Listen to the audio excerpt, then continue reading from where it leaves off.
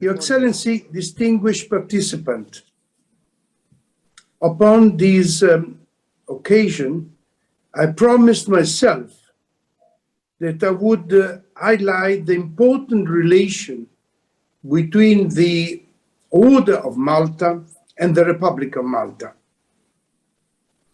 But above all, to be concise, I promised myself to stay within the time allocation of 3-4 minutes, not more than that.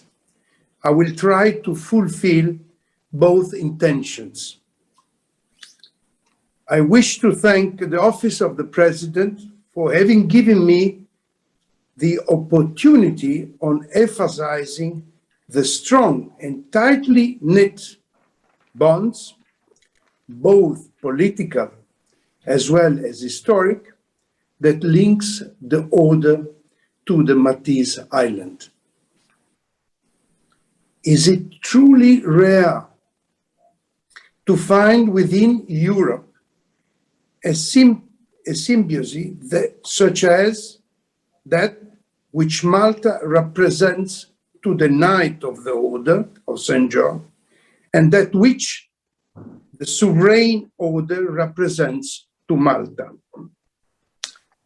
I wish to thank in anticipation all the academics and the experts who will deliver their representation today and who will elaborate upon and give a detailed account of all the aspects of the most relevant relation which bind the Maltese island to the Sovereign Order. All that will be expounded upon and defined in the course of the symposium will only serve to bring the form of the relation that exists between our embassy and the government of the Republic of Malta. The representation will delve into and provide a detailed account of the many aspects of the order, religious, social, and humanitarian, as is the assistance to the sick, to the defense of the weak, and the spirituality which have constitute until the present day the pillar and the backbone of the order's credo. I sincerely thank all the participants and wish you every success in this symposium. Thank you.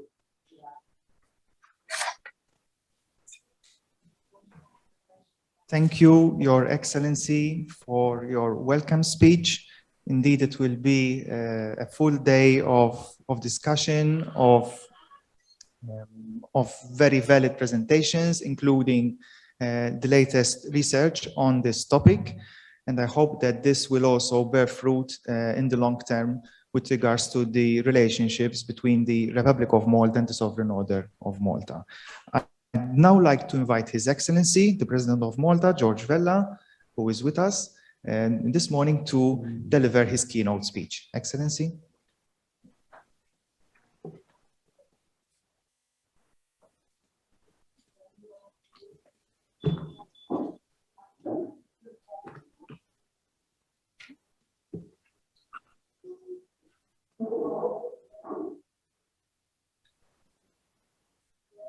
Ambassador Ruffo de Calabria, Excellencies, dear participants. It is indeed my pleasure to welcome you all for the second symposium in the cultural series Symposia that my office has launched a few months ago. And it was intended to spearhead conversations around cultural diplomacy. It has also contributed to the fostering of better interstate relations at the highest office of the state.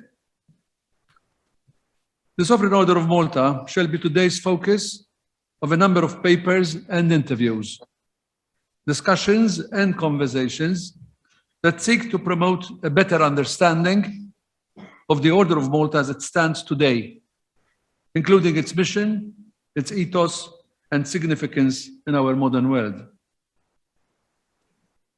I have a priori to thank the organizers of the symposium and thank in particular each and every speaker for his or her contribution to the subject, which concerns the sovereign military order, as it does the history and the socio-economic development of our country between the mid-16th and all of the 18th century. As we'll be hearing from our contributors, the order during its heyday was a proud, influential, and important religio-military organization.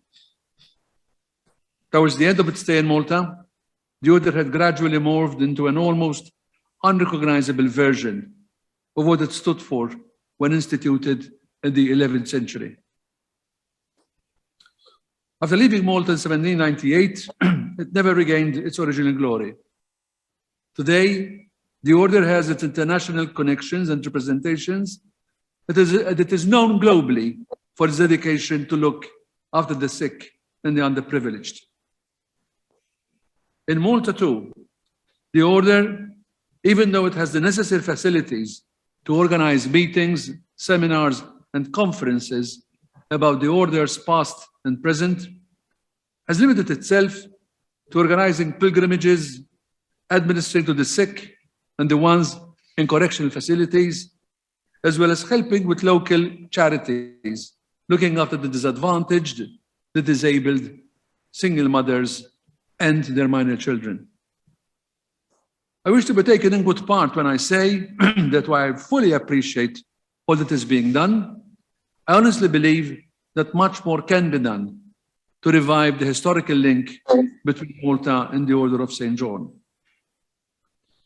Back in 1530, the order brought to the island the necessary resources, be they material, financial, to transform the island into a veritable fortress at the center of the Mediterranean.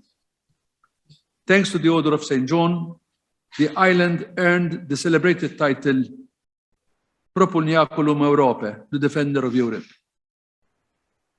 The Order of St. John gave to Malta its fortress identity, with the ever-increasing construction of fortification lines, which not only kept enemy at bay, but also securely held the cultural heritage treasures that were then and still are today the pride and joy of these islands. Indeed, the islands that the Order of St. John left behind in 1798 were a far cry from those it set foot on in 1530. Besides its fortifications, the order also took Malta into the mainstream cultural and artistic developments that were taking place in mainland Europe.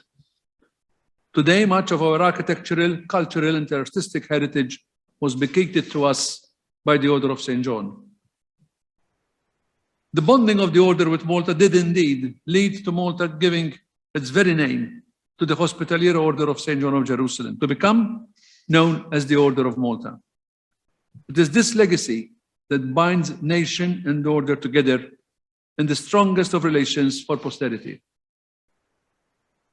It is with this thought that I welcome this symposium as a moment of reflection. Indeed, the history of the Order of St. John has its fundamental relevance and significance that continues to be underpinned, valued, and celebrated till this very day. Over time, the Order of St. John has, however, changed and transformed itself into a sovereign institution that is today more focused and committed to its original values and ideals. Indeed, the Order's continued existence after its glorious Maltese period depended heavily on its shedding its military ambitions and embracing again the hospitalier functions for which it was originally set up. Even in this new vocation, the Order of Malta have still got huge potential to once again work together with us to revive and keep alive the presence of the Order of St. John in the Mediterranean island of Malta. The scholars academics, and special guests invited to participate in this symposium shall be sharing their knowledge and expertise on a broad range of related topics and subjects. I am sure that their papers will shed valuable light on the richness and depth of this formative period of our history. I thank all of those involved for their efforts and contributions to this symposium and wish each and everyone every success. Thank you.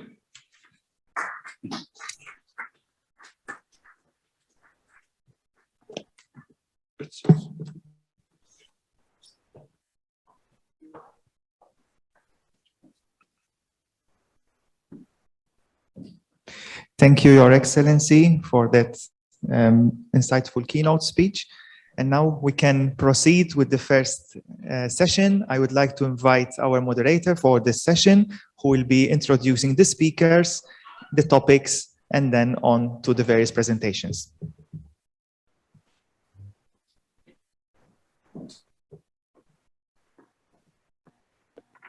Good morning and welcome to today's symposium, which is part of the Presidency Cultural Symposia series.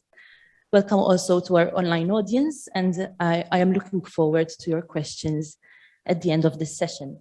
I am Dr. Cristina Cassarmelli. I have just finished my PhD with the Department of Art and Art History at the University of Malta, during which I was also working on an archival research project of the Notarial Archives Foundation, which was also supported by the Office of the Notary to Government. Thank you to His Excellency, President George Vella, for this kind invitation to moderate this first session of the symposium. And in this session, we will be hearing from Professor George Buttigieg about the medical tradition of the Hospitallers, which was one of the original roles of the order. We shall be hearing from Dr. Emanuel Buttigieg about the sovereignty, war, and diplomacy of the order in Malta. We'll be hearing from Adrian Sherry on the diplomacy and identity of the Order of St. John. And we shall also be hearing from Dr. Valeria Venezia, who will be focusing on the reconstruction of the Order of St. John after the loss of Malta. We can go ahead and we can start with the first presentation by Professor George Buttigieg, which focuses on the Hospitalier medical tradition, the original charisma of the order.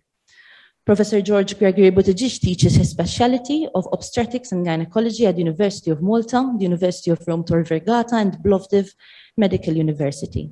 In 2011, he graduated in Hospitalier History from the University of Malta. He is widely published in his specialty and has also authored various works related to military orders. Particularly interested in the order's medical tradition, he champions the theory of the Hospitalier's contribution to European medicine.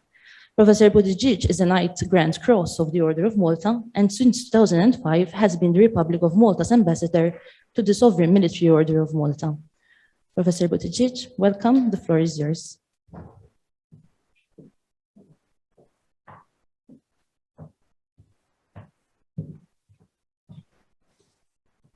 Good morning. My presentation concentrates very much on the medical works of the Order of St. John. If we can have the first slide, please. Obviously, the Knight of St. John is typically known as the Knight in Armor, well known for his defense of the faith. However, I do think that we are seriously leaving out not only the medical aspect of the order, which in reality and throughout its existence was always allotted very heavy financing, but also we are not maybe as conscious as we should be that the order's medical legacy influenced European medicine, especially when we come to consider those aspects related to hospital practice. Let's have the first slide. All right. In the mid-11th century, we have the formation of this group of religiosi laici. They weren't quite priests, under Blessed Gerard, and I remind that today is actually his feast, who had one scope informing this organization, namely the care of the pilgrims who fell ill or had any other misfortunes which laid them low on their way to Jerusalem. This was a very dangerous trip, and many people either were robbed or otherwise ended up needing medical care in a place where medical care was extremely difficult to find. The basic two principles were Novitio Fidei, defense of the faith, which was later on at the time of Raymond Dupuy as the second master given a military aspect, and the Obsequium Pauperum, guardian of the poor, the abandoned, the sick. So basically what I'm talking about here is that aspect of the hospitaller care, which laid emphasis to the medical charisma.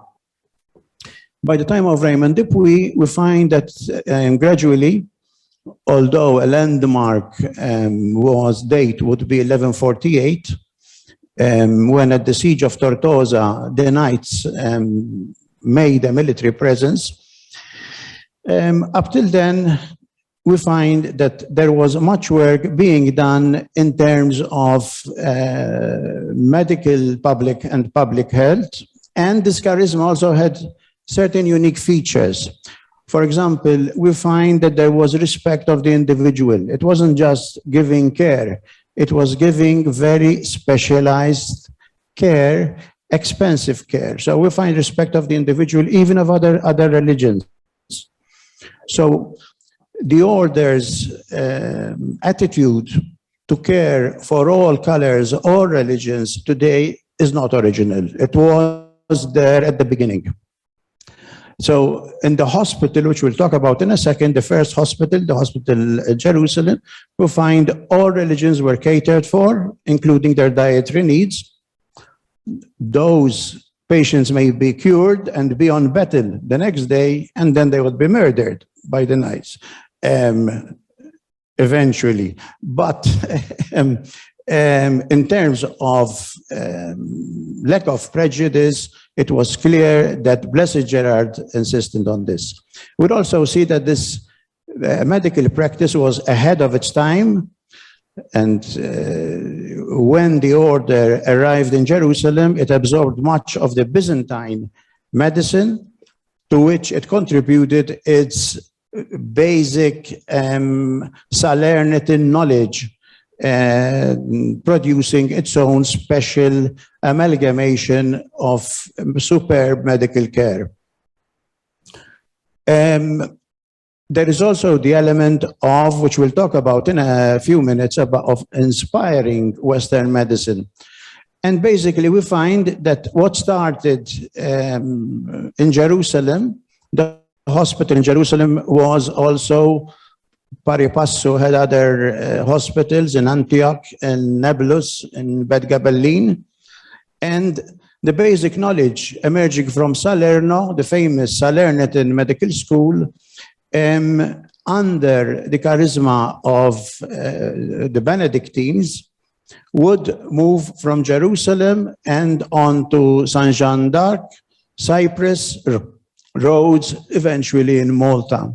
And basically the knights built on their experience from one country and one epoch on another. And even at the height of its military glory, the knight never abandoned its charisma. When in the 11th century the order made its presence felt in Jerusalem, it was not a unique presence. The presence of Byzantine medicine had been well known and actually far in advance than Western medical tradition. And the order made maximum use of this.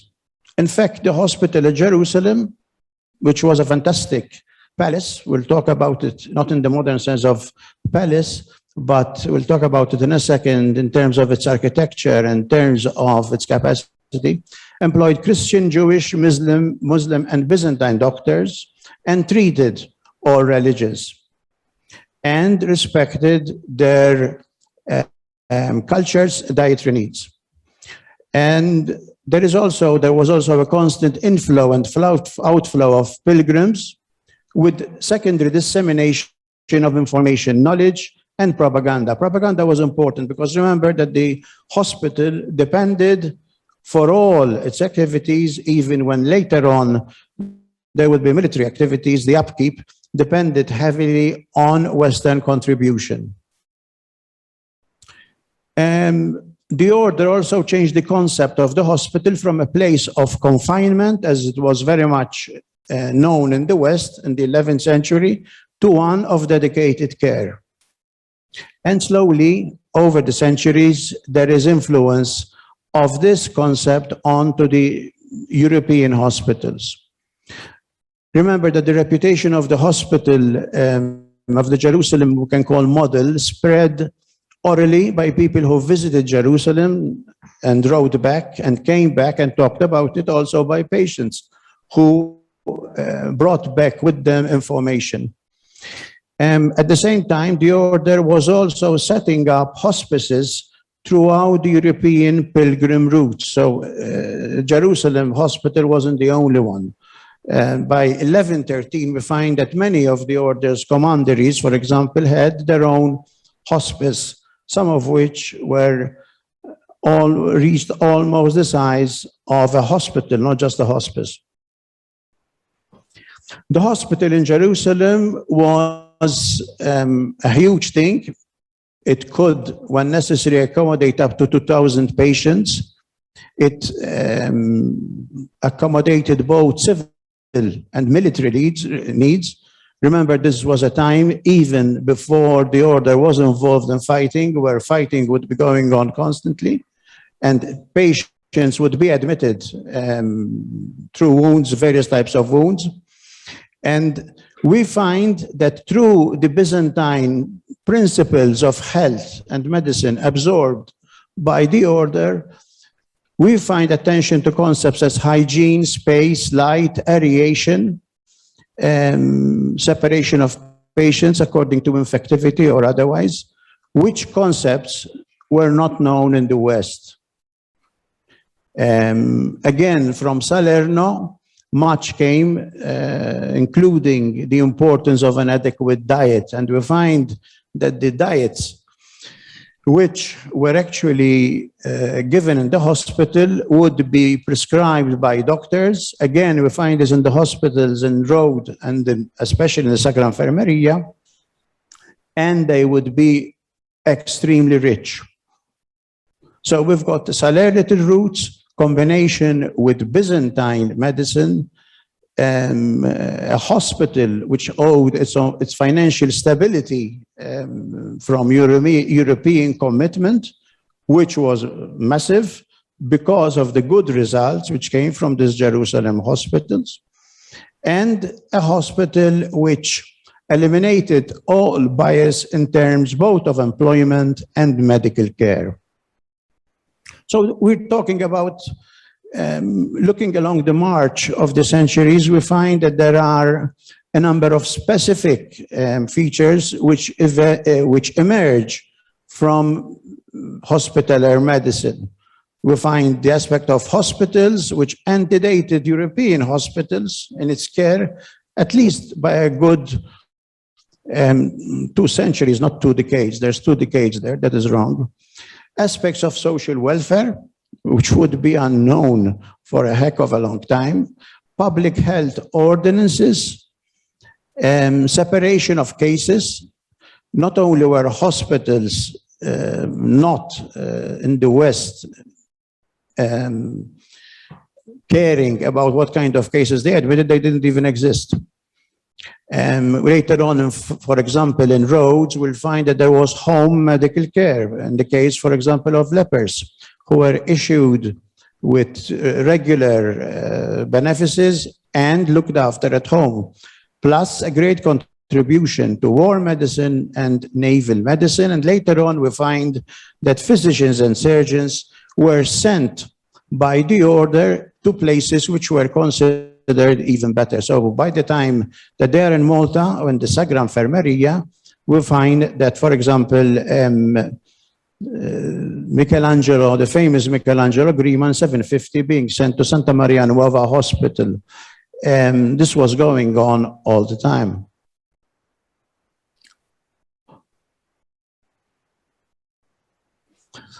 So we'll find, as I said, that the element of medical practice was retained from epoch to epoch and built upon. We find this in the type of wards, medical and surgical, and the division of them, for example, into infectious cases and then acute and chronic, principles of hygiene, principles of nutrition, and even regulation, production, and importation and the regulation of medicinals. These concepts, as applied to hospitals, wouldn't appear in Europe before the 17th, 18th centuries. So we find these concepts well antedating what was going on elsewhere at the time. If we take a quick jump onto the Sacra Infermeria, we find, for example, that the way the Sacra Infermeria was split reflected a remarkable knowledge. For example, there were wards for psychiatric patients along the magazine wards. There were surgical wards for patients with bladder stone surgery. We have medical beds for patients with infective conditions, dysentery wards, large fever wards, and respect for the moribund patients by being confined to la saletta. And, you know, this seems simple, but remember that even from the days of Rhodes, for example, the order had a bed for each patient. You know, when you look at the hospital here, you know, even a couple of centuries later, you would still get 3 or 4 patients in one large bed. Sounds disgusting to us, but that was the practice. So we're talking pretty advanced practice for the time.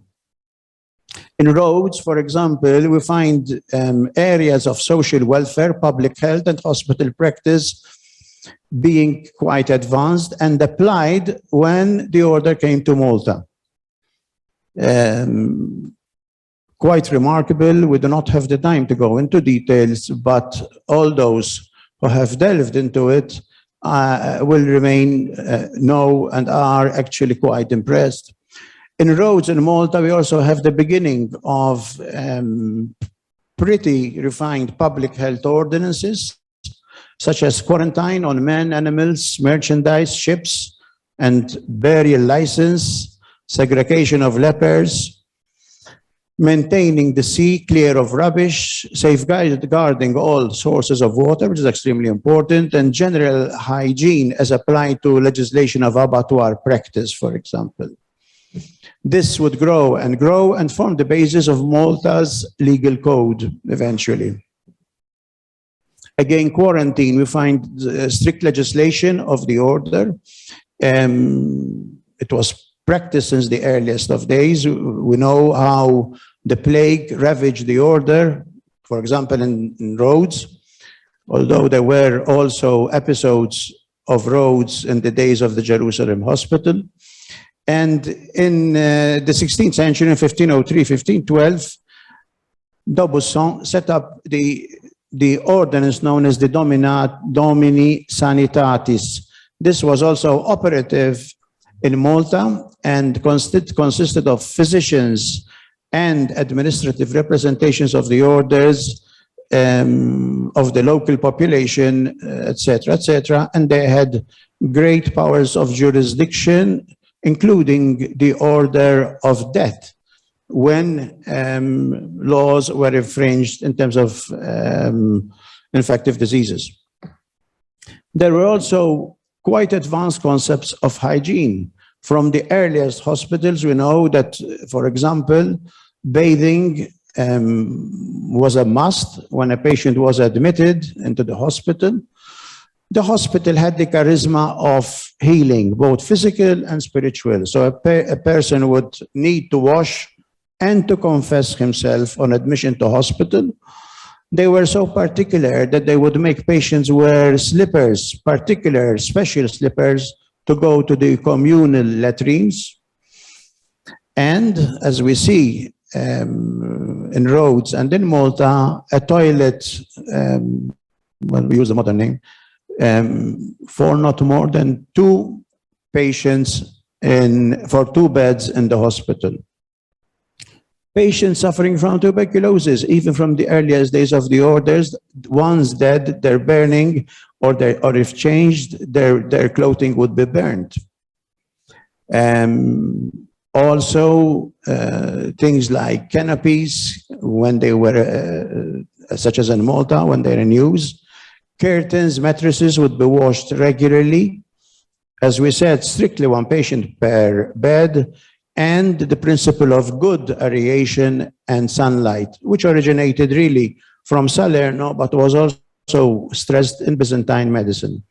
The order, as I said, insisted on care of body and soul, but with regard to nutrition, it gave nothing but the best to the patients. So the diet would be actually prescribed by the physician, who would do a ward round every day.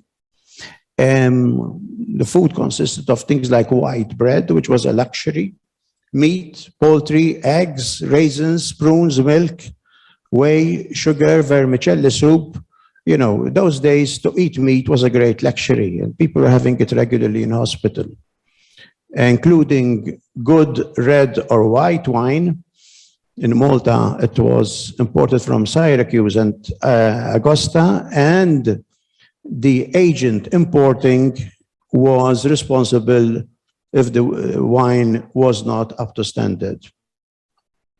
On the other hand, the spiritual aspect was also stressed, so all patients could, I'm talking about the Sacra Infermeria specifically now, could at least hear a mass, if not see it. There were 2 large altars back to back, separating the long and great ward to be seen by all. Every ward had its own chapel, besides the chapel of the Most Holy Sacrament, and there was a chaplain service on 24-hour duty. So basically, you know, if we look at the Sacra Infermeria, we've got something which was known throughout the civilized world as a place of excellence. So we have hospitals, social services. We've got the formation in the 17th century of a medical school. Other medical school existed in Europe, obviously. And the School of Pharmacy, 17th century. The subdivision of the wards, principles of nutrition we've talked about. So this was very much a modern aspect which cost a lot of money. And, you know, if one studies the amount of money which was poured into the Sacra Infermeria and other services, it is impressive, especially at a time when money could be deviated for armaments. Basically, you know, if we collect all that the order did, for example, in Malta, and its contribution to public health, to medical knowledge, naval medicine, and try to assess what was the outcome, I think that maybe one of the things we can do is look at the change or effect on the population of the Maltese islands. And in spite of you know, many factors opposing this, disease, attacks by pirates, the plague, you know, all that can go wrong in those early days. We're talking basically 16th century to the 18th century. We'll find that if we start at 1530, the population was about 20,000, reaching almost, not quite, 120,000 by the time of 1798, when the knights were actually thrown out. So, you know, if we're going to consider in general the effect on the Maltese population health-wise, I think this has something to say about it. Basically, the scope of this chat was to go against the popular mythic image of the Knight of Malta as a warrior, which he was, and history cannot be changed, and there is absolutely no doubt about it, but bring more to the fore the medical legacy of the order. In fact, the first legacy, which started with Dupuy, became extinct after 1798, when the order more or less dropped all military ambitions. And at that time, the order wasn't quite a mess, but slowly rebuilt itself. And with that re-evolution, we find Blessed Gerard's original ethos, original concept, truly coming to life. So what's left of the order? There's a big jump between 1798 and now, a very interesting jump. We can speak about it for a week, but basically what's left are the medical works, the philanthropy, the care, scattered throughout the order. My colleagues, my confreres from Rome will talk later about the present works, but basically this hospitaller, the real hospitaller legacy of care is what has survived and what has flourished. Thank you.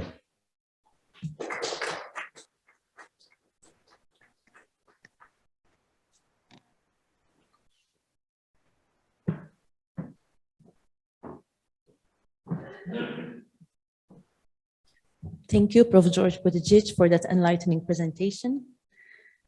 The second presentation of the symposium is by Dr. Emmanuel Buttigieg and is entitled, "For once the banner of St. John flutters from atop a vessel, that vessel cannot pass to any other sovereign. The sovereignty, war, and diplomacy of the Hospitalier Island Order State on Malta." Dr. Emmanuel Buttigieg is Senior Lecturer in Early Modern History at the University of Malta. He read history at the Universities of Malta and Cambridge, and his books include Nobility, Fate and Masculinity, The Hospitaller Knights of Malta, Islands and Military Orders, co-edited with Simon Phillips, Parallel Existences, The Notarial Archives, A Photographer's Inspiration, co-edited with Dr. Jonah Vella, and the University of Malta, Legacies and Bearings, co-edited with Keith Barras, Mark Anthony Falzon, Dominic Fennick, and Gillian M. Martin. He is Vice President ex officio of the Malta University Historical Society. The floor is yours, Dr. Emmanuel Buttigieg.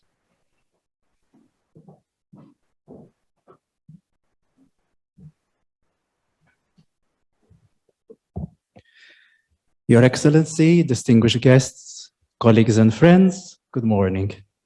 And I would like to start by thanking the Office of the President of Malta and Dr. Sandro De Bono for the invitation to contribute to this symposium, and to thank everyone who is following here and online.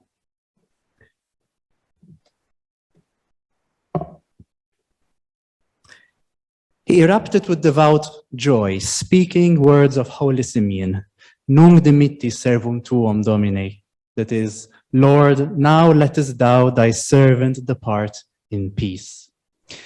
These words were uttered by Grand Master Fra Jean-Paul de Lascaris Castellar. He was lying in bed, sick, unable in fact to carry out many of his duties as Grand Master, so much so that a lieutenant had been appointed to see to the day-to-day business of the order in Malta. On 17 July 1656, the lieutenant brought the news to the sick Lascaris that some days earlier, on 26 June, a joint Venetian-Maltese navy had inflicted a significant defeat upon the Ottoman navy right at the mouth of the Dardanelles. It was this happy news that inspired Lascaris to proclaim, in imitation of Simeon at the temple, when he beheld the infant Christ, that having witnessed the greatest of God, his soul could now depart this world in peace. It would in fact be another year before Lascaris passed away, but for those days of the summer of 56, Lascaris basked in the glory of the success of his navy, confident in the knowledge that this was a clear sign of God's blessing as his reign drew to a close. This battle was one episode in the 24-year-long war between Venice and the Ottomans, known as the War of Candia, a struggle that arguably began as a result of the daredevil actions of the Maltese galleys in the Eastern Mediterranean. And whereas the galleys of the Order of Malta were Venice's most constant ally in this long war, it did not mean that relations between the two were always harmonious. I will be using the account of the Battle of 26 June as a case study to focus on the themes of sovereignty, war, and diplomacy, through which I wish to tease out aspects of the Hospitaller Island Order state on Malta. So I'm using this term, Island Order state. What do I mean by it? Islands are often, by definition, seen to be embodiments of insularity, of an effort to be separate, distinct, and cut off. Military religious orders are, conversely, international in scope, nature, and personnel. Therein lies the crux of the matter. How did insular outposts and international institutions come together to forge distinct and often, but not always, successful experiments? And here comes the utility of the term island order state. Now, the original order state, or Ordnungsstaat, was created in Prussia, in Northeast Europe, from the late 13th century by the Teutonic Knights. Scholars, in particular Anthony Luttrell, have extended the term order state to island order state, to refer to the link forged between the Order of St. John and Rhodes from 1306 to 1522. This led to the formation of a particular political structure in late medieval Europe, which shared many similarities with other political units, but also had its particularities. And I find that island order state represents a historiographical category of analysis that holds a lot of potential for thinking creatively about how the Order of St. John functioned as a state when its headquarters were located here on Malta. It also emphasizes the fact that the coming together of the order, to Malta did not exclude the Maltese from participating in the running of their island, as traditional, often nationalist narratives have tended to emphasize, but that instead the order could operate here precisely because it co-opted elements of the Maltese population at various levels of governance. Admittedly, Maltese natives may not have been present at the very top of the political structure, but the island order state could only function with the support of at least part of its population. It is interesting to note that there were other attempts to establish military religious orders on islands, and there were factors beyond being an island which determined whether such a partnership would work. Factors such as the size of the island, its location, the financial position of the order in question, and the wider Euro-Mediterranean geopolitical framework. For instance, between 1191 and 92, the Templars were rulers of Cyprus, but that proved too large to govern. Between 1300 and 1302, the same Templars made a little acknowledged attempt at forging some kind of island order state on the small island of Ruad of Tortosa on the Syrian coast. That's the area in the red circle. This turned out to be too small to be defensible. Over 100 years later, in 1459, Pope Pius II created a military religious order dedicated to Saint Mary of Bethlehem, to be based on the island of Lemnos in the red circle. It was to be an island order state poised to fight the Ottoman Turks. But in the end, nothing came of this. Nonetheless, the examples of Ruad and Lemnos highlight the significance islands held in the mentality of Latin Christendom as outposts that could, under the management of a military religious order, both defend Christendom and take the fight to the other side. And so we turn to the Battle of the Dardanelles of 26 June 1656. Interestingly, in the Hospitaller sources, They do use the term Dardanelles, which is the area in the red circle, but they also refer to it as the Hellespont. That is, they're using the ancient Greek name for the area, evidence of the humanist formation of these men, but also, I think, of a conscious effort to gloss over any perceived Muslim geography in favor of classical allusions.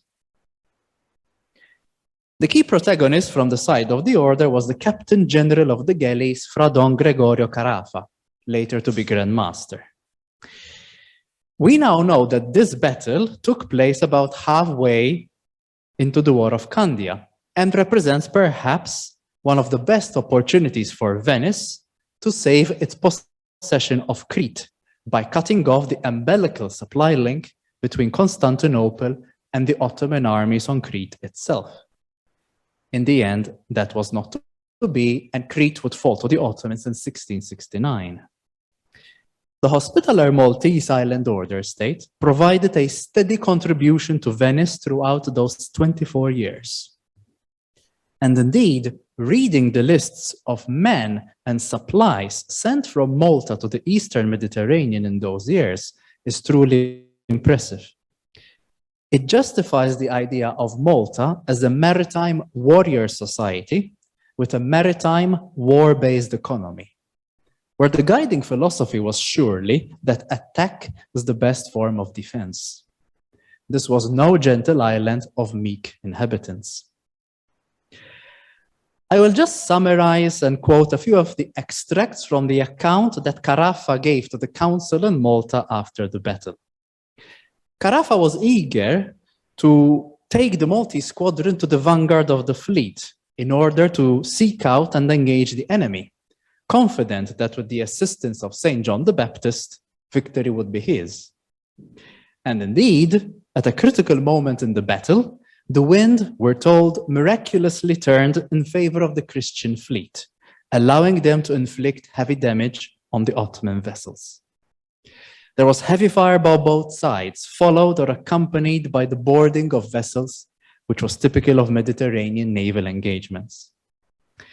And here one gets the feel for the raw chaos of battle when, to quote Carafa, he said, "It was not possible to discern between the Christian and the Turk, since the majority were almost naked." That was the brutality of it. There were moments when discipline broke down and had to be forcefully reimposed, although the attention to issues of protocol never wavered. When Carafa learned that the Venetian admiral had been killed in battle and his place taken by his next in command, he made it clear that he would liaise with him, but he would not obey him, since his instructions from Malta stated very clearly that he was only to follow the orders of the admiral and no one else. At the end of the battle, the Venetian Hospitaller side gazed upon an almost apocalyptic scene of burning and sinking vessels and floating corpses. The booty consisted of several captured vessels and pieces of artillery. Several hundred enslaved Christian rowers were set free, while the captured Muslims were enslaved. And it was here that trouble arose between the Venetians and the order. At a point, Venetian bureaucrats approached Captain General Carafa and advised him that part of the spoils taken by the order should in fact be handed over to Venice. Carafa's reply was a categorical and eloquent no. In his own words, "For once the banner of St. John flutters from atop a vessel, that vessel cannot pass to another sovereign." This was the bold, confident statement of a representative of the Hospitaller Maltese Island Order state at sea. It was a piece of diplomatic drama on the waves. At stake was nothing less than the notion of the order, not just as a military religious institution, but also as a sovereign state, and Carafa would not back down. Another point of disagreement concerned the 1,200 Christians freed by the order from on board the Ottoman vessels. The Venetians wanted half of these.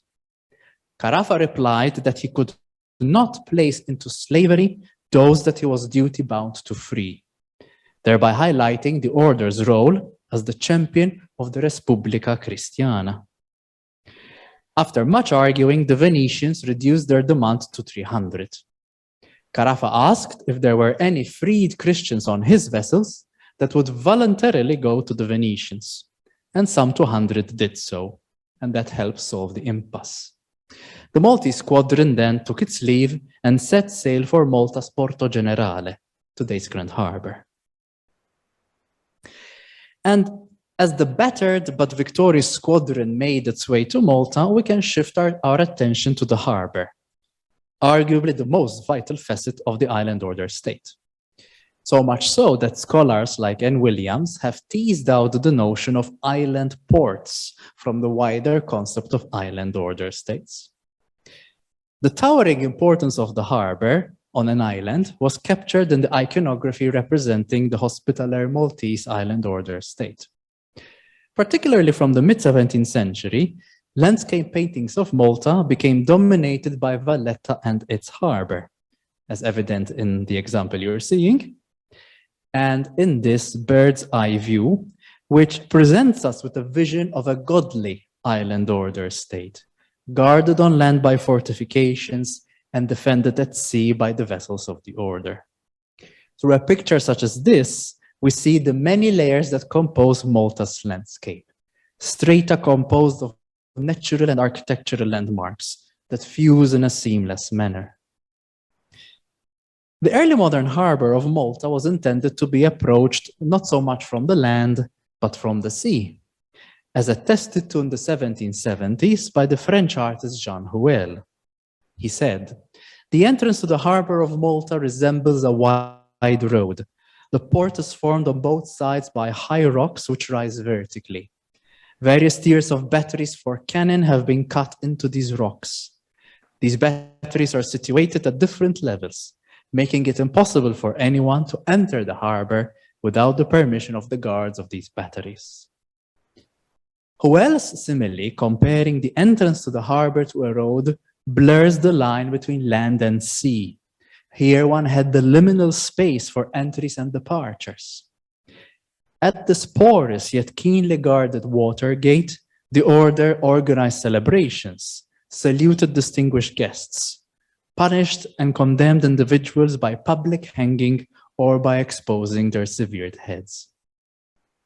And it was at this point that at the dawn of 31st July 1656, the victorious squadron was spotted off the coast of Malta, dragging with it some 11 captured enemy vessels.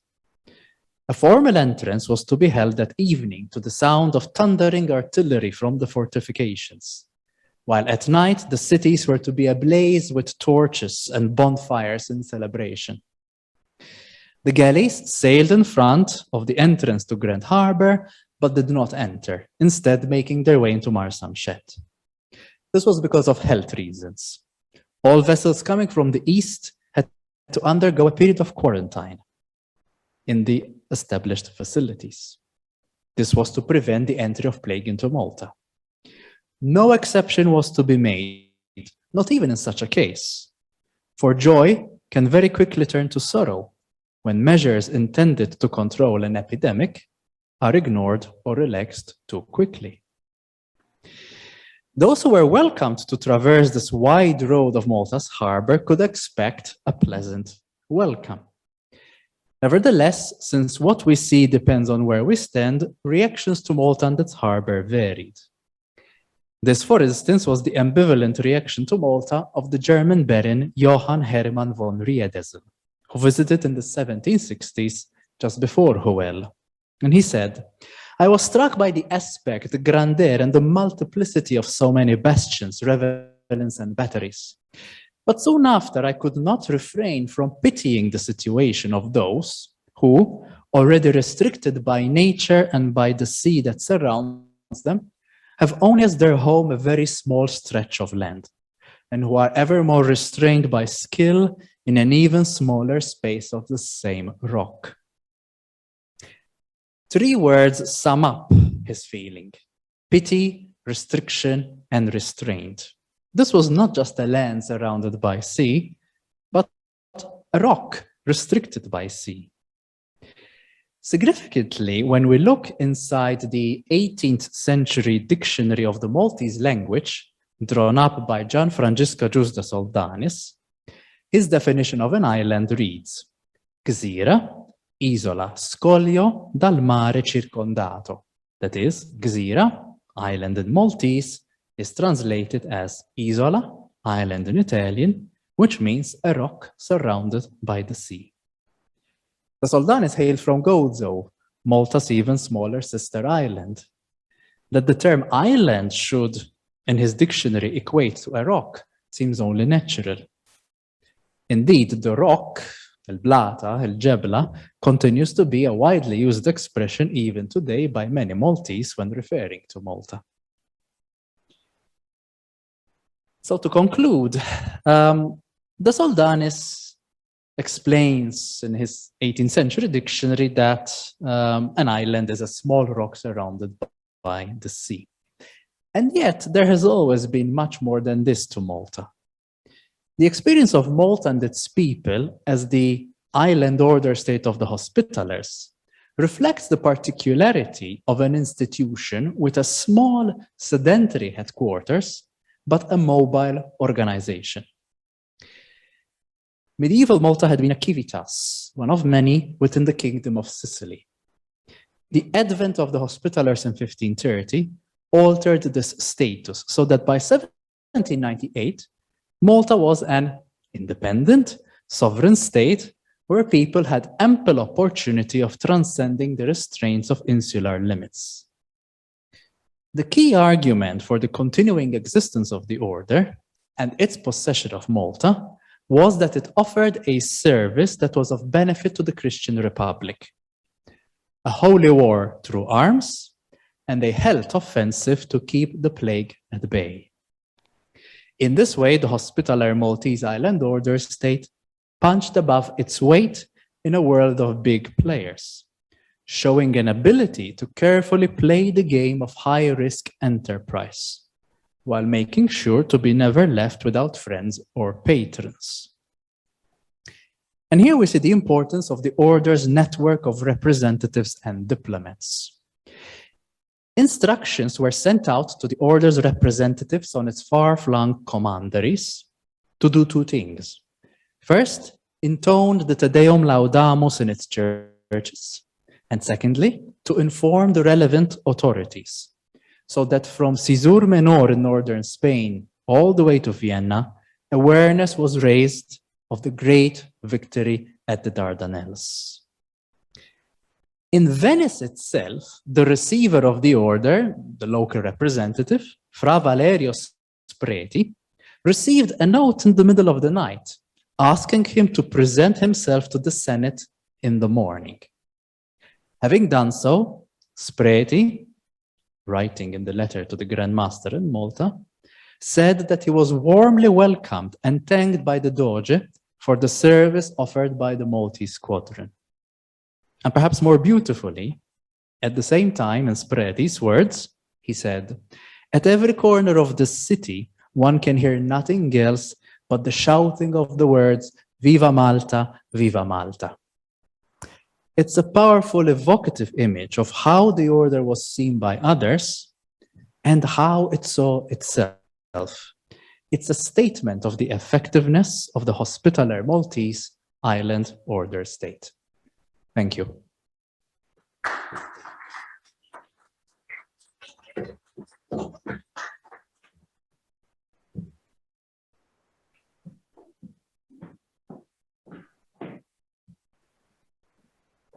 Thank you, Dr. Buttigieg. That was very interesting. We shall now pass on to the 3rd presentation in this morning session by Adrian Sherry, who will be focusing on the diplomacy, relevance, and identity, the case of the Order of St. John. After graduating in theology in 1997, Adrian obtained his master's in the same in 2006, linking the passion of Greek tragedy with the depths of the Gospel of John. Since history had always intrigued him, he deviated from his theological background and took the opportunity to read for masters in hospitalier studies. Taking the diplomacy of the Order of St. John as his area of specialization, he concentrated on the correspondence of Fra Marcello Sacchetti, ambassador for the Order at the Holy See, to Grand Master Gregorio Carafa. He deepened on the same theme and chose the Order's diplomacy in the late 17th and early 18th century for his doctoral dissertation. His article on the Order's diplomacy earned him the prestigious Malta Historical Society Award for published historical research by emerging authors. Adrian is a visiting lecturer at the University of Malta, lecturing on the formation of modern Europe, as well as nationalism in international politics with the Department of International Relations and the Department of History. Mr. Sherry, in your hands.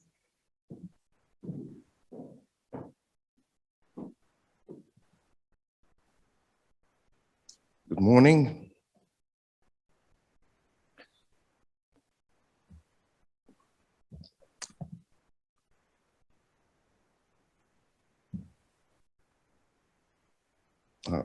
Yes, all right. So the title is taken from a piece of writing published in 1739, where the author, Luc de Boer d'Argent, was introducing the function of ambassadors within the order, and he called it a dignity that can only be entrusted to the wisest and most experienced brethren. It's that of the ambassador in foreign courts. The order has many, and it can be said that in their hands all its greatest interests reside.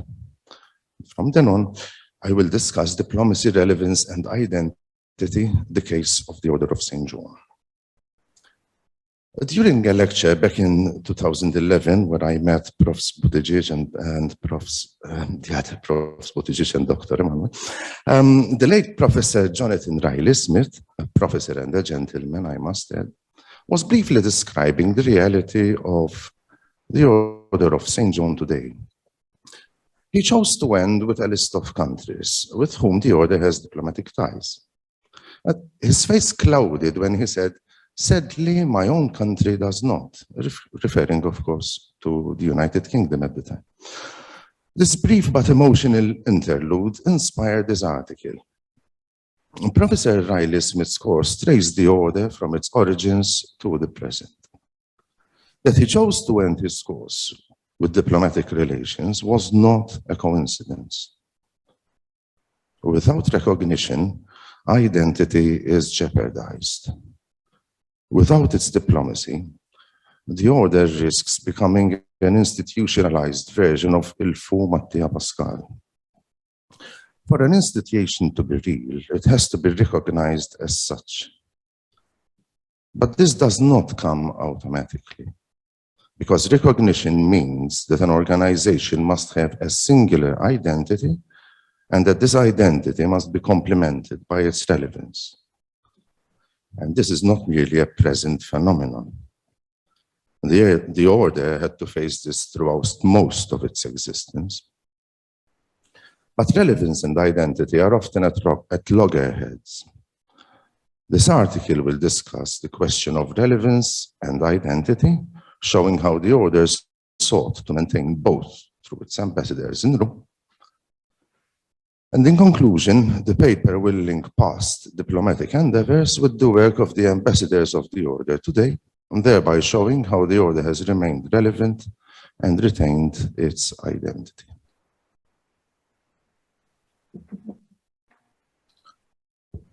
Institutions, especially religious ones, face a double crisis: the crisis of relevance and the crisis of identity. As time passes, the circumstances that gave birth to the institution change. Now, to survive, the institution must evolve to suit the age, to remain relevant. And this cannot be achieved by mere self-assertion, by insisting upon it. On the other hand, if an institution changes too much for the sake of relevance, it risks losing its identity.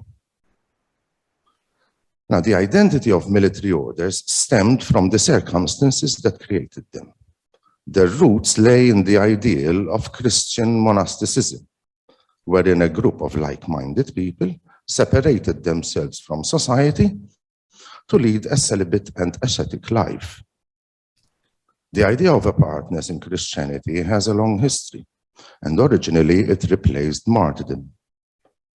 When Christianity became the religion of the state, individuals or communities sought spiritual salvation in remote places as a substitute mortification for being persecuted. Monasticism stepped in the vacuum that was left in the absence of martyrdom. But what were at first sporadic communities evolved into institutions of the church, and rules were drawn up to govern these communities. By the 12th century, religious communities broadly followed either one of these rules: the purely monastic rule of Saint Benedict, whose followers were called monks, or the more apostolate style of Saint Augustine, whose followers were called canons. Now, the difference here is one of attitude, not of works. The monastic style seeks inner perfection, and charitable acts are seen as a path towards this. The apostolate, as the name implies, is dedicated to offering a service to churches and charitable causes. Broadly speaking, the monk is ready to share the plight of the needy and the poor. The canon seeks to improve it. The rhetoric employed in the primitive rule show that the Order of St. John identified eventually with the letter. For instance, in the Hospitaller rule, I, Ramon, servant of the Christ's poor, and all the brethren engaged in the service of the poor. As Giles Constable argues, all military orders grew from the same root, that of monasticism, onto which was grafted the military life.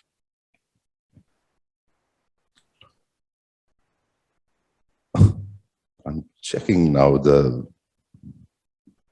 all right. Military religious orders found the term Res Publica Christiana as particularly useful for underlining their identity and justifying their relevance. Being supranational and a product of the Crusades made the concept of a unified Christendom crucial. The underlying philosophy was to bring European monarchs under the same thinking cap, thus having the capture of the Holy Land and the defense of the papacy before all dynastic or state interests. With the papacy as their official head and the recapture and defense of the Holy Land as their official aim, the military orders were staunch upholders of this ideal. It ensured their popularity and guaranteed material help. A common Christian front, sharing a common aim, and having a common alien enemy was an elixir for military orders. It guaranteed eternal life. As Brodel states, Islam was a powerful neighbor, and Christianity had to undertake a difficult and dramatic campaign against it, inventing its own holy war, the Crusade. Not the first war with Islam, but the first that was collective, self-conscious, and spectacular. Although these Christian campaigns came to an end in 1291, when Acre fell, yet the ideal of Res Publica Christiana, with its military arm in the shape of the Crusade, became an obsessive mystique, which kept resurfacing in the 15th, 16th, and 17th century. The order was established when fiery discourse on the liberation of the Holy Land was rife, and its diplomacy was forged by the same fire. The order sprang from humble beginnings around 1070 in Jerusalem, when a group of laymen attached in this hospice had grown enough to merit the foundation of a new order. In 1113, Pope Pascal II officially recognized the community as the Hospitallers of St. John of Jerusalem with the papal bull Pie Postulatio Voluntatis. The military wing was adopted later, and by 1181, the hospital had an active military branch. As its popularity increased, so did its wealth and properties. something which all religious orders with ties to the Holy Land experienced. This made links between religious orders and the secular world inevitable. As Helen Nicholson states, they, the religious orders, depended upon the secular authorities for gifts of property, exemptions from taxes, and other dues, and for protection. But secular benevolence did not come without a price. Religious orders were expected to perform various services, which in turn gave them enormous political impact on society, but which deflected them from their religious vocation and aroused criticism. So criticism was levied at the orders because their involvement in the secular world was perceived as distancing them from their original mission. Hence, they were not being true to their identity. But the goodwill of sovereigns and popes was crucial for the military orders. Waging war was expensive, it still is expensive. Being both martial and medical made huge demands on the order's finances. In the estimation of Riley Smith, the Order of St. John was spending almost as much on acts of mercy as they were on warfare, at least up to 1217. Throughout its three phases, that is, the Holy Land and Cyprus, Rhodes and Malta, the Order of St. John retained this dual vocation. Although the order did generate some income from its subsequent bases, yet it relied heavily on its European properties. Close links with princes and popes were therefore crucial. Thus enmeshed in the political world, the order exploited both official and unofficial channels to uphold its privileges and guarantee its own security. For the order during the early modern period, a self-preservation was intimately linked with the defense of Christendom. The defense of Christendom was not merely the self-perception of the order. This same definition and the noble aim of Christian unification is found in Mazarin's instruction to his godson, the 17-year-old Louis XIV.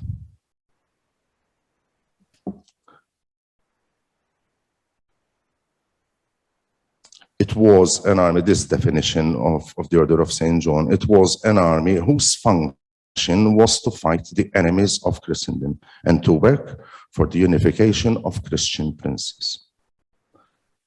The Order of St. John might have claimed some success in fighting the enemies of Christendom, but the 17th century revealed that the unification of Christian princes was mere utopian dreaming.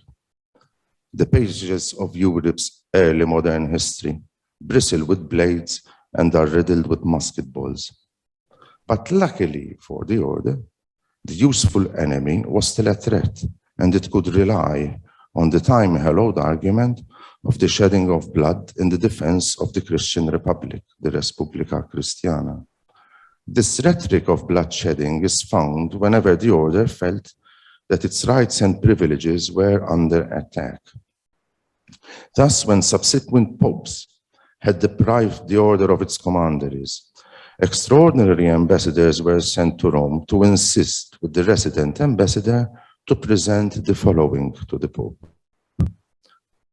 Not only are they obliged by the vows, but they have renounced most of their birthright, have spent what little remained of their resources in the service of the order, consumed their youth in voyages and caravans, shed their blood and imperiled their lives in 1,000 tribulations.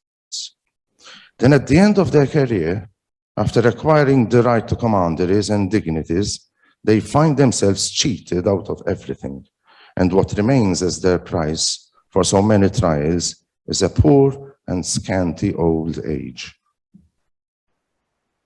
Grandmaster Caraffa sang the same tune in a letter to his ambassador in Rome, Fra Marcello Sacchetti. We hope that the blood that is shed every year by knights and religious for the glory of the Catholic faith and for the service of the Holy See, germinates and bears pious fruit. Which fruit? Which is not merely praise that His Holiness gives us.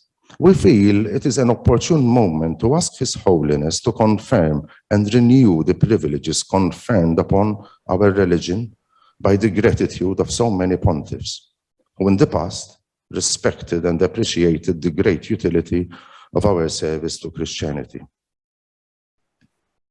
The Grand Master here was playing upon Tertullian's words, "The blood of the martyrs is the seed of the Church." The Grand Master Carafa sought to convince the Pope of the order's identity and relevance. The phrase "knights and religious" is not distinguishing one from the other, but underlining the fact that the knights are also religious. The privileges conferred in the past out of gratitude should be renewed, because the order is still offering the same service to Christianity. There seems to me a subtle jibe. Many popes of the past appreciated the service of the order. The service had remained the same. What is implied is that the reigning pontiff, at the time Innocent XI, would not be showing the same appreciation as his predecessors, if allowing encroachment upon the order's revenue. Fra Marcello Sacchetti had employed the same rhetoric 5 years before. This case arose in 1682, when the King of Portugal, King Pedro II, was seeking the hand of the Duke of Savoy for his daughter, the Infanta Isabel Luisa. News had reached the Grand Master that the king wanted to raise 1 million crociati as dowry for the princess. By default, the Church enjoyed real immunity, meaning that its property was exempted from secular jurisdiction and from all fiscal and other burdens imposed by secular authority. The news was that the Pope had conceded a brief allowing the taxation of all church property, save that of the Jesuits. From the information gleaned, it seemed that the hospital had not been specifically mentioned, which somehow allayed the Grand Master's fears. This fact alone, he wrote to Sacchetti, should not include our order in such hateful practices as these impositions are, in conformity with our many privileges and especially according to the bull of Pius IV. The Grand Master also added the usual argument. The income of our religion goes primarily towards the service of Christianity, namely to defend it from the Ottoman power and for the caring of the sick. This, after all, was why real immunity had been granted in the first place, and the reason why military orders were particularly even more protected than the other orders of the Church. Taxing the military orders would impede them from exercising their mission, severing them from their identity and making them irrelevant. Ambassador Sacchetti presented a polite but firm plea. More than the supplication it professed to be, the address to the Pope was more of a reminder that infringing upon the order's immunity was a breach of ancient privileges. Humbly, we supplicate your holiness, he said, to declare that it was not, nor is it his intention, to include the aforementioned military orders, considering that these privileges were given to them titolo oneroso, that is, not only utilized their possessions, but also shed their blood in defense of the Christian Republic fighting against the Turk. Again, there is the idea of the burden of martyrs. Sacchetti also alludes to the defense of the Res Publica Christiana from the dreaded enemy. The last case study I would like to present occurred during the War of the Morea, 1684-1699. This came exactly after the lifting of the siege of Vienna in 1683, which was definitely a triumph for Christian forces. The war, however, was far from over. The battlefield soon changed from landlocked Vienna to the Morea, a familiar hunting ground for the order's galleys. It was here, after all, when in 1531, the order pointedly showed that nothing had changed with the loss of Rhodes, and that, as Professor Malia Milanes said, the crusade against Islam would have to go on. On 29 February 1684, the Grand Master wrote to his ambassador instructing him to inform the Pope on the decision reached by the Grand Master and the Council on the preparations of renewed mobilization against the Turk. But a misunderstanding between Venice and the order arose before any attack had been launched. I'm going to quote in full the letter that Sacchetti wrote to the Grand Master.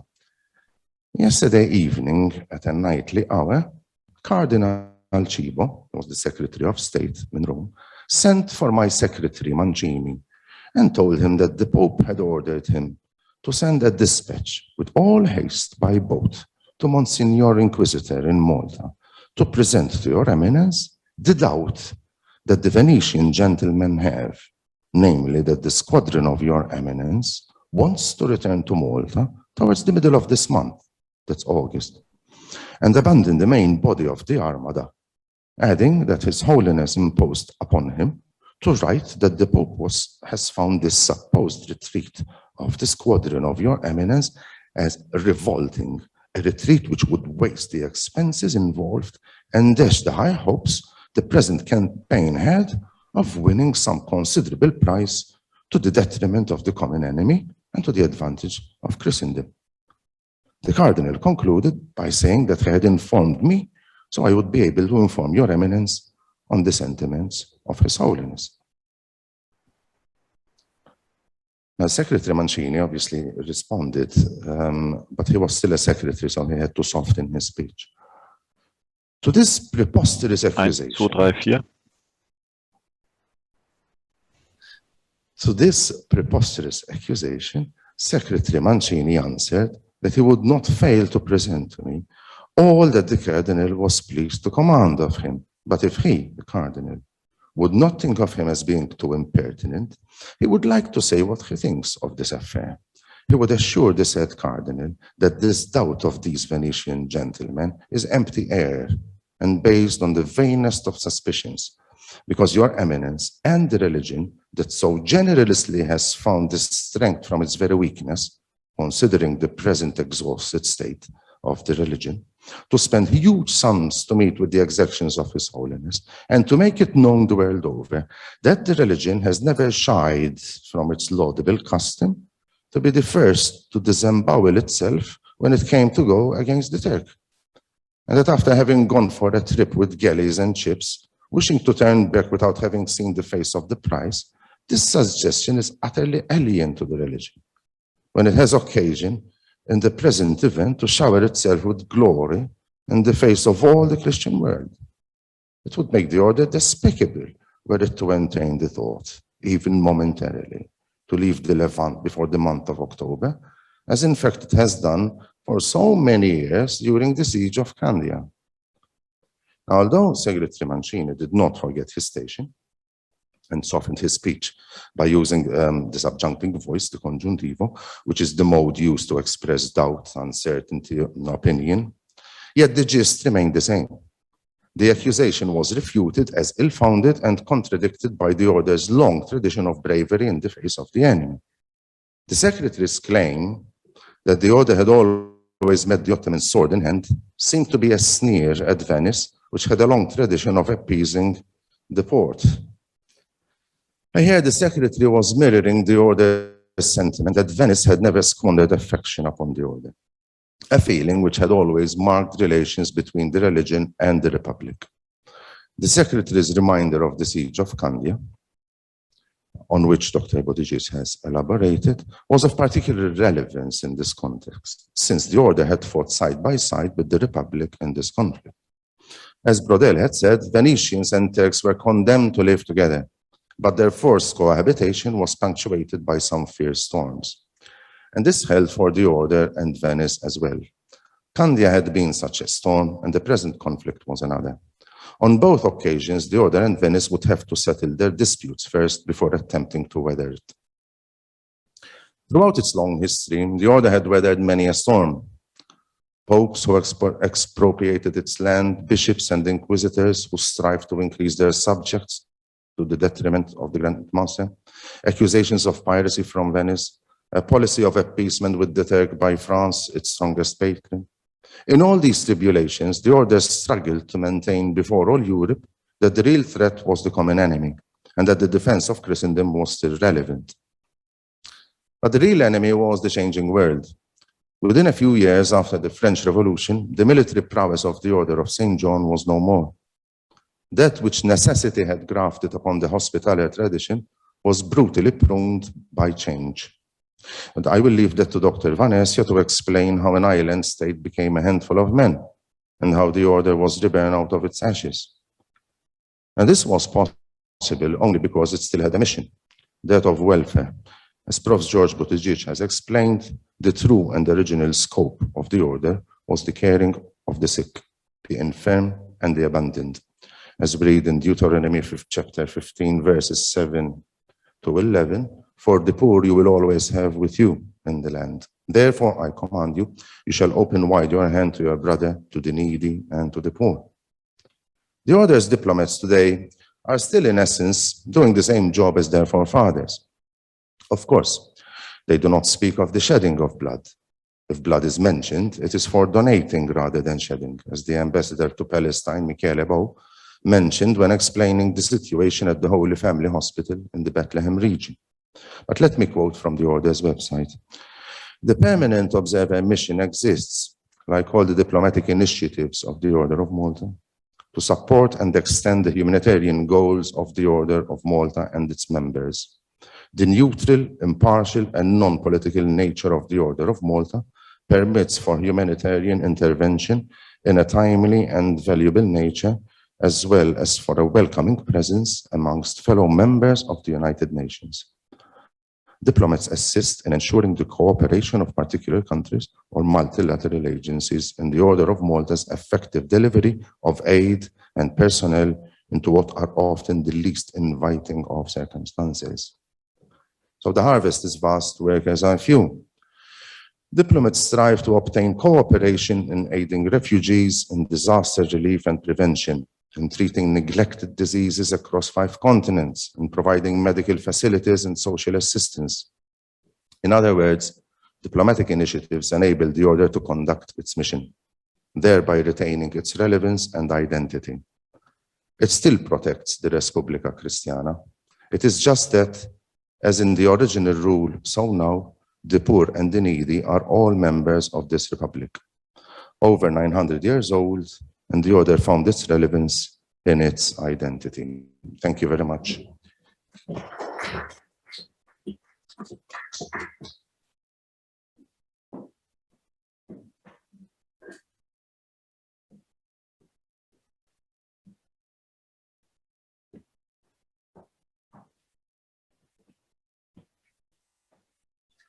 Thank you, Adrian Sherry, for that interesting and revealing contribution.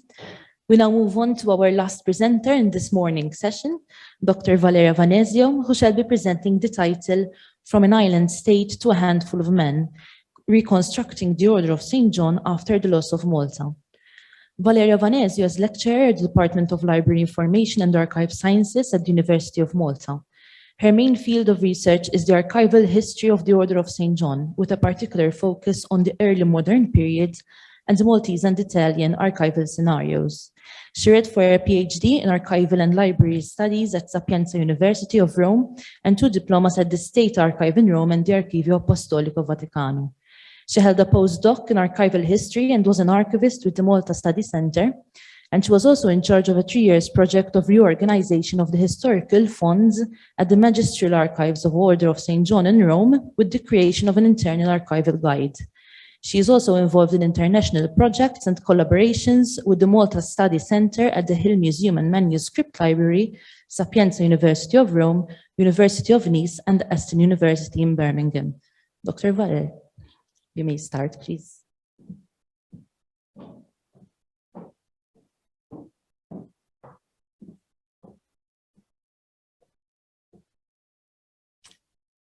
Good morning. I would like to thank His Excellency the President and the organizers of the event for the opportunity of sharing this research, which forms part of a wider project carried out in the last years and which lies across 2 different disciplines that are intimately linked to each other: the archival history of the order, and the history of the institutions.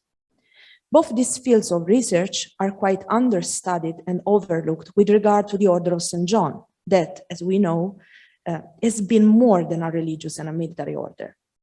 Today, this intervention aims to explore how the Knights tried to reconstruct the order's identity after the loss of Malta in 1798 by redefining their political, social, and legal profile and recovering its lost archival memory. Before delving deeper into this matter, I find it necessary to provide a short overview of the events that occurred immediately before and after 1798. This will help to better understand the institutional profile of the order, especially during the modern age, the early modern age. Thank you. The Order of St. John, born more than 900 years ago in Jerusalem as a lay fraternity, later transformed into a religious and military order, with its central convent changing multiple seats: Acre, Cyprus, Rhodes, Malta, Sicily, Ferrara, and finally Rome in 1834.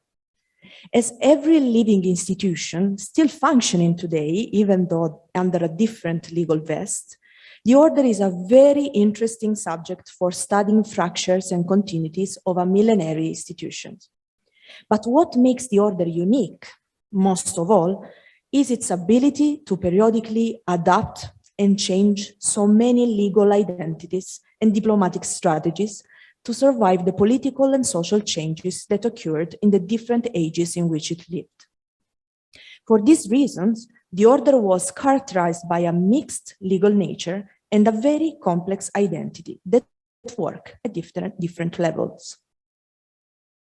At a first level, looking at the early modern age, the order could be defined both as a military religious order and a principality. The granting of the Maltese archipelago in 1530 transformed the order into a feudal lord of the crown and the islands in the last outpost of Christendom in the Mediterranean. Malta was for the order a place of both glory and crisis. A long process of state building gave birth to a sui generis princely court within the eclectic tapestry of courts around Europe and the Mediterranean, as also Dr. Buttigieg clearly explained before me. Considering the changing international political scenario, the challenges of the modern age for an ancient order, the birth of the modern states, the Protestant Reformation, and the war at sea against the Ottomans, the Knights and the archipelago went through a long and radical metamorphosis. Malta was transformed from a little and isolated place into an international melting pot of noble and powerful men from all over Europe. Indeed, at a second level, we can consider that the order had multiple identities, wrongly definable as nationes, and defined within the order as langues. Each langue worked as a link between the central convent and the peripheral areas in Europe, and was headed by an assembly whose decisions had to be approved by the Central Council. The langues gradually become powerful political bodies with a certain level of autonomy from the convent, but also influence the political guidelines of the council. For this reason, in the early modern age, Malta became, as the scholar Ambrogini said, the sounding board of ideas and issues of the European society. And so it works as one of the best testing grounds for scholars to investigate politics, compromises, diplomacy, and balance and contrast between multiple identities belonging to different national realities, all concentrated in a small island. The 18th century particularly meant for the order the end of its political project, aiming at achieving a full both political and diocesan sovereignty on the archipelago, and becoming a modern state on a par with the others in the changeable European scenario. During this period, the order metamorphosed its identity to become a real monarchy, effectively a state into the state. This process was finally interrupted by internal clashes triggered by the French factions into the Council of Government and by the arrival of the French Republican Army in 1798. But the internal fractures also were the result of a long-term structural crisis.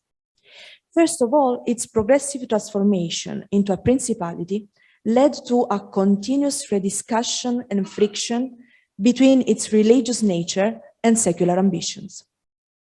Taking into account that the traditional values of knighthood that were the core of the identity of the order almost completely lost their appeal in the European changing scenario, the knights needed to totally reconsider their ambitions and made some compromises to survive and adapt to the political and social revolutions.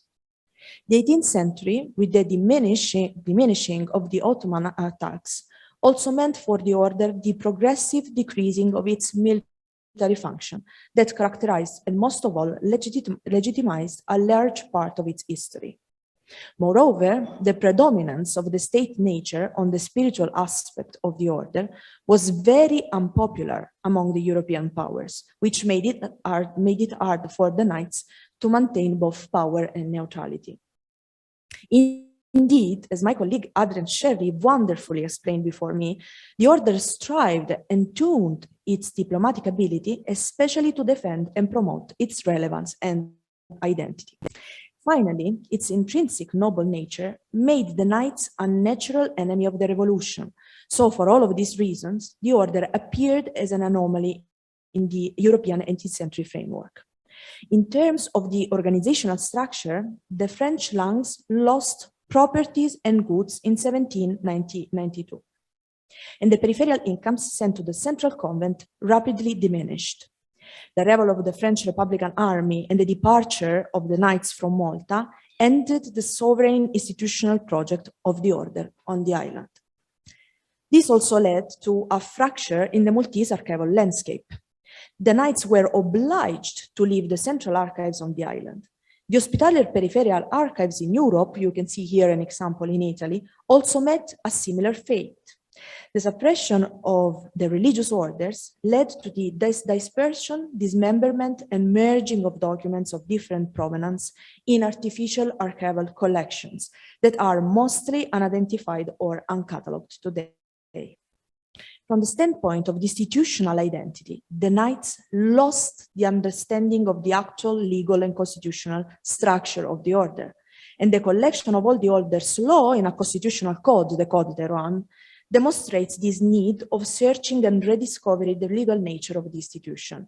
So when they faced with the events in 1798, they were not ready to respond. Despite the failed efforts of Grand Master Hompesch to bring with him the central archive of the order, the forced separation from its documents and their following dispersion in Malta and Europe dismembered the core of this institution and completely redesigned the archival scenario. This was a painful fracture in the history of the order. During the long years of peregrinations, wars, and distractions, they repeatedly tried to save the order's central documents, the chancery practices, and the transmissions of legal texts, not only to preserve their memory, but also and mostly to defend privileges, laws, customs that meant defending the order's existence. The French army started burning a big part of the central archives of the order on the island. In fact, by burning these documents, the indicators of ownership and domain were lost, as well as the references of identity. The French initially saved the so-called administrative and financial documents that could have been helpful in governing the archipelago. But the loss of records was, however, invaluable because of their, of course, uniqueness and their inextricable link to the functioning of the order. Now, turning to the transitional period after the loss of Malta, the knights were dispersed from all over Europe, and a central government was practically not existent. After a series of controversies, the Italian bailiff Giovanni Battista Tommasi was elected and confirmed Grand Master of the Order and established his seat in Messina and later in Catania. There were only a few knights left, and the correspondence and account books show how difficult were the financial conditions of the convent. The only incomes derived from a few commanderies still active in the south of Italy.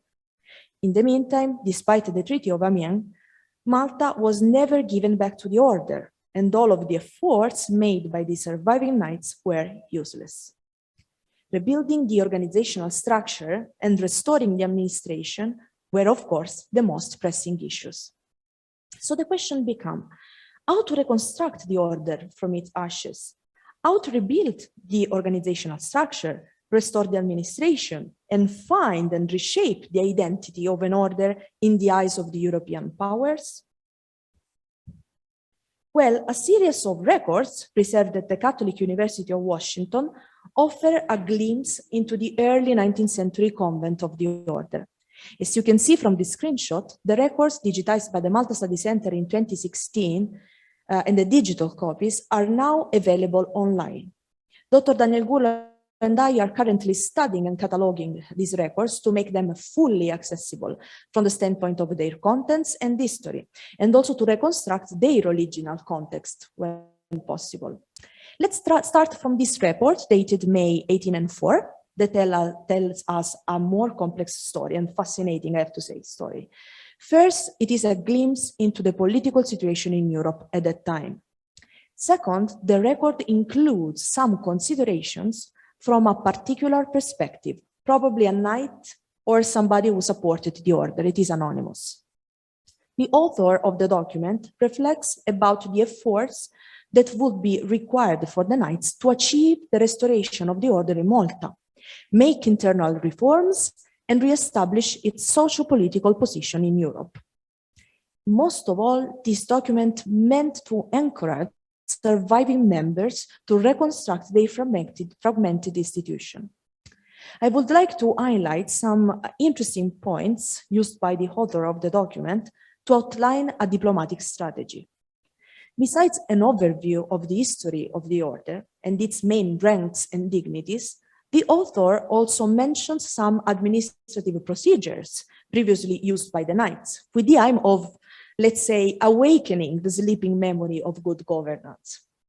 The report delves in depth into the core issue of the order: how to attract new members and how to train the novices and young knights to the hospitaller life. Among the different proposals of the author, I believe that the following one is particularly interesting. He proposes the foundation of a college or academia for young members to be competitive and offer, on one hand, a high level of education to European nobles, and on the other hand, train people who in turn were also subjects of their sovereigns. In this way, the order would have been able to offer a great service again to all the European powers. Another anonymous report matches with the same concepts and reflects on the Treaty of Amiens.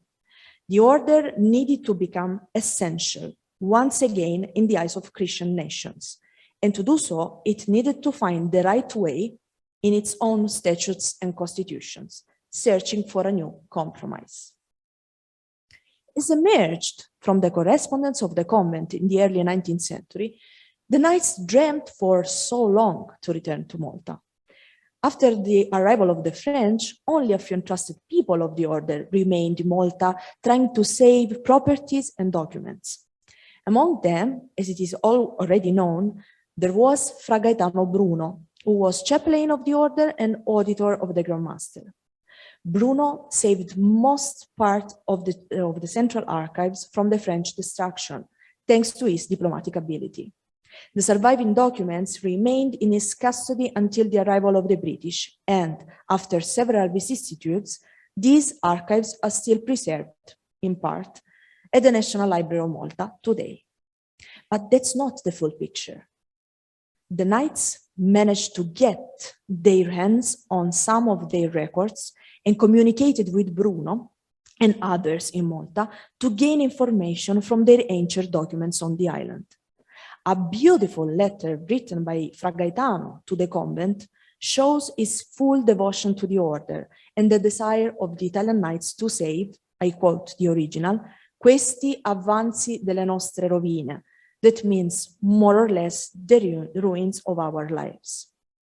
After the recovering of these records and the reestablishment of a new central archive that was later moved to Ferrara and then to Rome in 1834, it was essential to restart the administration of the main offices, the diplomatic activities, the new admissions, and to recover some of the lost properties with documentary evidence of legitimation.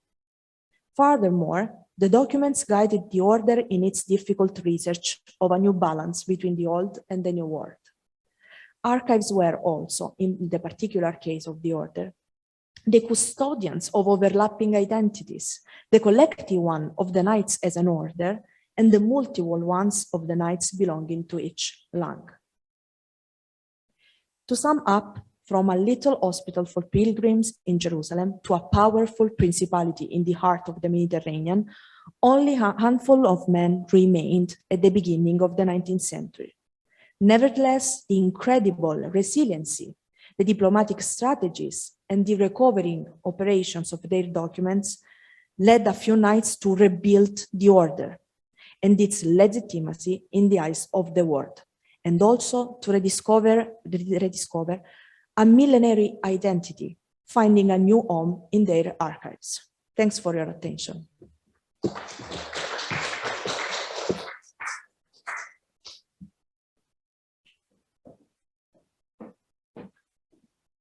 Thank you, Dr. Vanesio, for that very interesting presentation and for reminding us the importance of archives, even in our research for today. So I am going to invite the speakers of the first session to join me over here, please, so we can accept any questions that the audience might have.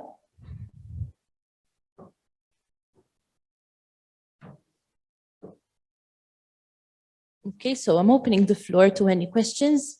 First from the audience present over here. Okay, we have many comments from our online audience, so I'm going to start from those. Okay, so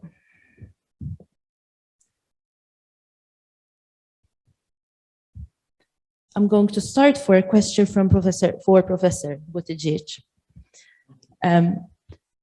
It's more of a comment rather. So indeed, it was a very enlightening presentation, and it will be very interesting to read more about this in a future publication. We also have another comment from Luca Pierguidi for Professor Buttigieg, and he says, I agree, really interesting to know that the quality care offered by the Knights of Malta in such remote ages is truly fascinating. From my end, I think I would like to ask a question, especially for Professor and Dr. Buttigieg. So from your two presentations, I think we saw this dual role of the order. And I would like to ask, where does this role stand along the centuries that the order was on Malta, and today, how did they continue this original concept of being of medical origin, and how did this impact the military aspect of the order? Will I start? Or start? Is this thing working? Is it working? Yes, now it is. All right. The Maltese period basically was one of great military and naval prowess. Obviously, the world knows about 1565, the Great Siege, something which the knights cashed on for their propaganda. I think they did a good thing. And I think it was well merited. And the Navy, which had started basically in the days of Rhodes, flourished greatly in the period of Malta. It was a force to be reckoned with. But pari passu with all this, we find that the hospitaller role also flourished. I mentioned briefly, we can speak about it for ages, the Sacra Infermeria, for example, and much of the services which the order had established in Malta. Remember, the order had a paternalistic attitude. It was not a democracy, but even so, there were a number of issues which the order resolved, pensions, etc., far in advance of other places in Europe. And medically, we have the flowering of Sacra Infermeria, not only as a collective institution, but individuals. I mean, I mentioned earlier on the famous Michelangelo Grima, who was sent originally abroad to Florence to study, but he became a world authority in surgery, published new methods, for example, of repairing the intestines. He discovered that man can live without a spleen through experiments on dogs. He was the first to ligate internal, maybe I'm getting into details, a particular artery. And his works became well known, and he drew actually patients to Malta. So we have a time where the Sacra Infermeria, as we all know, towards the end then had deteriorated. But I think the Malta period is significant on two scores. It was here that both military prowess and hospitaller function were fulfilled, not one at the cost of the other. And also it was here that at the end of the period in 1798, where the order was basically forced to drop its military ambitions. So Malta is significant for many reasons. And with regard to the original charisma, we find its fulfillment, but also the Pui's new concept of Tuitio Fidei taking a military form, defending the faith in a military fashion, which obviously had started in the Latin Kingdom. We know that 1178, after the Battle of Hattin, there was a big downfall, etc. But Malta period illustrates both functions of the knights. Sorry if I took too long. I would say perhaps one of the best ways to try and answer this is to look at a picture. And I invite most of the audience, since they're following online, they can easily Google Mattia Preti's lunette allegory of the order, which is in St. John's Church in Valletta, which is above the main door. You go in, you turn around, and you see it above you, where you have two grandmasters who are brothers, Raphael and Niccolò. One is nursing the sick, the other one is pointing to a galley of the order. And all behind them are knights battling, and those that are dying, there are angels taking up their souls to heaven as martyrs. And I think that really captures the essence of what the order was for most of its history, but perhaps especially here in Malta, and that the curative and the belligerent were absolutely just one continuum. This was one organization, religious, and I think we've all emphasized this, that this was a religious organization that performed many functions, which were absolutely in sync. There was an episode towards the end of the 17th century, beginning of the 18th, when the Inquisitor, so the Pope's representative in Malta, wanted to access the whole infirmary. Now, this was a big no-no, because that was an infringement of sovereignty. He snuck in somehow, but the Grand Hospitaller, so the knight in charge of the hospital, got to know. He went there, he kicked him out politely, I would imagine, but he took it so badly that he got the first ship to France, went all the way to Louis XIV, and actually presented the complaint to the French king. And the French king said, you did the right thing. And he himself then wrote to the Pope to say, these things can't be done.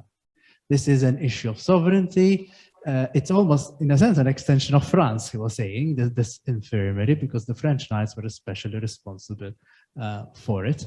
And so all these things really come together, and you can't separate them almost. They were part of one charisma, as George has described. And once Malta's lost, the religious and the hospital side are those elements that remain, plus the sovereignty, as Dr. Vanesio has explained. It is a bit like, an onion or an artichoke with the many layers. You can add, but you can also subtract. But the heart is the religious, that stays. The others you can adapt. And that is how you survive for almost 1,000 years. Thank you for that answer. I have another comment for Professor Buttigieg from our online audience, from Dr. Stephen Gott. And it says, Prof. Buttigieg, Your Excellency, you like me are a product of the Royal University of Malta, set up 440 years ago. The medical school by the Society of Jesus, but very much linked to the Order's hospitals. This is Dr. Stephen Gott from Australia. Yes. Yes, he is a brilliant anesthetist. Yes, Dr. Stephen Gott is I must salute him. He's a brilliant anesthetist, one of the sons of Malta who has done it much honor. He's widely published and much respected as a doctor. And he's also a confrere, another knight of the order, and I salute him.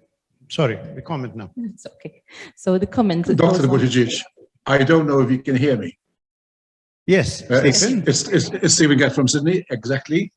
First of all, thank you. I think you're actually 100% wrong. I'm now retired, thank God. But very much involved with the Order of Malta. My question really I can actually put to you myself, that there are two elements that strike me in all of this. That in Malta, we have this concept that the major works of the order have been military, whereas in fact, the exact opposite is true. For example, just before the Battle of Hattin, of the Horns of Hattin, which you've just mentioned, the Grand Master at that stage was Desmoulins. And Desmoulins was reprimanded by the Pope himself for actually entering into battles and becoming and taking over the military functions, when in fact his place in life was to produce, as far as possible, a very large element of stability in the Holy Land. I'm, for example, currently writing an article for the Order about the seventh beatitude, which is, "Blessed be the peacemakers, for they shall be the children of God." And indeed, the Order has often been seen as being very military, very naval, becoming almost like a brigand of the Mediterranean, for example, in its depredations of the navies of Islam. But in fact, the Order has done vastly more in the peacemaking eras, and you brought this out yourself. You mentioned, for example, that they were so much better than everybody else in medicine because they did borrow Avicenna, they did borrow the Arabs as a very good example of best medicine at the time.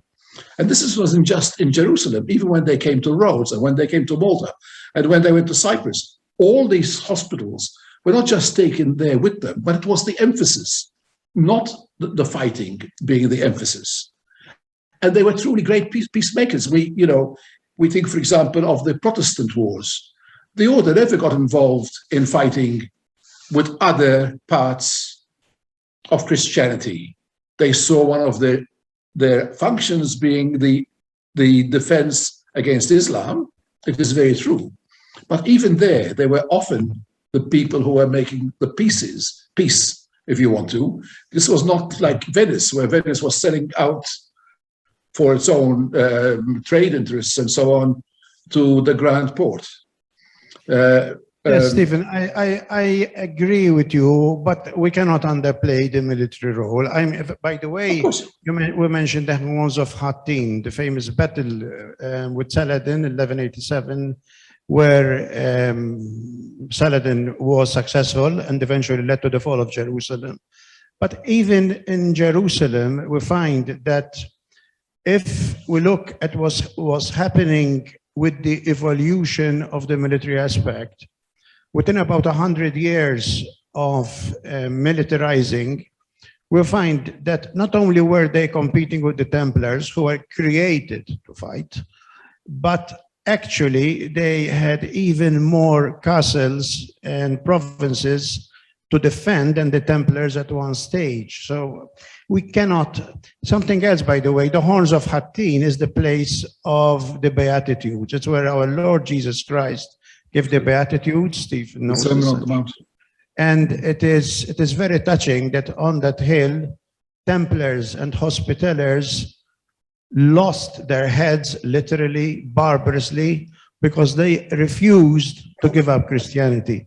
And it was one of Saladin's most dastardly actions, because Saladin, as a rule, was of a person of principle and great nobility, but he gave them in the hands of the priests, of the Islamic religious leaders, who couldn't kill, couldn't cut heads. So we've got this terrible obscenity of these heroic Templars and Hospitallers having their heads actually sawn off. Stephen is quite right. Yes, the Knights have played their peacemaking roles. They've had all kinds of activity on a diplomatic basis, collectively and individually, but I don't think we can downplay, and in my lecture I tried to, maybe I didn't come out. The point was to eliminate for a little while the iconic image of the knight as a man with a sword, and think of him as originally as a nurse. When Blessed Gerard formed us, when Blessed Gerard formed the order, he actually thought of going over with these religiosi laici to nurse these people who needed help. From nursing, it ended up with a fantastic hospital, and we have the functions, which you'll hear about this afternoon from our confreres from Rome, about what's going on with the order still today, minus the sword. Thank you, Stephen. It was really nice seeing you and hearing you. And I admire your work, both as a doctor and as a confrere. I thank you very much, George. We must not forget what you have done in the current hospitaller aspects of things, that basically, I think most people in that room probably know that you have been the hospitaller in Malta in the past, that basically Malta in my era as a medical student, in my era as a young doctor in Malta, I think most people don't realize that the SMOM for 30, 40, 50 years ran all the blood banking facilities for Malta. Again, a very much a non-military, very hospital-orientated service for the island of Malta. I had the misfortune as director of closing it, because I felt that it was time that money goes elsewhere, since the government, Malta government's transfusion and blood bank unit had taken over, and there was no further need for us. But yes, I'm glad you said that, because it gave Malta its blood transfusing and banking service when there was none, set up by partly SMOM and partly Archbishop Gonzi. Okay. Right. Thank you very much, both of you, for that, for those comments. I would like to point out that on Zoom we have a very interesting conversation about the role of women. And we have a comment saying, I'm interested in global networks of male privilege and how they are maintained. Is it possible to envisage that the Order of Malta could maintain an identity yet still recognize that non-Christians are not necessarily enemy and women are not excluded from power? If someone would like to. I am guessing that this is for Adrian Sherry, maybe? No? We have, Repeat the question, please, if it's for me. of course. It was rather long. So, the question is it possible to envisage that the Order of Malta could maintain an identity yet still recognize that non-Christians are not necessarily the enemy? And then it continues to say that women are not excluded from Can I answer? power. Of course. I'm going Go to ahead. answer. SMOM has no enemies except what is anti-Christian practice, such as abortion or euthanasia. SMOM is an active order, religious order of the Catholic Church. Not only are we not against women, but women are actually members of our order, dames. They do extremely valid practice. And with regard to other denominations, not only is SMOM not anti-Muslim or anti any other religion, but if you look at our programs, for example, in Cambodia, which deal with leprosy, we have as employees members of any religion. We serve any religion. There is no bias of color or faith. And the greatest missions of SMOM are actually in those parts of the world where the main religion is not Catholicity. The only thing SMOM fights is any practice which modern society would condemn anyway. I mean, not just because the order is an order of the Catholic Church, but because it is completely philanthropic, all for men and without any distinction, including, and I said, women are members of the order. We have women who are members and are most valid. Sorry, Adrian, that I took over. Please. Thank you for taking over, actually, because for the modern part of what is happening now, obviously the ambassador of the order would know much more than I would. As regards the role of women in the past, in the early modern period, obviously it was a patriarchal society, yes. However, new discoveries keep surfacing, for example, that during the time of the order in Malta, women could actually conduct their own business under their own name. Women were found to have invested in corsairing ships with the hope of dividing the spoils. They were not as emarginated as one would think, particularly in the towns, especially in Valletta, because obviously there was a huge difference from reports by visitors, by contemporary visitors in the early modern world. There would be a huge difference between how people behaved in general, people, men and women in Valletta and in the harbour areas, and in comparison with the rural areas. So women were more sort of emancipated, if I'm going to use an anachronistic term, in Valletta, in the way they dressed, in the way they behaved, in the way they owned property, rather than the rural areas. However, compared, I think, to other societies in Europe, women were not worse off than their counterparts in the rest of Europe. But it was still, yes, a patriarchal society. If I could, there's like a number of things one could say here. When it came to other religious groups, well, obviously, and I'm talking about the Malta period, Muslims were the enemy. I mean, that was the way of it. But even there are many shades to consider. For instance, the order here in Malta often had very good relations with Tunis, which was a Muslim state. Why? Because they both had the Ottomans as their enemy quite often, well, for Tunis. So the enemy of my enemy is my friend, and they were therefore able to work together. It did not stop them from enslaving each other, but that was part of the wider rhythm of things. If we look at the records of the Inquisition here, it is obvious that there were no real physical barriers, in the sense that knights and Muslim slaves on the island met each other, talked to each other, so much so that the Inquisitor was constantly scratching his head about how he could stop this, because he feared superstition spreading.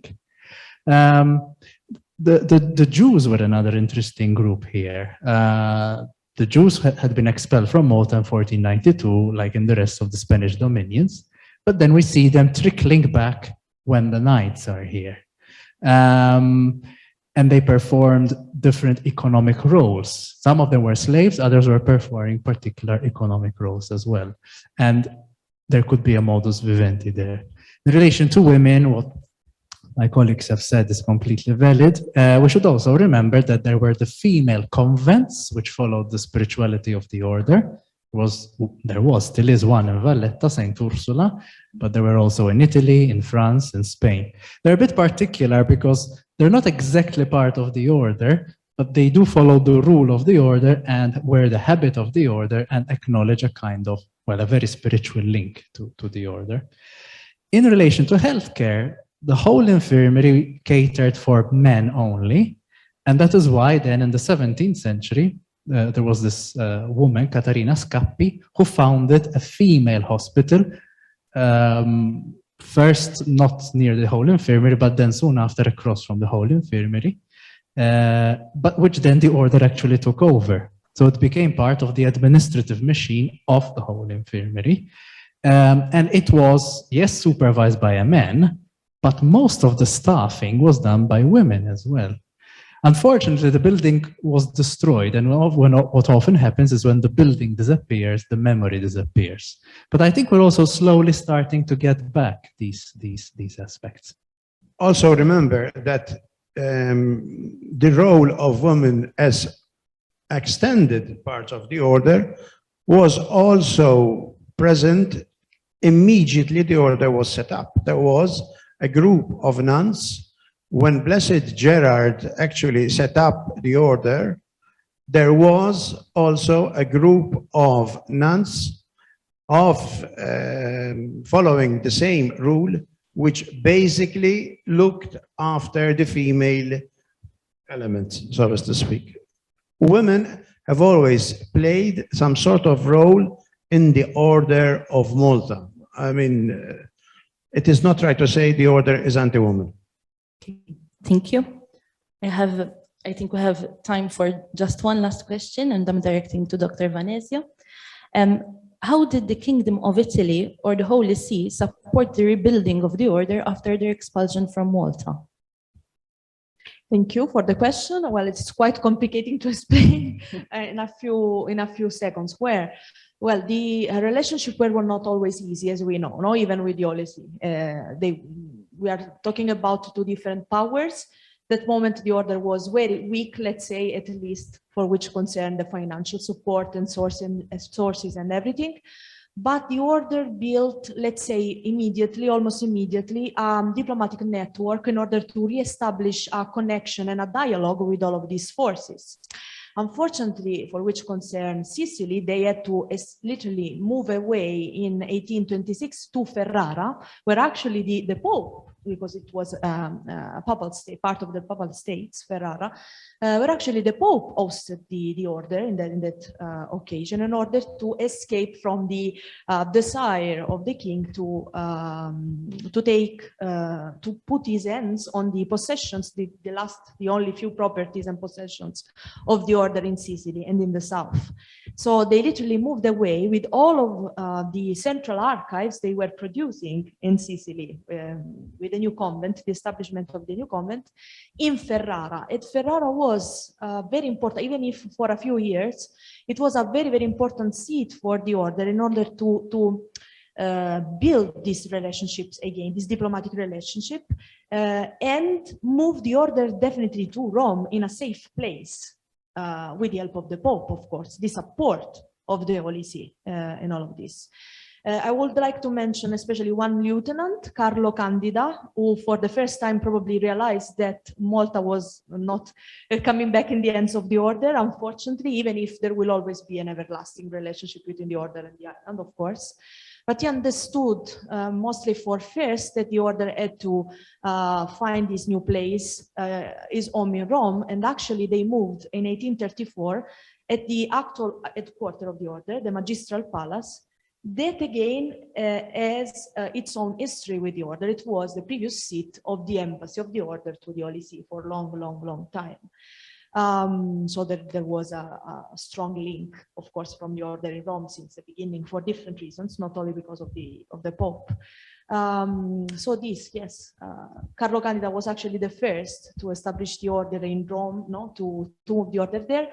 And in the correspondence of the convent that is preserved at the magistral archives of the order in Rome, there is a particular letter written by Carlo Candida who says that we need to reestablish our offices. We need to start functioning again immediately. We need to go for a visit to the Pope. We need to go for a visit to that particular cardinal. We need to start function. And another important letter, when they were still in Ferrara, from one of the members of the order in Rome at the time, Filippo Ciccolini, who became vice chancellor of the order, if I'm not mistaken.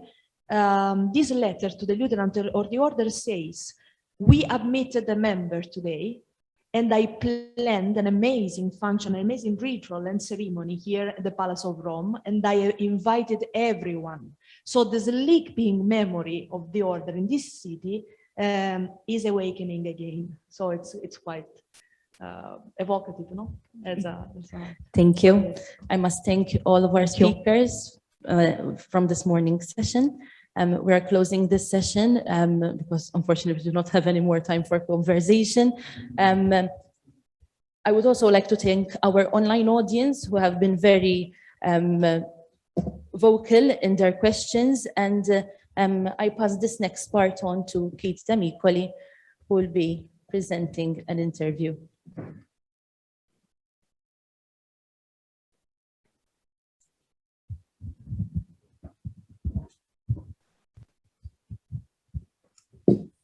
A very good morning to everyone, and thank you so much for having me, and thank you so much to Sharel and all the guests and panelists this morning. Absolutely valuable insights. I'd like to introduce straight away our next guest. We have a virtual discussion, but feel free to chip in with any questions, comments, observations whatsoever. So I'd like to invite straight away His Excellency Douglas Graf Sarma Jelsh. He's the European President of the Order of Malta and also a former ambassador of the Order in Lithuania between 2006 and 2012, if not mistaken. Your Excellency, thank you so much, and a very good morning to you as well. Good morning. Can you hear me? Yes, very clearly. Good. Wonderful. I don't know, but my first question is, I don't know if you were following the discussion, animated discussion we had just earlier a few minutes ago. And my first question is possibly about the relevance. I know you're doing a lot of work related to helping the people, supporting the people in need. More specifically, I was following only 3 months ago in July, you were very helpful and effective following the devastating floods in Germany. That's possibly one of the examples how the order is supporting people tangibly and practically nowadays. But I'll just let it to you and tell us more about what you're doing there. Thank you very much for having me this morning. It's been very interesting to hear all the vast information on the history and obviously on the President of the Order, and I'm happy to contribute from Germany what we're doing here. So to start off with your question, yes, catastrophe relief is one of our big things that we do here in Germany with about 50,000 volunteers. Now, how did that come about? Because as you know, the order is very different in each country. And in Germany, in 1953, the then Chancellor Adenauer asked for a voluntary service to be established by the Order of Malta. And this is when the so-called Malteser Hilfsdienst originated. And that is an unusual development because not in every country, the local associations decided to open up the order to volunteers without becoming members. directly. But nevertheless, this is what happened, and the task at the time was to start educating the general public in first aid. Again, after the Second World War, this was a big concern. How can we, prepare the population for any kind of disaster? And from this first education then came emergency relief. So going to events, eventually setting up emergency relief, services such as, well, the cars and the whole thing, all of that around this. And then later from that was what we called catastrophe relief. And with your example in the recent months, again, this helped very much because we have a very professionally educated and equipped force of volunteers that can help in these kind of events. But this is not all what we do. We have all sorts of services ranging from social services where we accompany the elderly, provide cultural events, especially nowadays with dementia being a big issue. So to relieve families for some time during the day of, the task of caring for their relatives. We have a big youth organization. And then there's the big issue of foreign aid, which we do in now 33 countries out of Germany with what is called Maltese International. So there is a lot that we do on various levels, and I'm happy to, explain further if that's of any interest. Yeah, possibly you can, but I'll just quote what one of the previous speakers said. He concluded his presentation, Mr. Sherry, earlier on. He said the relevance of the order is it's in its identity, and through its by helping the needy and the poor. You're doing this, so you just said you can tell us more about what you're doing, because I'm intrigued to know, and how can you replicate what you're doing in Germany elsewhere internationally? Well, not to be mistaken, what I just explained sounded like any other volunteer or NGO organization, but today, it is still the same. We still follow the same mission of the 900 years of tradition, which is to serve the poor and to exemplify the faith. So all these services that I've just described are either led by or participated by members of the order. We are close to 700 members here in Germany, and they have on various levels and in various roles, responsibilities and leadership, but always also exemplifying their personal faith by participating in these services. Now, how can we replicate this? There's been a wonderful development after the collapse of the Soviet Union in the early 90s, where from Germany and possibly from other countries as well, but I can only report from Germany, we started supporting many Eastern European countries such as Romania, Lithuania, Latvia, and so forth with the necessities of the time, which were medication, hospital equipment, and so on. And we started building a relationship through the local church. And following this, we then started and helped to establish local new entities of the order, such as what we call auxiliary services.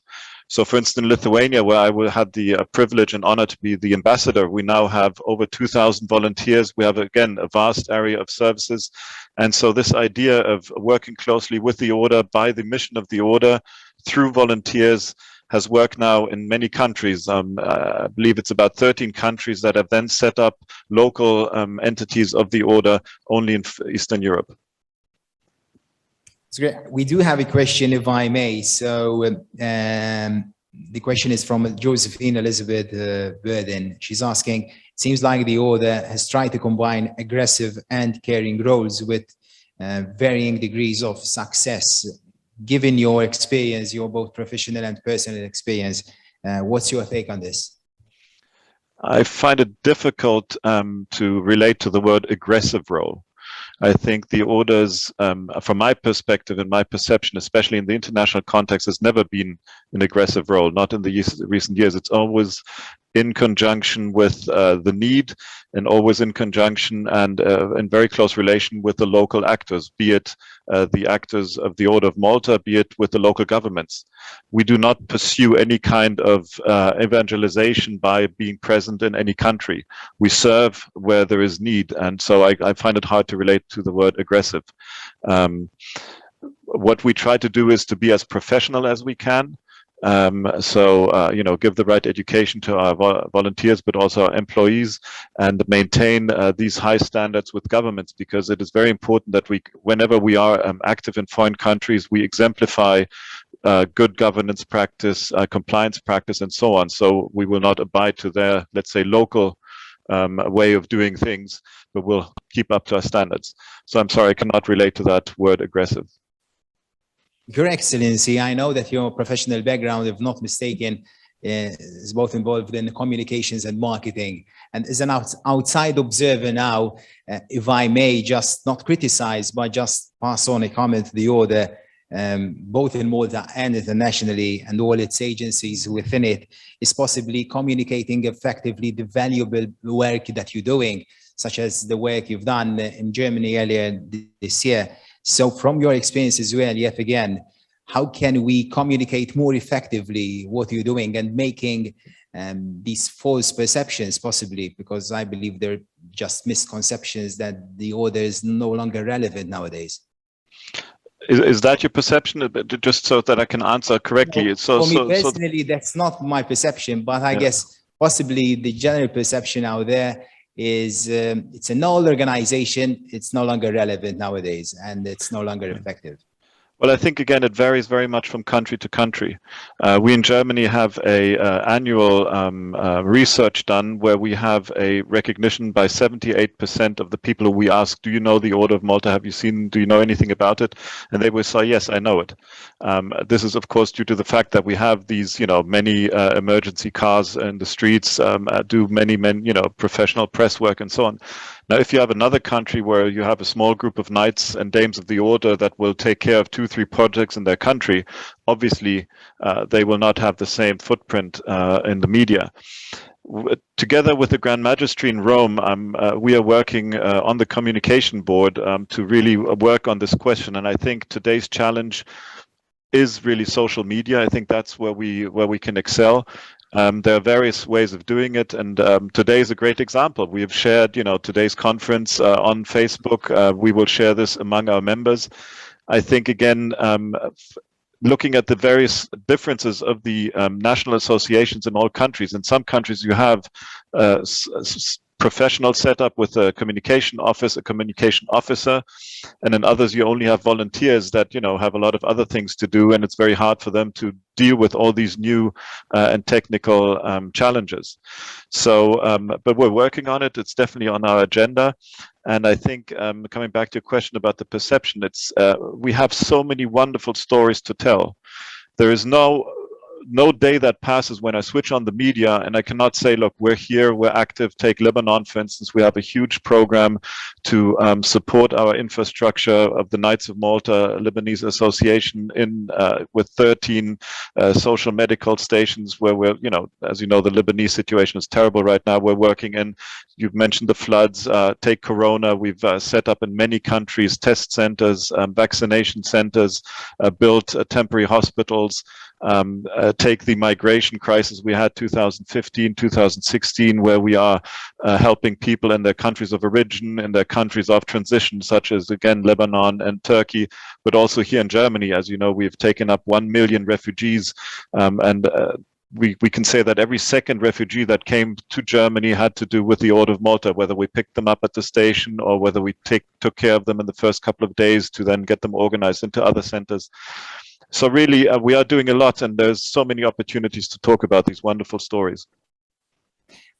I'm also intrigued to learn more about your climate initiative, because I learned that for 2022, you have this ambitious target to make your organization carbon neutral, of course, in consideration with the EU ambitious target to become carbon neutral by 2050. This is also possibly part of its relevance to its contribution to becoming more sustainable and more environmental friendly, and remain as a great example to the rest of the community and society. Absolutely. And it was said earlier that the Order has managed to adapt to the challenges of each century of all times. And obviously today's challenge for all of us is climate change. And being a big organization in Germany with 6,000 cars, 700 locations, we do have a CO2 footprint. And we see at the same time that in countries like Africa, where we are supporting, in Kenya, for instance, after droughts, there is no food. So in a certain way, we are part of the global problem. We are creating CO2 that on the other side of this world is creating refugees that are then coming back to Germany, where again, we're taking care of them. So we need to start tackling these problems at the source. And we've committed to a program where we will reduce our CO2 emission by 15% over the next few years, but we will become climate neutral as of next year in 2022. Now, how is that possible? It's called compensation. So what we do is we avoid emissions where we can, we reduce emissions where we can, and the remaining emissions, which is for our organization, we've taken toll, is 35,000 tons. We will, through volunteer, non-volunteer, through on our own, support organizations that offset our CO2 footprint with projects in countries of the global south. So we will provide solar energy, we will provide fresh water, we'll provide energy efficient cooking stoves, and we will not do this through Maltese International, although we have the same sort of programs, but we're not certified by the gold standard in this area. So we want to be totally transparent and totally clear. So we're actually paying that money to other organizations to then help us offset our footprint. And at the same time, we're working within Maltese International to being able to offer these kind of projects and programs to others. So as a future model of helping in this area, we will hopefully have in a couple of years fully certified climate projects. That's so fascinating to hear. Thank you so much for sharing that with us. So going back to what you're doing, you mentioned around 52,000 volunteers. Do they support people based on their gender, nationality, religion, political beliefs, or regardless of all these, they just support people? Absolutely. Only white Christian males we support in Germany. It's a joke. No, of course not. Of course not. I mean, just picking up the question of male and female and so on. Of course not. I mean, our motto is the same as it is worldwide. And again, providing the help for the migrants and refugees from Syria, from Iraq, from all these countries that are mainly Muslim country, speaks for itself. And we employ also people from other faith as long as and we have volunteers from people with other faith, as long as they support our values, as long as they don't actively advocate against the Christian values. And I think really and we learned much from the Lebanese Association, again, coming back to their 13 medical and social centers. They employ a number of Muslims who do wonderful work, and they live together. And it's a wonderful example in their country how religions can work and live together. And it should be an example for all of us, especially in the Order of Malta, to not be afraid, but to integrate and to work together on the same values. So maybe you can share with us as well what you're doing, because besides the 50,000 volunteers, I believe you have around 30,000 full-time employees within the order, within the organizations, within the order itself, working, providing care for inpatient services and social care. Can you tell us more about that? Well, it's like you said, we have institutions such as hospitals, which unfortunately, a very recent development, we had to sell off. It's been very difficult for us in Germany to run hospitals. We had 10 hospitals, but there are just too many hospitals in Germany, and our hospitals were in various areas, so it was difficult to really get these economies of scale going. So we've just sold off 4 of them, 6 of them. And we still have, and we will concentrate on the remaining 33 homes for the elderly. We have the facilities I've mentioned for integration and migration, but we also have facilities for specialized youth facilities for youngsters with drug addiction problems. Those are the institutions, basically. And then we have this vast array of social services that I mentioned. the challenges are, our response keep changing. Let's say in the early 90s, for instance, we started a service for drug addicts to supply them with, I'm not sure what the English word is, the drug that is an alternative to heroin. Now, that was a big discussion in the order. Can we support methadone? Yes, I'm reading the lips of Dr. Gatt, thank you. Methadone substitution. That was a big discussion in the order. Can we actually get into that field? Is it okay to support people with drug addiction? And yes, it is, because this was the only and last way of getting in touch with these poor and very sick people, and to provide them with basic medical needs. And so we will adapt and continue to adapt what is needed in our time. It's so fascinating to hear how you're managing to adapt and change the diplomatic identity of the order to the realities of societies nowadays, because you just mentioned the realities of the 1990s are completely different from the realities we're facing today. But nevertheless, you're still trying to address and face these challenges with the same spirit of the order 900 years ago. So I don't know if we have any questions from the, okay, we do have a question from a colleague. So, okay, we're going to just. Can I come in from overseas? So, okay. So, okay. Thank you. My question relates to, excuse me, a parallel order, which I believe was set up after the Reformation, called, I think, the Johanniter.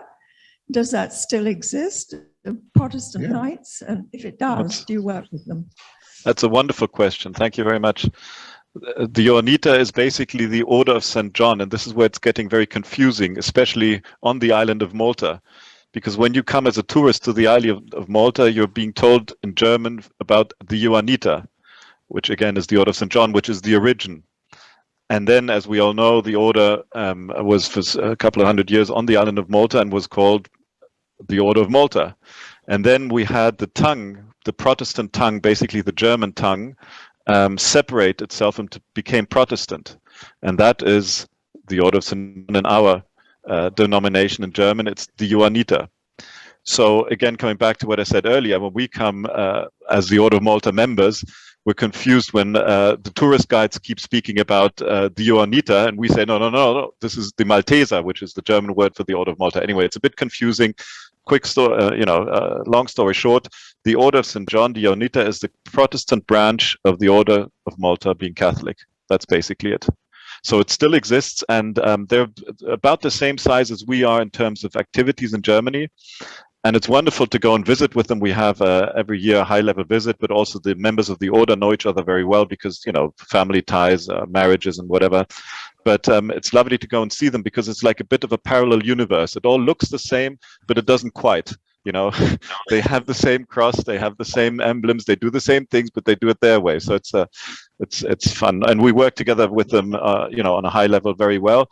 On a everyday level, they're a competitor. Let's say, will the city of Hamburg give the Order of St. John, the Johanniter, the rescue service contract, or will it give it to us? So there is a bit of a competition, but generally speaking, we get along very well. That's great. Thank you so much. So I don't know if we have any further questions from the audience, the physical audience. There's Dr. Gatz raising his hand. Yes, feel free to chip in. Yep. You need to switch your microphone on. We can't hear you. So Dr. I'm sorry Gatz. about that. Okay. I come in from Australia, so basically I get to see the whole world, and especially what's happening in Asia and places like Latin America. And while we are very happy to talk about Malteser International, and again, the contributions of Malteser, for example, for example, the Banda Aceh tsunamis, where the Germans actually landed the first hospitals on the beaches where all this carnage was going on, and these huge disasters. In Italy, for example, the earthquakes in Aquila, right? All of these things have been managed by the order. I think even Malta itself doesn't recognize how big the international effort is in every single country of the world. The name of Malta is being carried by the Order of Malta even more effectively than the country itself in many ways. When you think that the order has 112 registered volunteers overall worldwide, that we have 13,500 knights and dames of the order, when you have, as you said earlier on, 40,000 or 38,000 employees, all of these statistics together make such a huge, what are we involved in? There is nothing that we're not involved with. Leprosaria, hospices, hospitals, aid for people in disastrous emergencies. In Australia, for example, the biggest thing right now has been the bushfires, for example. Even with COVID-19, this contribution worldwide, and the name of Malta always sitting there, Order of Malta, that we have given to the country, and given that this symposium is all about exactly this. What is the relationship between Malta and the Order of Malta? I think a lot of our tourism in Malta is very much based on the fact that people know where Malta is. People in Korea, where we have branches of the Order of Malta, places like Singapore. I see Colin Yap is online with us today from Singapore. All of these countries in the world, and I'm talking, for example, leprosaria. The best leprosarium is produced by Siamal, which is a branch of the German and Swiss organizations of the Order of Malta. And they run, for mostly Buddhist people, basically, in Cambodia, the leprosy facilities for the entire country. If you go to Latin America, all the ambulance services, that would be the St. John's Ambulance Brigade in England, is actually Order of Malta. So basically, and every single ambulance that travels around Australia has the 8-pointed cross of Malta on its ambulances. So what I'm saying is that this is a huge organization that does an enormous amount of work. But I think I agree 100%. We are not an NGO. We are not the Red Cross. We are a lay, now mostly a religious order, but not only a lay religious order. We're like the Dominicans and the Franciscans and everybody else. We are actually an order which has professed knights in it. These are religious knights, So I think that the perspective of what we see in Malta, the perspective of what we see in Europe, is very different to the one we see in Asia, for example, right? Where the spread of our services is so enormous, right? That for a small nation, a small order technically, produces this enormous amount of wealth. We put into the Banda Aceh tsunami $14 million. There are countries that didn't even come close to producing that sort of help for these people. I'm sorry, perhaps I've taken your time for, but I agree, Your Excellency, that this has been, to me, a beautiful day this morning, because basically we have not only seen history of the order, but we're seeing a totally new aspect now of what is happening today to the Order of Malta. And to me, in some places in the world, like Asia, like Australia, like New Zealand, this organization is growing to very large extents. The patterns might be a bit different. We might have more knights over here and dames than we have in Europe, where you have a lot more volunteers, for example, than you have knights and dames. But nevertheless, as an organization, the amount of money, for example, that's available for producing good works, and the good works are so extensive that it's almost impossible to describe these. This is a large number of people who always carry the banner of Malta. And most people out there can't even tell the difference between the banner of Malta, the country, and the banner of the Order of Malta. But I can tell you, we are one of the greatest sets of ambassadors for the country of Malta as well. Thanks for that, for your extraordinary passion there. So thank you so much. Your Excellency, I don't know if you want to add anything to what Dr. Gad just said. I just want to share an anecdote. As I was ambassador to Lithuania, I would introduce myself to other ambassadors during, gatherings and events, and I'd say I'm the ambassador of the Order of Malta, and then they go, "Ah, Malta, wonderful island, I've just been," and then they thought I was the ambassador of Malta, and then after a few minutes, I'd have to say, "Yeah, I know," and it has to do with our history, but it's more, it's a different story that we have to go through. Let me add maybe a couple of insights that you may not be aware of. When you were just speaking about the international activities that we do, how we helped in tsunami, how do we finance all that? The general perception is that international help is financed through donations. That's correct. We are also living from donations. What we've managed to establish here in Germany is an excellent relationship with the government of Germany, especially with the Foreign Ministry and the Ministry of Development and, the Ministry of Development, basically. And what this means is that we, with our experts, develop programs, let's say, I don't know, again, Lebanon or Iraq or whatever, and they say, look, the Foreign Office will say, we would like to do some work here because Germany is the second largest humanitarian supporter in the world following America. And then they'll come up with a program. So what happens is that we actually get the money from the Foreign Ministry and from the Office of Development, but we always have to bring along a certain amount of own funds, a 10% contribution. So in fact, what we are able to realize programs of 80 million euros from Maltese International per year with only 5 or 6 million euros of donations. So what this means is that we have a leverage effect. If you give the Order of Malta €1, the project volume in other countries will be tenfold.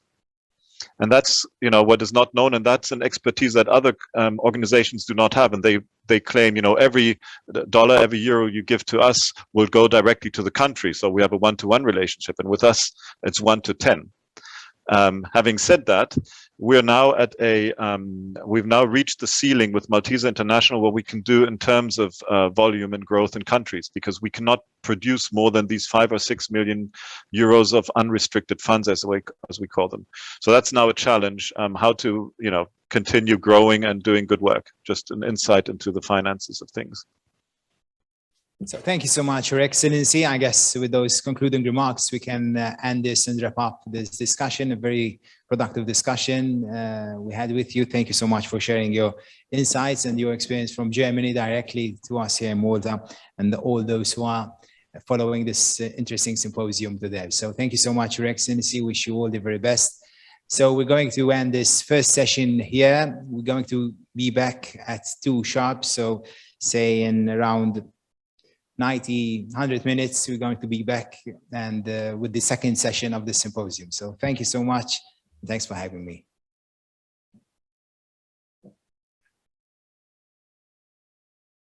Appointed night resident at Fort St. Angelo in July 2000, a position he currently holds and has been curator of the art collection of the Order for near to 20 years. His Excellency Bailiff Christian has published articles of a historic artistic nature on subjects such as the art collections of the Order, book bindings, numismatics, Chinese ceramics, and rare manuscripts found in the Magisterial Palace archives in Rome. In January of 2012, he was elevated to the rank of Bailiff Grand Cross of Justice. He is a companion of the National Order of Merit of the Republic of Malta. His Excellency, the floor is yours.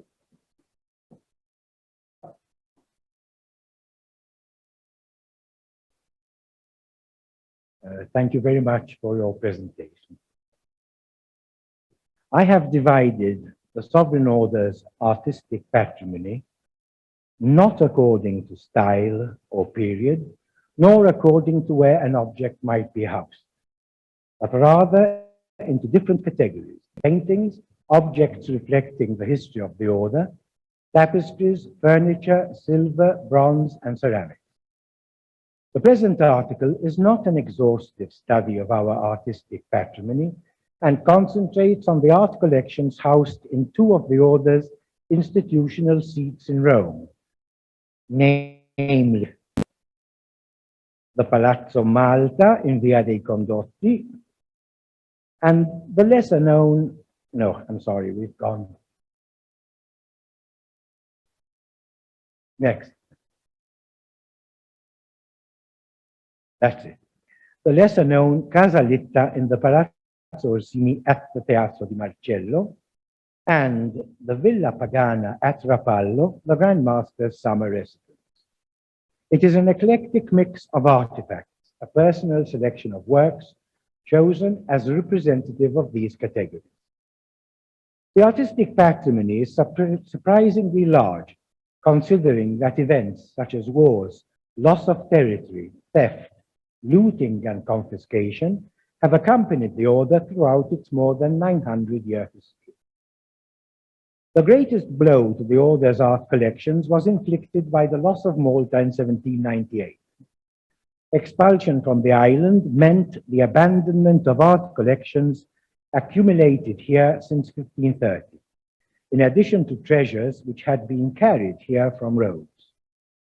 During the 36 years that followed, the order moved its seat to St. Petersburg, Messina, Catania, Ferrara, and finally Rome in 1834, where the order established itself in a property, Palazzo Malta, which had previously served as residence to its agents, later ambassadors to the Holy See. Palazzo Malta itself had been looted and sold in 1798 during the short-lived Republic of Rome, instituted by the occupying French army. The palace was eventually returned to the order after the fall of the Republic in 1799 to the Neapolitan forces of Ferdinand IV. It seems that what furnishings there might have been were never returned. The art collections of the sovereign order as we know them today, not taking into account what has survived the mishaps of history within the headquarters of the order's grand priories, have been formed with few exceptions during the 20th and early 21st centuries, thanks mainly to the generous donations and bequests of members of the Cusani Visconti, Chapsky, Spinola, Dalla Valva, Perusini, Battiloro, and Rossi di Montelera families. It is through them that the order has come to possess pieces which had previously been known by Italian, Russian, German, and French aristocrats, royal dukes and society beauties, British peers and princes of the church, eccentric multimillionaire art collectors, and the most eminent European antique dealers of the 20th century. Paintings. One of the most frequent themes in sacred art is that of the Virgin Mary. Another standard theme is St. John the Baptist. In a religious order that venerates the Virgin Mary and St. John the Baptist as its patrons, it is fitting that this parade of artworks should open with 3 paintings depicting both. The triptych Tempera on Panel is which you can see on the right of the picture, is a signed and dated 1360 coronation of the Virgin by Matteo di Pacino, who flourished in Florence between 1359 and 1374. The central panel represents Mary and Christ, enthroned side by side with the Virgin being crowned by her son, and flanked by St. Martin and St. John the Baptist in the side panels. It once belonged to Count Grigory Stroganov, a member of one of the oldest and most distinguished Russian families who had settled in Rome. After his death in 1910, the collection passed into the hands of his only daughter.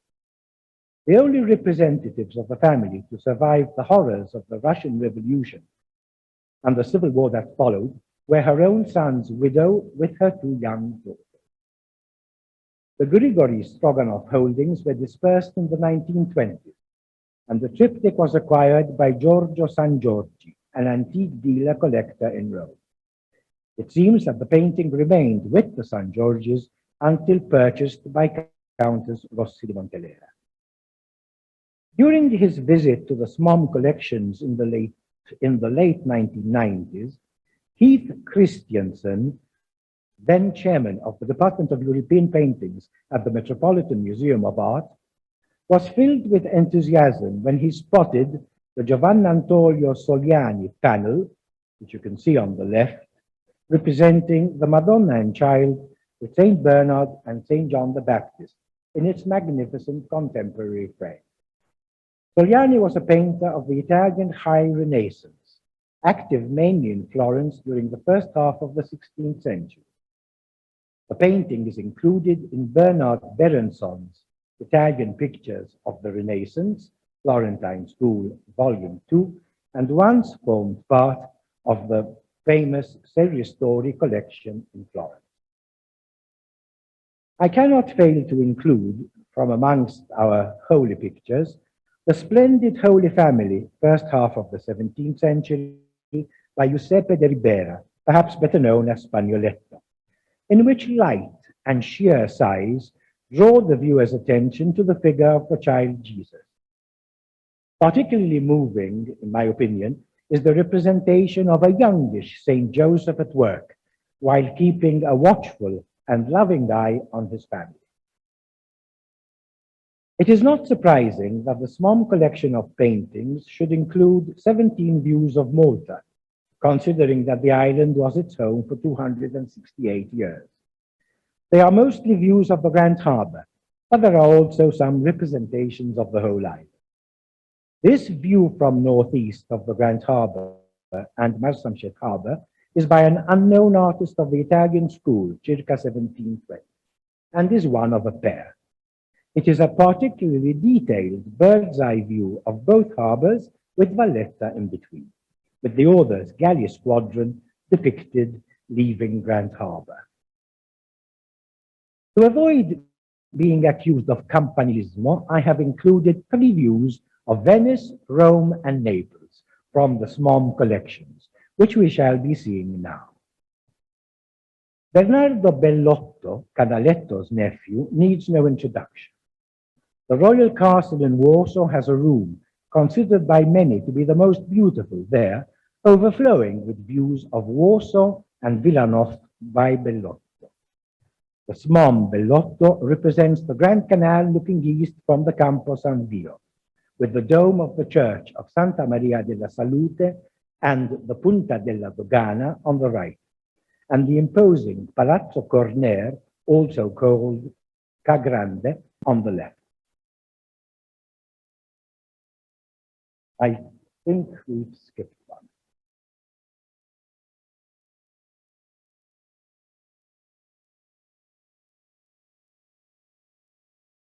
No. I wish to speak about Vanvitelli painting, but I haven't got a picture of it. And so I could go on to the next one, which is a splendid view of Naples by Anton Smink Pitlu, a Dutch painter considered a leading exponent of the Neapolitan Posillipo school of painting. It is the more modern of the views selected and has been chosen to represent an important nucleus of 19th and 20th century paintings, which includes works in various media by exponents of the Tuscan Macchiaioli and post-Macchiaioli school, Michele Gordigiani, Vittorio Matteo Corcos, Ulvi Liegi, Pompeo Mariani, and Edward Caruana Dingley, and others. Portraiture has adorned the walls of fine rooms for centuries, and short notes now follow on the portraits of a knight, 3 ladies, and 4 Grand Masters, from amongst the many portraits which constitute a lion's share in the category of paintings in the Order's collection. The portrait of Bailiff Fra Pompeo Rospigliosi, with the white 8-pointed cross of the Order on his breastplate, was executed in micro-mosaic by a follower of Giovanni Battista Calandra, possibly Matteo Piccioni. Fra Pompeo was received in the Order in 1606 and reached the position of Admiral of the Order's Navy in 1654. He died at the age of 80 and is buried in St. John's Co-Cathedral in Valletta. The mosaic's companion, representing Camillo Rospigliosi, with the red 8-pointed cross of the Tuscan Order of St. Stephen, was acquired by the John Paul Getty Museum in 1987. Both derive from the dispersal of the Rospigliosi collection in 1932.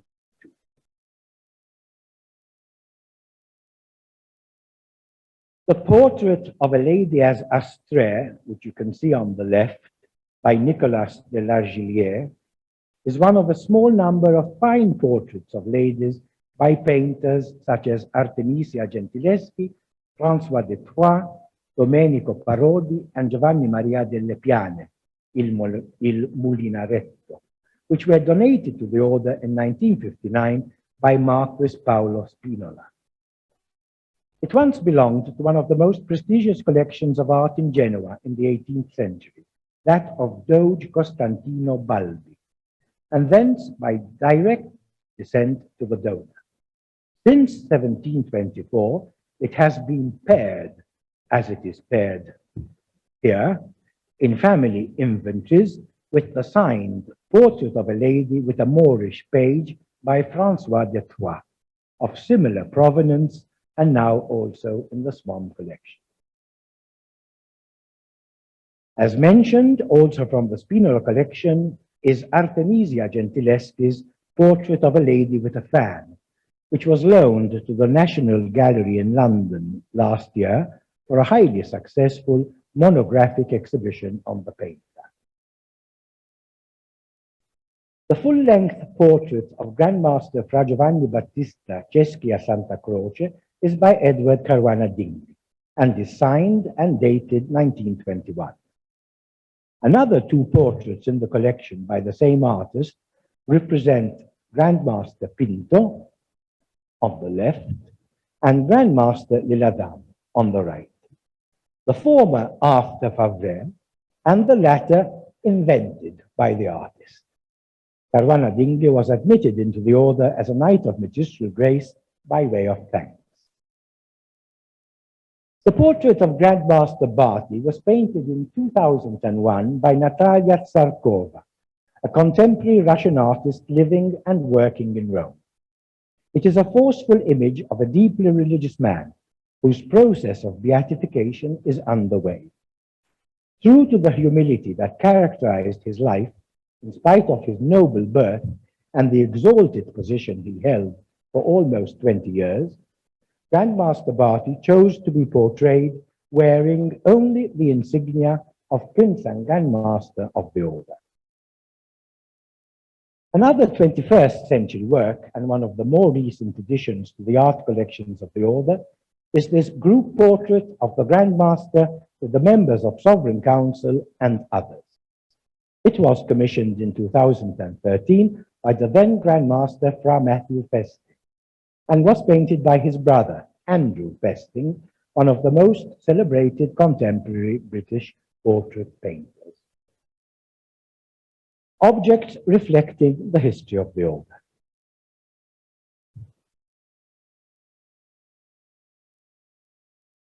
The magistral regalia, the Grandmaster's crown, dagger, and seal, were made by order of Emperor Paul I of Russia for the ceremony of his coronation as Grand Master. The regalia were made in a great hurry, since Paul had issued the proclamation of his assumption of the dignity of Grand Master on 3rd November 1798, and the ceremony took place on 29th November. The result was an unstable, shaky crown of weak structure that was too large for the emperor's head. The order's regalia were placed on a table to the left of the throne, and Paul did not wear the crown during the ceremony. A new one, varying very slightly in design, was ordered by the emperor in 1799. The resulting crown had a stronger structure, fit his head perfectly, and could be worn comfortably for lengthy periods during processions and ceremonies connected with the order. This second crown is conserved at the Moscow Kremlin Museum. The regalia that witnessed Paul's coronation as Grand Master were returned to the convent of the order in Messina in 1803 by command of Emperor Alexander I. The sacred stock and pillar were a sword of honor and a ceremonial hat, accompanied by a belt, which is not illustrated, which were presented by the Pope to Catholic rulers and soldiers of Christ as the highest reward for their services to the Church. The stock pilier and belt were presented to Grand Master Fra Ferdinand van Hompesch by Pope Pius VI in 1798, only 5 weeks before the order lost Malta to the French, and entered the order's collection only in 1912 as a gift from the Grand Priory of Bohemia, Austria. 3 other Grand Masters had been similarly honored previously: Manuel de Villena in 1725, Pinto de Fonseca in 1747, and Jimenez de Tejada in 1774. The elaborate cast silver gilt hilt and the other casts in silver were made in 1775 by Bartolomeo Borroni, who flourished in Rome between 1730 and 1787. The crimson velvet pilier is adorned with the symbol of the Holy Spirit embroidered in pearls.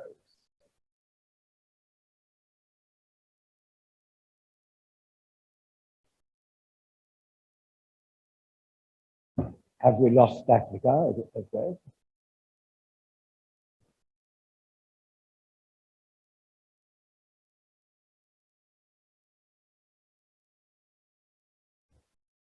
Tapestries were and continue to be an important part of Western European interiors.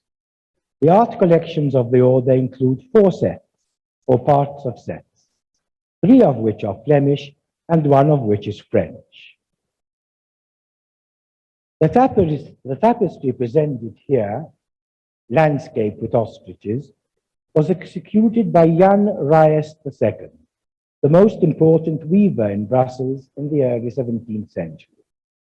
The tapestry carries the Brabante Bruxelles town mark on the lower selvage, a second mark of Jan Rijs II on the right selvage, and the complete signature of the weaver, reading Jan Rijs Merkecit, between the scene and the lower border.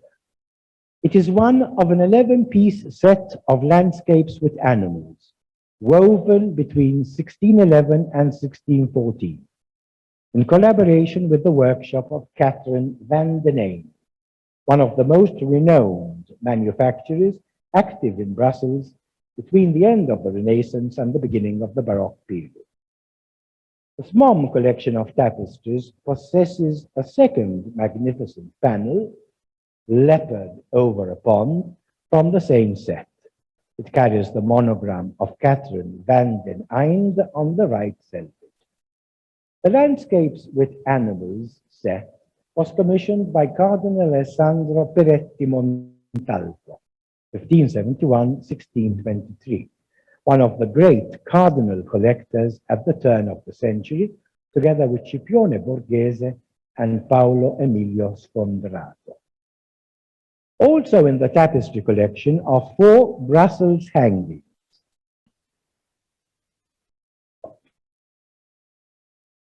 Originating from the Grand Priory of Bohemia, based in Prague.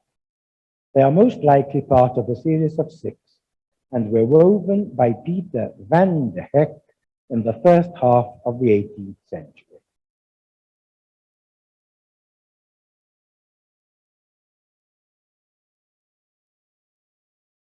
A French 6-piece set in a lighter style, a more decorative spirit, entered the collections in 1994 as part of the Countess Rossi's bequest. It is the set of the grotesque tapestries designed by Jean-Baptiste Monnoyer in the style of Jean Beren and produced at the Beauvais manufactory circa 1690-1711.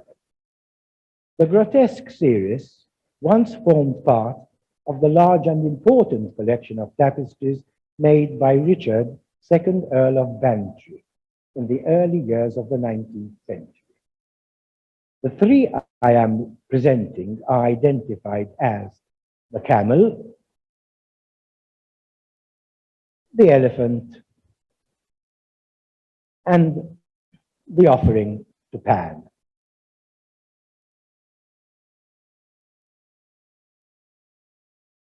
This final picture in the series of tapestries shows two of the grotesques in the dining room of Casa Litta at the Palazzo Orsini. Furniture.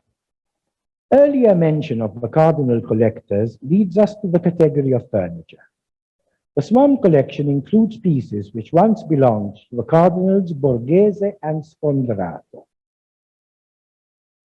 The former owned a huge slab of jasper, its red color veined with white and variegated with areas of translucent gray and brown, which on his death passed to his cousin Marcantonio Borghese, Prince of Sulmona, for whom Alessandro Algardi designed the support of bronze, bright with gilding and glowing with a deep red-brown lacquer.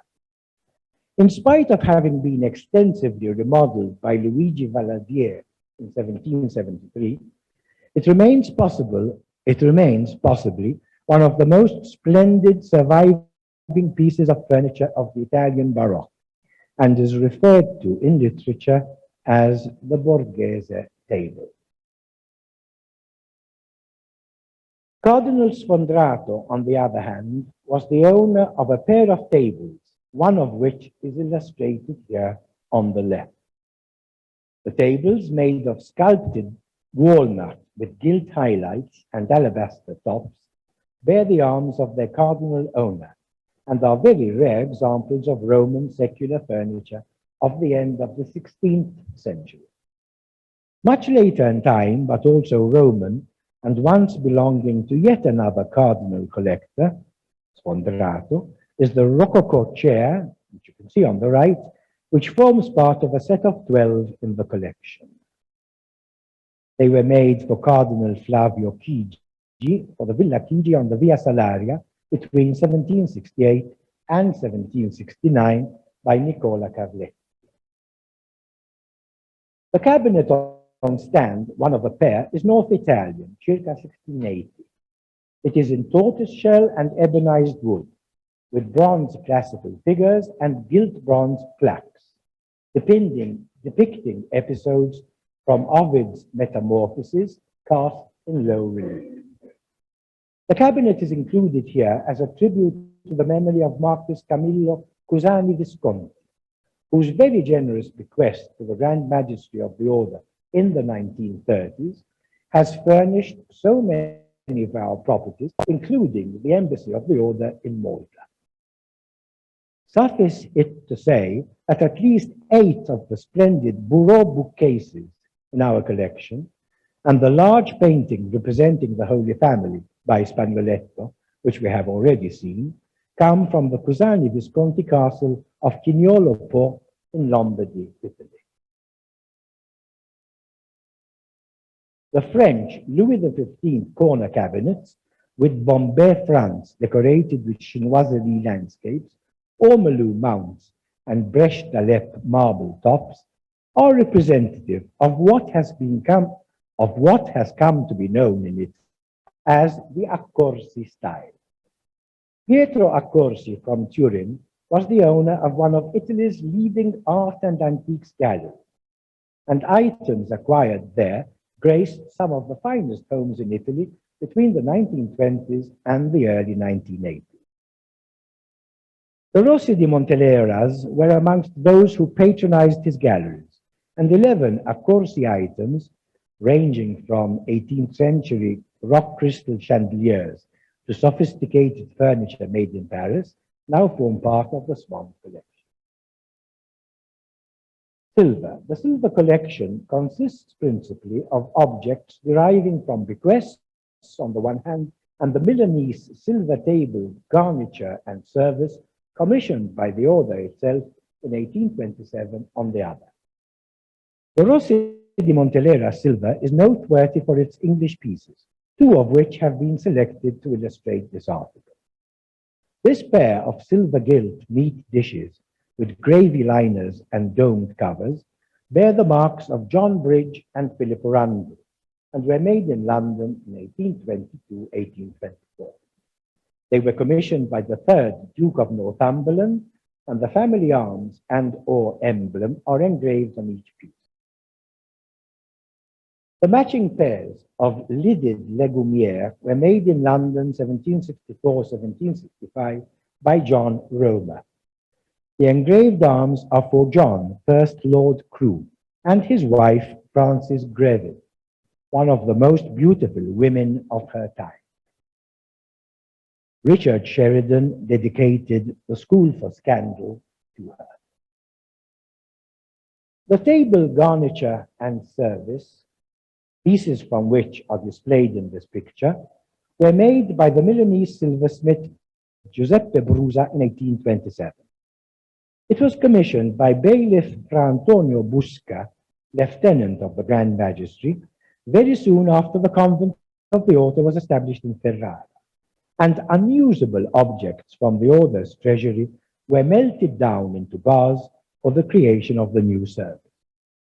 Brusa's father, Eugenio, was himself a well-established silversmith who had collaborated with Martin Guillaume Biennet in the realization of a silver gilt service for the royal palace in Milan. The influence of Biennet can very clearly be seen in the Smom service.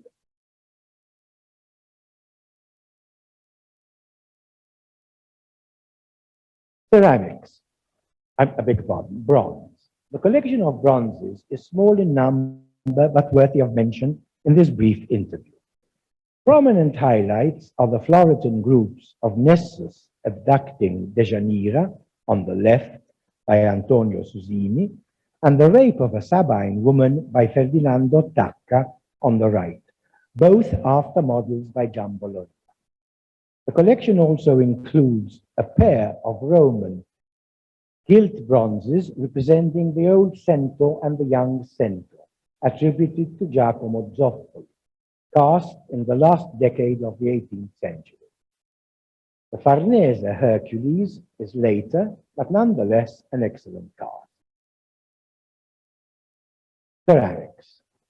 A very fine pair of biscuit glazed figures of seated Buddhistic lions or dogs of foe on a rectangular base, one with a pierced ball beneath its forepaw, the other with a cub, Kangxi period, circa 1700, entered the ceramics category of the order's collections as part of the Contessa Rossi di Montelera bequest. The Real Fabrica Ferdinandea porcelain factory was founded in Naples by King Ferdinand IV in 1771 and remained active until 1806. The pieces presented here are from this factory. I don't know why we've got that. This is what I want. This two-handled soup tureen and cover is from the Servizio delle Vedute del Regno, popularly known as the Servizio dell'Oca, the name coming from the finial of the tureen, which depicts a small boy holding a goose. It was commissioned as a court service by Ferdinand IV and made between 1797 and 1795. The dessert service, part of which is shown here, known as the Servizio delle Ancore, was in production between 1795 and 1806. The service, depicting ships, bays, and harbors, mostly in the Naples area, and decorated with crossed anchors, entered the order's collections immediately following the death of bailiff Fra Innocenzo Pignatelli from Naples in 1804. It was shipped from Naples to Messina and from Messina to the convent of the order in Catania, where it was anxiously expected by Grandmaster Tomasi, to whom it had been promised as a gift by Pignatelli. The service then followed the order to Ferrara and eventually reached Rome in 1834. It is only relatively recently that the Sovereign Order of Malta has begun to organize exhibitions and to participate in others set up by outside organizations. This has led to greater awareness of its own collections, a deeper study, with some surprising results, of the artifacts it owns, thanks mostly to its many manufacturers, and the more professional conservation of its works of art. One can only hope that this now firmly established artistic appreciation may continue to develop in future years. Thank you for your attention.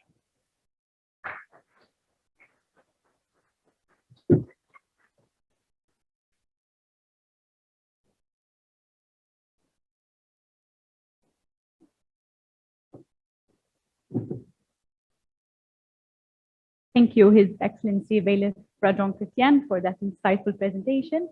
I would like to introduce our second speaker, Dr. Daniel Gullo, who will be giving a paper titled The Private Collections, Collectors, and the Cultural Heritage of the Order of St. John of Jerusalem. Dr. Daniel Gullo serves as the Joseph McAuliffe Director of the Malta Study Center at the Hill Museum and Manuscript Library. He holds a bachelor's degree in history, Spanish, Latin American, and Iberian Studies, and History of Culture from the University of Wisconsin-Madison, a master's degree in medieval studies from the University of Toronto, Canada, and a master's degree in theology from St. John's University, Collegeville in Minnesota. He earned his PhD in history from the University of Chicago. Prior to joining HMML, Dr. Gullo served as Assistant Professor of History and Geography at Columbus State University, Columbus, Georgia, where he co-funded the Medieval and Renaissance Studies program. During his time in Chicago, Dr. Gullo taught medieval history at the Northeastern Leonis University and was a Spencer Fellow at the Newberry Library. From 2015 to 2020, Dr. Gullo was deeply involved in the HMML project, first as an assistant director during 2015 and 2018, and then as a coordinator of Digital Humanities project from 2018 to 2020. Dr. Gullo currently serves as the project director of HMML's resources for the description of manuscripts for understudied Christian and Islamic traditions, funded by the National Endowment for Humanities, including the new online HMML Authority File application. Good afternoon.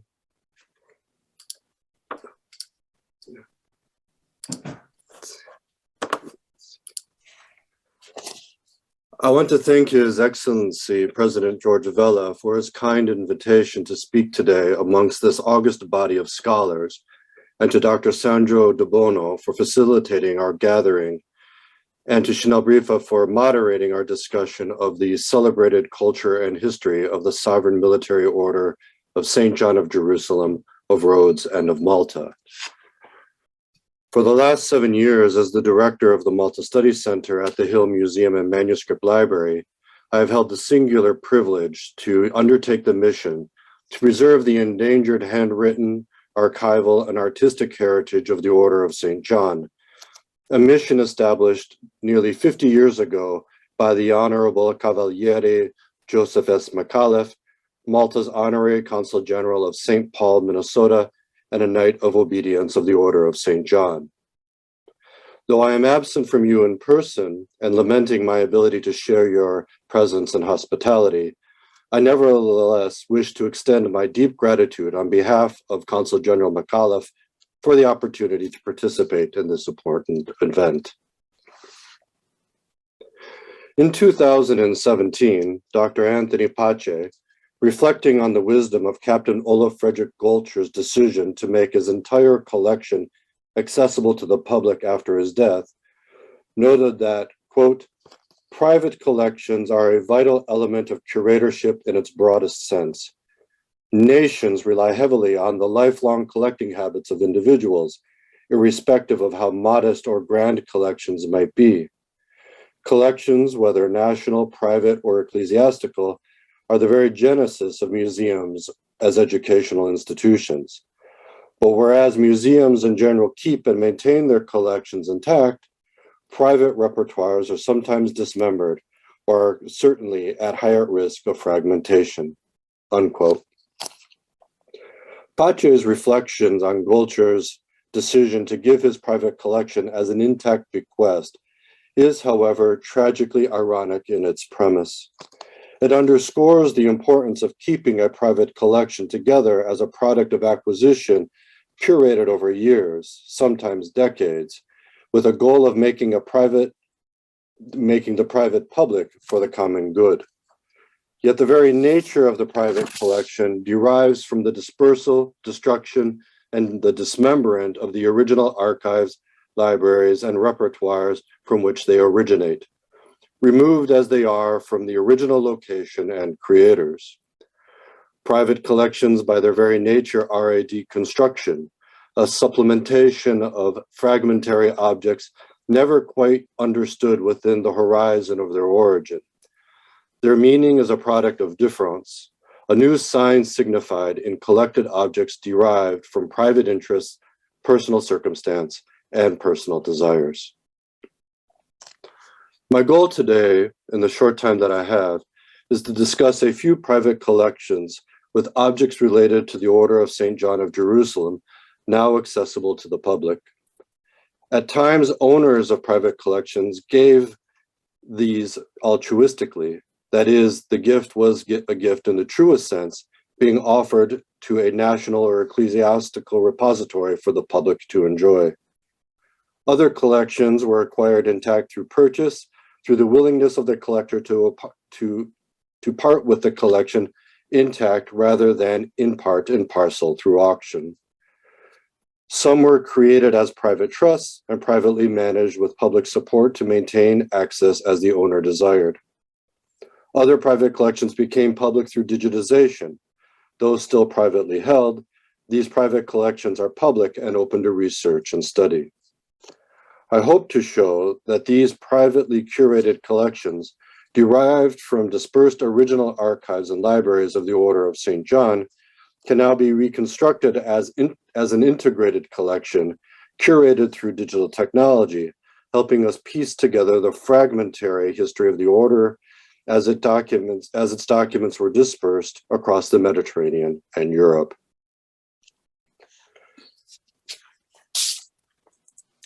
I will first turn to the collection of Captain Olaf Frederick Gulcher, now held at the Palazzo Fazzone Historic House and Museum in Mdina, and administered since 2001 by the Fondazione Patrimonio Malti in partnership with the Olaf Frederick Gulcher Art and Archaeological Foundation. Captain Gulcher was an eclectic and seasoned collector of art, objects, and books, amassing over 4,000 volumes in his library alone. His interests followed his personal life, collecting items reflective of his family and its history, but also the history of Malta and the Norman house, as he called the Palazzo Fazzone. As a member of the Venerable Order of St. John and a distant relative to Fra Francisco Balbi da Correggio through his mother, Elisa Balbi, Gulcher curated a hospitaller collection that began with a large lot of manuscripts purchased from the Librero Casella in Naples in May 1904, when he was 15 years old. 11 lots were sold in this collection, deriving from the dispersed archives of the priories of Capua and Messina, the oldest dating to 1532, but the majority dating from the period of the last decade of the Order of St. John in Malta and the years after its expulsion from the island. One object from this purchase is a large ricetta, or account book, prepared by Fra Francesco Antonio Cedronio in 1808 and 1809 as receiver of the Order of St. John for the Priory of Capua, as seen here on the cover. The cover also displays a sale note tying it to the 1904 purchase from the Librero Casella. Gulcher, or perhaps his uncle, the historian Henry Alexander Balbi, may have identified this Knight of St. John as the collection later acquired a part of the proof of admission of Fra Cedronio that was not part of the original purchase in 1904. This manuscript constitutes a commission undertaken at the direction of Grand Master Emmanuel Pinto to validate the noble quarters of the Gisofo and Platomonte families. The manuscript, however, is not fully intact. Parts of the proof are separated and remain on display at the Palazzo Fazzone, including the magistral letter of commission issued by Grand Master Pinto, the genealogical trees of the Gisofo family, and also those of the Platomonte family. Fortunately, the table of contents identifies these separate objects as parts of the original manuscript, helping us reconstruct the document. But this reconstruction also points to lacunae, 3 illustrated coats of arms of the respective families, likely cut and sold separately from the original manuscript by the dealer, are no longer part of the collection held at the Palazzo Fazzone.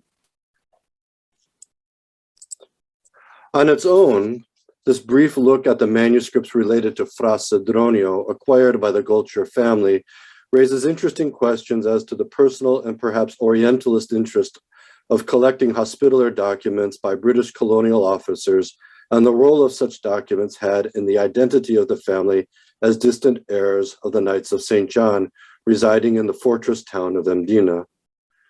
While these questions deserve analysis in their own right, I did not truly begin to comprehend the nature of Gulcher's acquisitions and the importance of the history of Fra Cedronio to the Order of St. John until I discovered another valuable private collection found in Washington, D.C. The Malta collection at the Catholic University of America was created by 2 private bequests to the university, one by Foster Stearns, a member of the United States House of Representatives and a Knight of the Order of St. John, who donated his collection in 1955, and another by Karol Saliba, a Maltese collector whose manuscripts were donated by his son, Dr. Alex Saliba, to the Catholic University in 1999. Karol Saliba was a native of Malta and a commander of the St. John Ambulance Brigade during World War II. And it is Saliba's collection that we find a unique gathering of letters and documents that detail the history of the Order of St. John of Jerusalem during the late 18th and early 19th centuries, the same period of documents found in the Gulcher collection.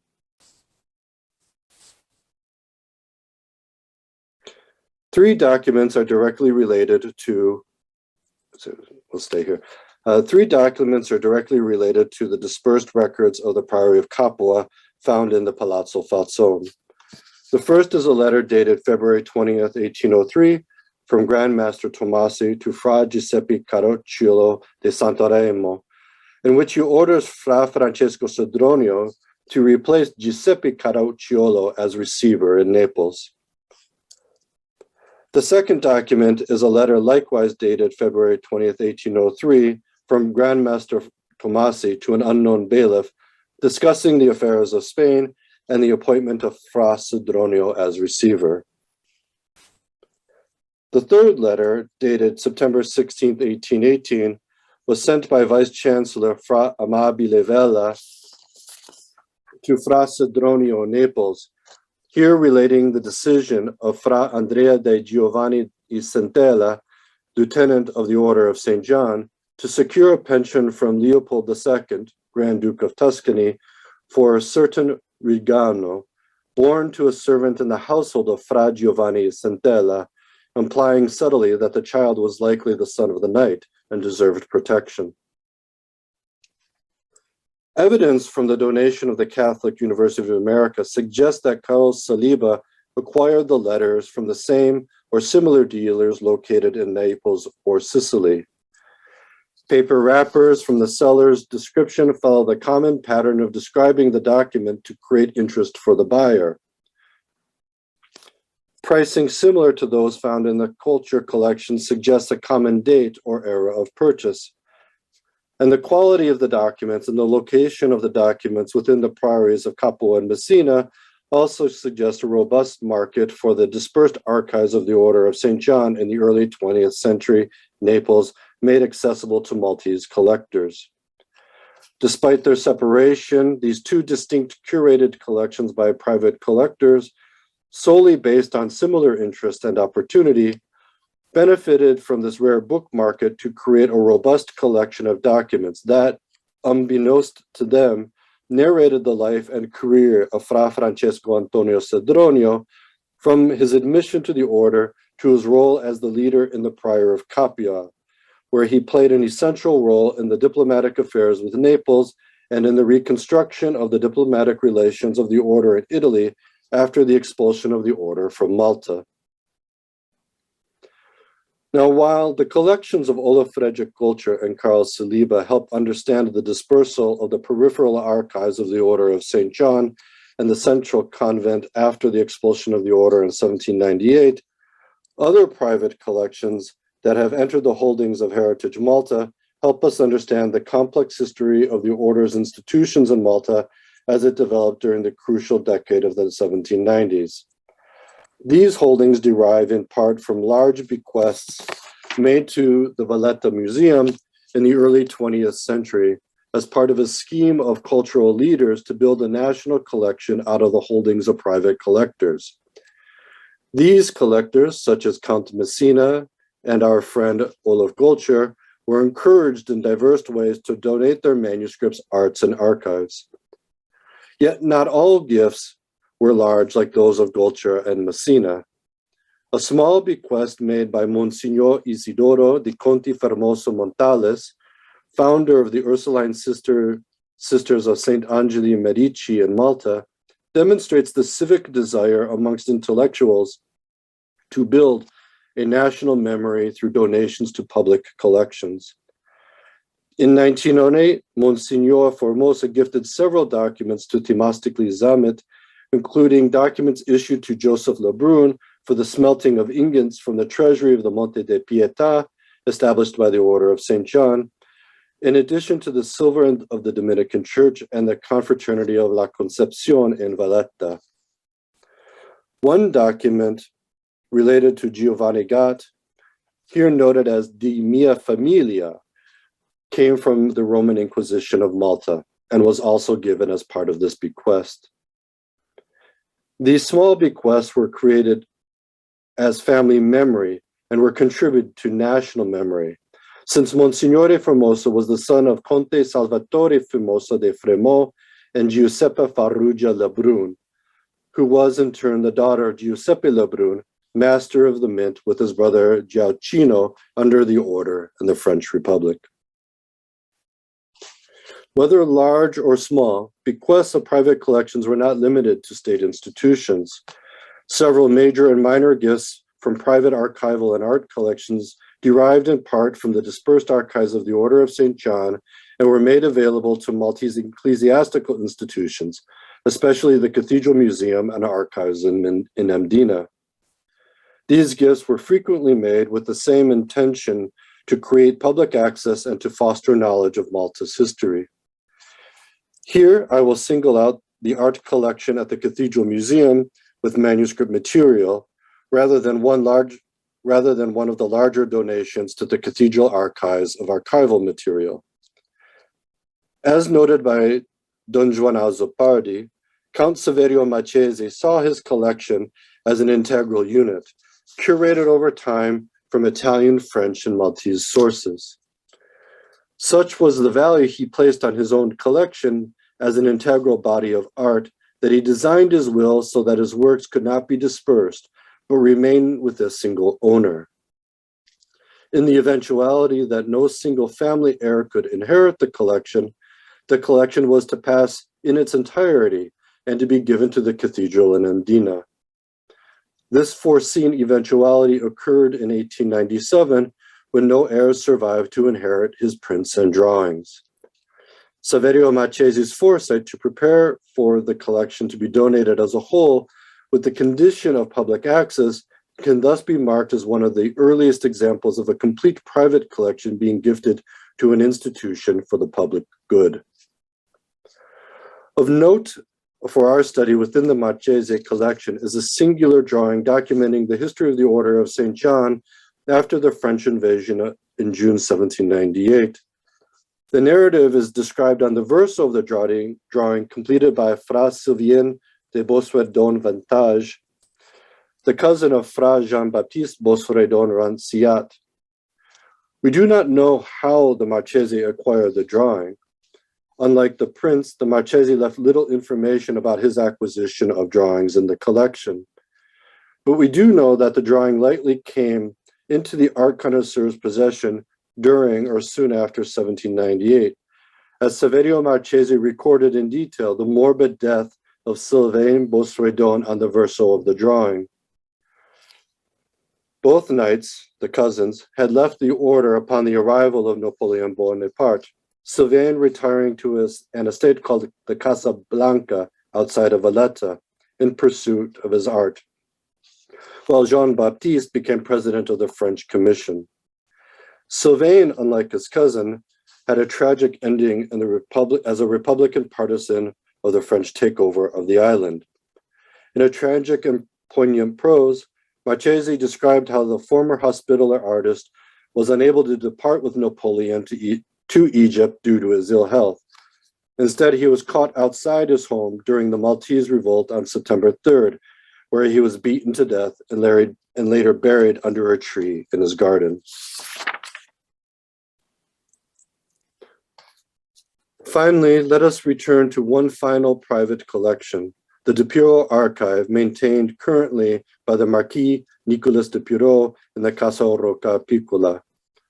Unlike other private collections, the de Piro archive remains in the family's possession. However, noting its historic value, the de Piro family, in partnership with the Fondazione Patrimonio Malti and the Malta Studies Center, digitized over 300 manuscripts and 70 archival boxes to create access to this immense body of archival material. The collection is immense, and given the family's close history to the Order of St. John in the 18th century and today, it contains a wealth of information and material on the history of the Order and its administration of the islands. I will conclude, however, with a scrapbook acquired by the de Piro family as collectors rather than material that forms part of the family archive. The object shown here is a scrapbook collected by Sir George Whitmore, created as a private collection of memories to be used to prepare his memoir in retirement in England. Whitmore had a long stay in Malta, where he headed the Royal Engineers detachment on Malta as its colonel commandant between 1811 and 1829. His scrapbook thus contains within it records of diverse origin spanning the end of the French blockade through the establishment of the Crown Colony. Of note within the scrapbook is a letter written in July 1813 by Fra Jean-Hyacinthe de Rabastens to Francis Lang, Secretary of the British government in Malta. Fra Rabastens, a bailiff and commander, who was a member of the Ordinary Council of the Order in June 1798, had remained in Malta after the invasion due to his age, receiving a pension first from the French and then from the British government. However, as this letter recounts, prior to 1809, Fra Rabastien was exiled by Alexander Ball to Catania, where he remained sick and absent from friends and confraters. Deprived of funds to secure his health, Fra Rabastien wrote Lang, begging him not to forget his misfortunes as a 78-year-old man exiled from his home and dispersed into Europe like the other members of the Order of St. John. I may, by way of conclusion today, quote Sir Hannibal Scicluna when he wrote of private collections and national memory in 1923 on the 125th anniversary of the expulsion of the Order of St. John from Malta. Quote, today's talk offers me the occasion to address you, my fellow erudite members of this august society, to make an appeal to all persons who are in possession of historical documents that pertain to the archives of Malta and the Order of St. John. It is the duty to the common good and the responsibility to the memory of our past and our ancestors to restore these papers to public archives, libraries, where they can be conserved and studied publicly and openly. This generous gift, your gift, will be seen as a bequest to our common memory for the preservation of our heritage and will, rest assured, be received with eternal gratitude of successors who engaged in this noble effort to reconstruct our history from the documentary fragments of our past. Thank you.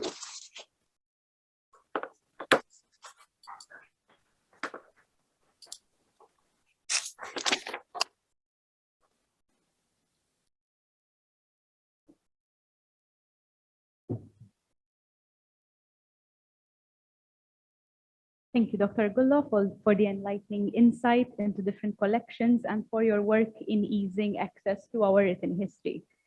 Our third and final paper for today is by Christian Mifsud, titled Forging an Architecture of Diplomacy, the Foundation and Building of Valletta.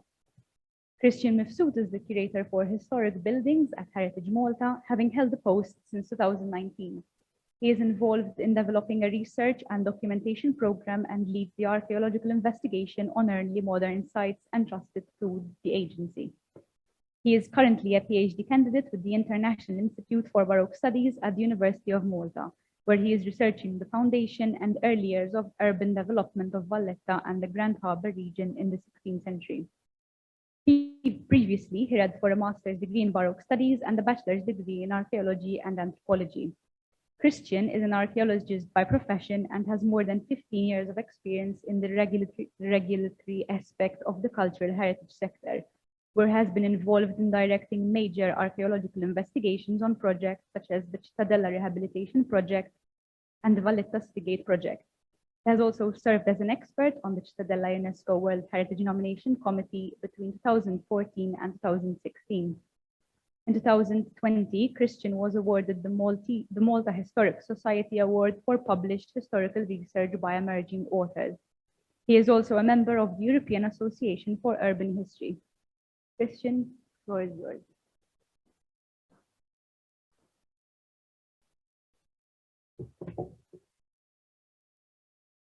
Thank you, Chanel. Good afternoon. So my contribution today will explore how, through the foundation and early transformation of Valletta, urban and architecture were used by the order as a projection to create a dialogue with European courts. I will first proceed to contextualize the architectural scenario in Malta in the early 16th century, and then we'll proceed to discuss some considerations coming out from archaeological excavations and also other research.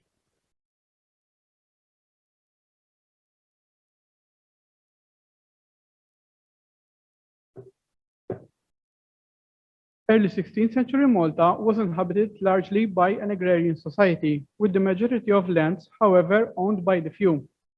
These landowners were principally the noble families and the church.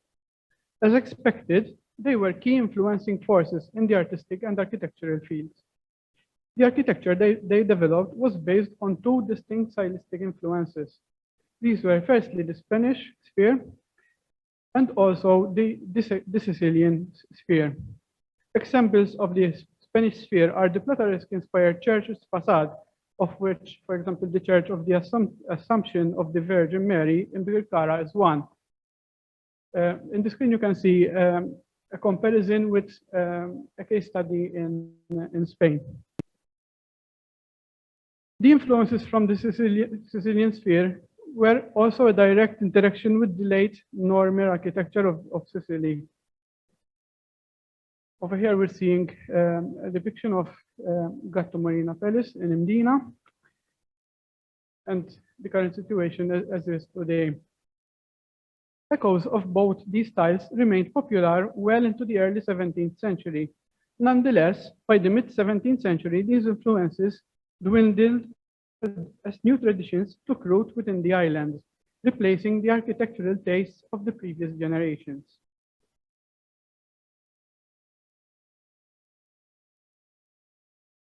The arrival of the Order of St. John in 1530 brought about a change in the political system of the island, which was partially resented by the previous governing classes. Stylistic influences in architecture reflected the political and social change, though this was neither immediate nor deliberate as history might suggest.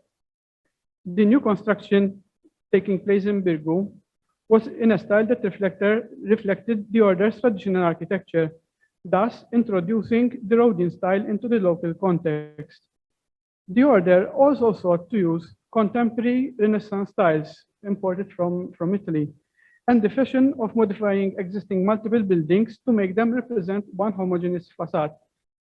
Over here, I'm showing two case studies, the Auberge d'Angleterre and the Auberge de France, where practically these were previously smaller units and were actually modified by the order to create a comprehensive facade. This type of architecture was, however, still a far cry from what was happening in the architectural scene in Florence and Rome, both cities which set the trend at the time. By the time Valletta started being built in 1566, the order had been on the island for 36 years. During this time, they consolidated Birgu as their principal port city and their headquarters. Up to this time, the order had subsisted with what the island had to offer in terms of urban amenities. A first attempt at proper urbanization had already been undertaken with the construction of Sanglia. This new area did not, however, provide scope for architectural innovation on the islands. The order's vision for a city which was the center of innovation in Europe was only realized with the development of Valletta. The reason for such a grandiose vision was driven first by the political unwillingness of Europe's Catholic courts to help with the recapture of Rhodes. Secondly, it was prompted by the order's desire to consolidate the intricate networks of diplomacy across the major European courts. But how did the order achieve this vision? Internally, the order sought to reorganize its image. When it comes to how the order related to the external world, it centers upon the image they projected. If the order was to serve and indeed lead in the Catholic courts, their home had to reflect the image they wanted to convey at international level. This was, however, not the image projected by Birgu, which was by then an outdated urban and stylistic context. In simple terms, the order needed to rebrand. This is where the scenario becomes more interesting and complex. The use of architecture towards forming a new image for the order can be said to have been consolidated when the opportunity to build a new city presented itself. The idea of the foundation of a new city had long been debated. However, due to several factors, none of the proposed idea ever took off. In 1566, however, the political context was ripe for this to happen. Focusing for a moment on the ideal of the city, we can now discuss the ethos of the new urban center. Valletta was built initially for defense in times of war. Until 1572, the building and consolidation of the fortifications was the main goal of the order. Together with the fortifications, a well-studied urban layout with strategically laid amenities was planned as support to defenders in case of another siege. New information on the location of urban amenities in the foundation period indicates that the siting of strategic buildings was not left to chance. Two examples are the construction of a palace, which, as we know, never took place, close to the land front, where the chain of command would have been more effective, and also the location of the polverista towards the center of the city, where, in the case of a siege, bombardments would not impact the defenders' firepower. As time passed and failing the arrival of the expected Ottoman siege, the city planning saw a shift in attention to more stylistic aspects. This shift brought about the first of a long series of transformations, which changed the concept of the city from what Francesco Laparelli and Grandmaster de Vallet had originally envisaged. Valletta was thus transformed into a city built for diplomacy, with architecture being the principal tool employed by the order. It is this lack of consideration of this shift from a city built for war to one built for diplomacy, which promotes our static image of Valletta in the foundation period, leaving contemporary analysis of Valletta devoid of stratifications of meanings.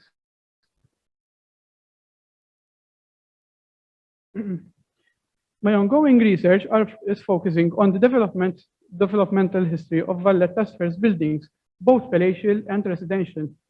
Holistic studies of the layout of these palaces, their archaeology, as well as their analysis of their uses and functions, is now revealing new information. This is helping to formulate a new understanding of how architecture reflected the order's changing values in the earlier period. As an archaeologist, I do value clues in material culture.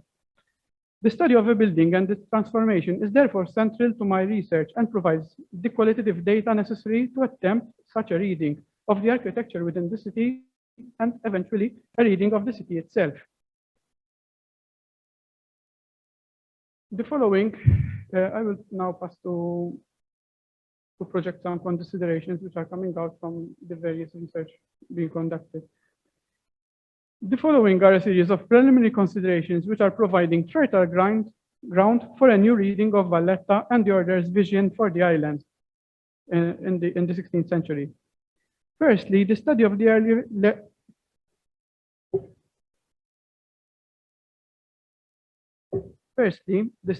earliest palaces gives an indication of monumental facades, which are not always decorated.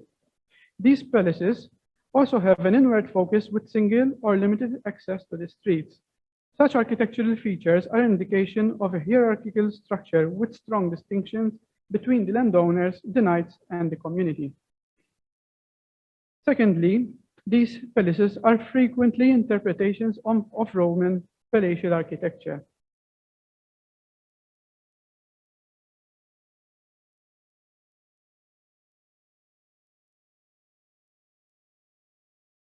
So over here, we're seeing the facade of the Aragon and a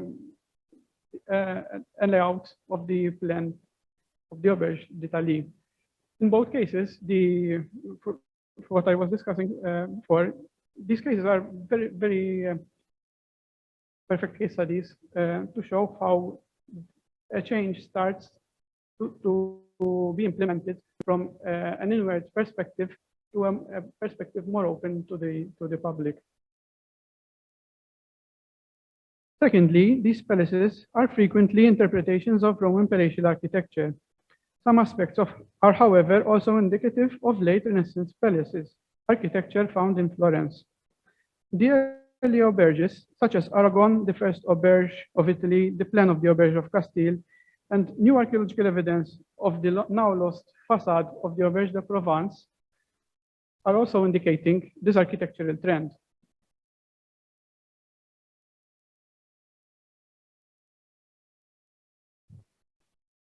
The presence of a raised ground floor with imposing windows set high in the facade and overlooking the streets created a tangible and visual hierarchy and further instilled the idea of a detachment from the layperson in the street. It is becoming clear that different zones in the city presented different typologies of buildings. This is defined not only by the commercial drivers in each zone, but is also brought by the social hierarchy represented by different architectural typologies that were utilized. This approach to architecture is leading to new questions, such as whether the architecture of the auberges was indeed reflective of the knights' own palaces of origins. Thirdly, this is also bringing to the fore the concept studied extensively in Renaissance treatises on the use of ground spaces for commercial purposes. Since antiquity, the ground space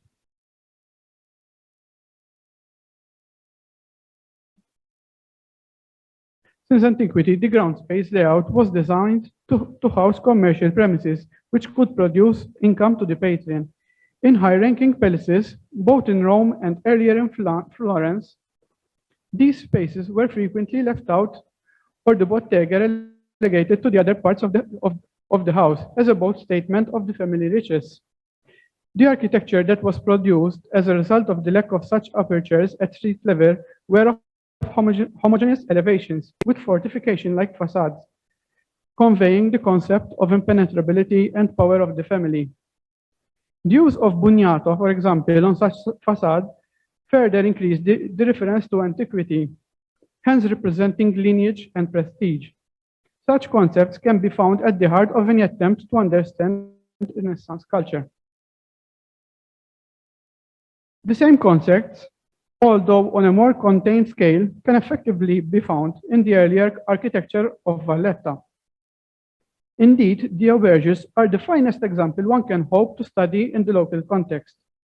This is due to the fact that the knights were first and foremost a religious order, and the continuity of their lineage and fortunes could not be maintained without family ties, such as in the case of the major families in Rome or Florence.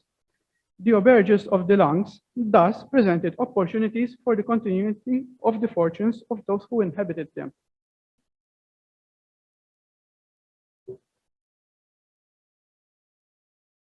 Whilst a semiological analysis of these palaces requires a better understanding of shared meanings at the time, my research is focused on studying the stereotomy of the building.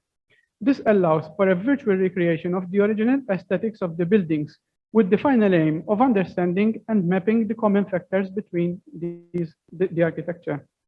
Unveiling the earlier manifestations of the palaces through such reconstructions can then lead to research focused on the auberges, communicated the values and ideals of the language each represented through architecture. On a smaller scale, though still relevant, I would like to present for the first time some recent developments from the research being carried out with Heritage Malta on the facade of the Grand Master's Palace. Over the past year, various researchers had mentioned the possibility of attempting a reconstruction of the early aesthetics of the facade. This was, however, not possible since several elements were still unclear. Over the past months, however, new archaeological discoveries on the internal facades of the palace have allowed for a digital reconstruction of the facade aesthetically in the earlier stages. So this is how the facade must have looked like when the house was actually owned by Eustachio del Monte in 1569. And this is how the house ended up being owned by Grand Master del Monte when actually it became the magisterial palace. The plot adjacent was eventually bought by Del Monte before dying, and it was the plot was originally owned by Bosio, Giannotto Bosio, and that property was eventually incorporated together with the auberge, the first auberge of Italy, to make the original core of the palace by Grand Master Lacassiere. Originally built as the residence of Del Monte and his family members, the first building displayed the political power with which the family was originally endowed. The building, however, manifested more than the power of a single family. It ultimately showcased the power, glory, and prestige of the order itself. This palace is also reflective of architectural patronage of main thoroughfares. It was the center of a cluster of exclusive aristocratic residences, contrasting with the more sober facades at the periphery.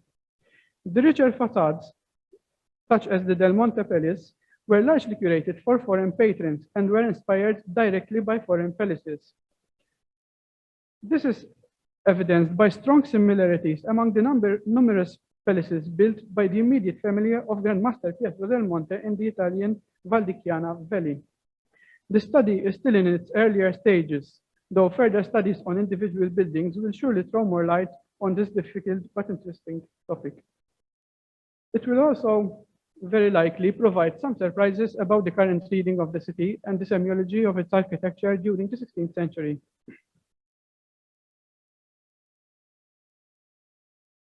In conclusion, the 17th century seems to have brought about a need for change. Valletta started to evidence overlaps between the social spheres in the city, which reflected a more widespread development of certain architectural typologies. In tandem, Grand Master de Paul and later Wignacourt and Lascaris started a series of urban projects. These included the construction of a new market, a new abattoir, and the transformation of the waterfront overlooking the Grand Harbour. This shift into an increasingly commercial city is also reflected in two of the auberges. The rebuilding of much of the Auberge de Provence to include shop fronts, as well as the likely piercing of facade of the Auberge d'Auvergne for the same purchase, is representative of what is happening in the city at the time. It is, however, still not clear whether these changes are driven solely by the location of certain auberges on the main street, or if the city or also by the simple opportunity for financial income. What is certain is that this transformation brought a new perspective on the use of the urban palaces across the city. A working hypothesis is that without a strong and stable economy, the order had less political influence abroad, and thus the knights were doing their utmost to invest in the efficacy of the city at this time. As such, today I have tried to explore how through architecture, the order communicated values, and ideals which were central to the formation of its new identity as a diplomatic network in the major European courts. Architecture was not only utilized to reflect their political vision, but also represented the fast-changing nature of politics in the 16th and early 17th century. Primarily built for war, the city was effectively transformed into a diplomatic tool, showcasing the order's possibilities. It was therefore to be expected that Valletta would develop into a unique Baroque city, since the urban scenography of the Baroque age was perfectly aligned to the diplomatic functions of the order. Thank you.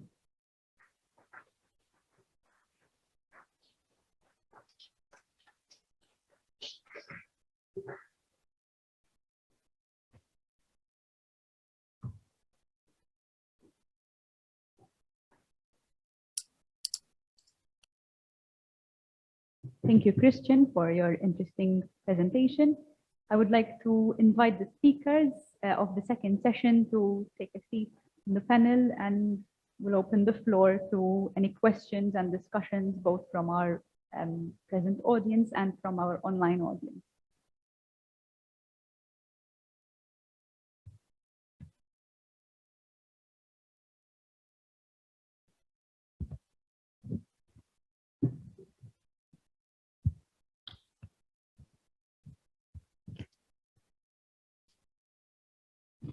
I have a comment about and then on Dr. Gullo's intervention from Josephine Elizabeth Burden.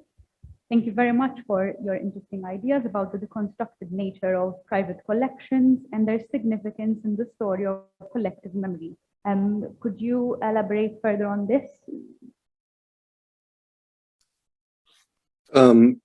Yes, it's something which I have been encountering more frequently as our organization has been moving away from what one would call traditional digitization projects, focusing on large national collections, and instead focusing on smaller collections, both in Malta and in Europe. And I have been particularly interested in how these larger national collections and public institutions begin acquiring them as part of a movement of national identity in the 19th century. What strikes me about these collections is that in most instances, they are developed out of personal or family interest. And so the family and the personal becomes part of the national. And because of this, we see a kind of a collective agency being accumulated over time. What I found most striking is the desire, particularly as people get older, as they look back upon the legacy of their collections, to see it as something which is meant for the public, and not simply as something that is designed for their own personal use. And I'm hoping that over time we can get greater access to these collections to enjoy them, but also to reconstruct the dispersal of the archives across Europe and in Malta. Thanks for that, Dr. Vella. I have a question of my own. I'm interested and curious to know if private collectors actually come forward themselves with their collections for you to digitize and work on, or do you have to kind of chase collectors? We don't really go out and, from the standpoint of our work of the center, we don't really go out and actively hunt down private collectors. That might be a bit rude, but we are completely open to it. What we try to do is encourage people who may not be willing to part with their collections to follow the model of the de Bureau, which I think has set a precedent to create access to a family repository while at the same time making it accessible to the public. And those who do approach us, we end up having to work very closely with them to assuage their concerns about privacy and access. And I think this is, in a sense, the most difficult thing to do when contacting private collectors who may not be willing to donate to a national or state archive or library. Because there is private information in those collections. And it's one of the reasons why our organization has a tendency to limit digitization up through the very early 19th century to somewhat avoid any lingering questions over privacy from grandparents or great-grandparents. Thank you very much. Thank you. I have a question for Christian Mifsud. How much was the urban planning of Valletta influenced by the lack of another major Turkish attack? And weren't the internal buildings set out in Laparelli's original plan? The fact that a new attack never happened, that helped a lot and gave time for the city to develop.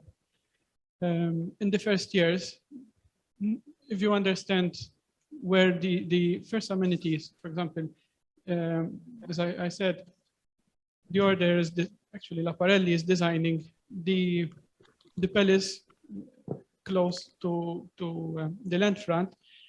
That is a clear indication for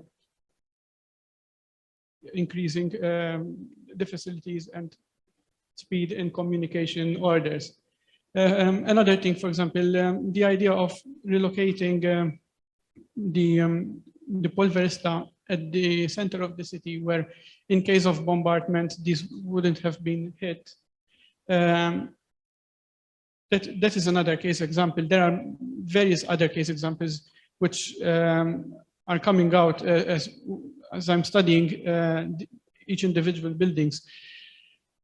What happened, however, is with the departure of Laparelli, who was the person behind the design and practically had all the theory in his mind and was implementing the design.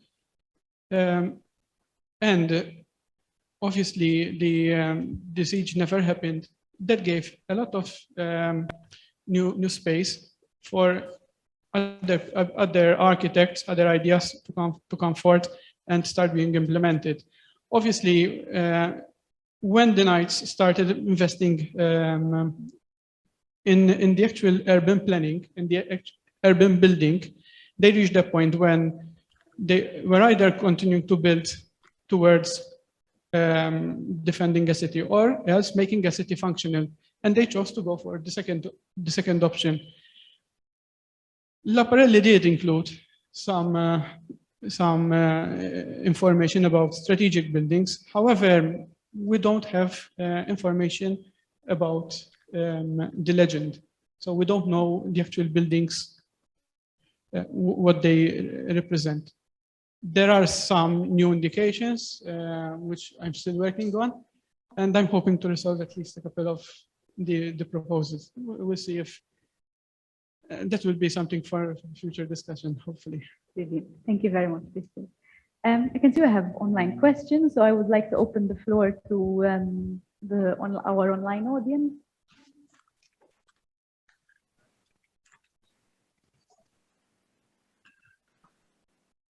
It's Stephen Gaff from Sydney, Australia. I'd like to direct my question towards Daniel Gullo. Daniel, from my point of view, it seems that, especially when it comes to the Order of Malta, that many Maltese who have relocated to the United States, to Canada, to Australia, and New Zealand, and so on, that often the motivation for producing private collections has been in the establishment of headquarters of the Order of Malta, branches, if you want, or associations. And so the collections are actually come from a number of sources, but end up being located mostly in the headquarters locally of the Order of Malta. And the artifacts themselves then come from an enormous pool of archival material, for example, that has slowly migrated away with individual people, paintings, furniture, all those sort of things that have originally originated in Malta, but have, or perhaps other places of the order, from Rome, perhaps from Via Condotti, and so on, but have actually gravitated with certain people to go to a specific Order of Malta location. Is this your experience as well in the United States? Is this the experience in Washington, D.C., for example? Of the three major associations of the order in the United States, I'm unaware that any of them have a substantial collection of rare materials. It does not seem to have been accumulated within the headquarters of the three associations. I do know, however, that several members of the order in the United States do collect these things on their own. But in many instances, they either are passed down into the family or are given to other institutions. For example, there's a collection at Stanford, a small map collection, and there's some donations that are made to my organization in Minnesota at the Malta Studies Center. But I'm unaware of what has been collected in most of these private collections in the United States. I am, however, very interested if there are substantial collections of these types of miscellaneous documents that have been acquired through auction or through families that have been gathered in, let's say, Australia or Canada, that are held. These would be of valuable importance, as you can see through my presentation, because even a handful of documents, there's only about 65 or 70 manuscripts in the Saliba collection. I spoke about 3, and those 3 documents alone chart a magnificent story, not only of an individual knight, but of the history of the order, both from its stay in Malta prior to the expulsion, but also the reconstitution of the order after 1798, which is really truly the subject of the research of Dr. Valeria Venecio, who has made use of these documents as part of her dissertation and her recent publications. So to answer your question, no, I'm not aware of this in the United States, but I am interested to hear about the wealth of the collections outside.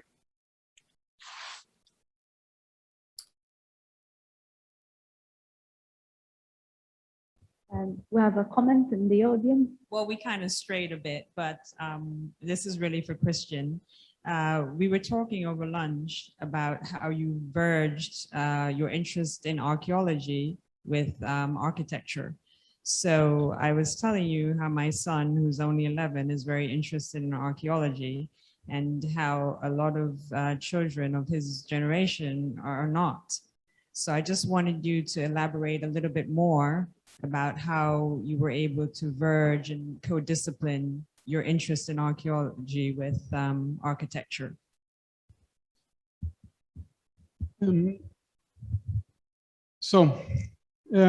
After I graduated in archaeology, I used to work as self-employed for some time.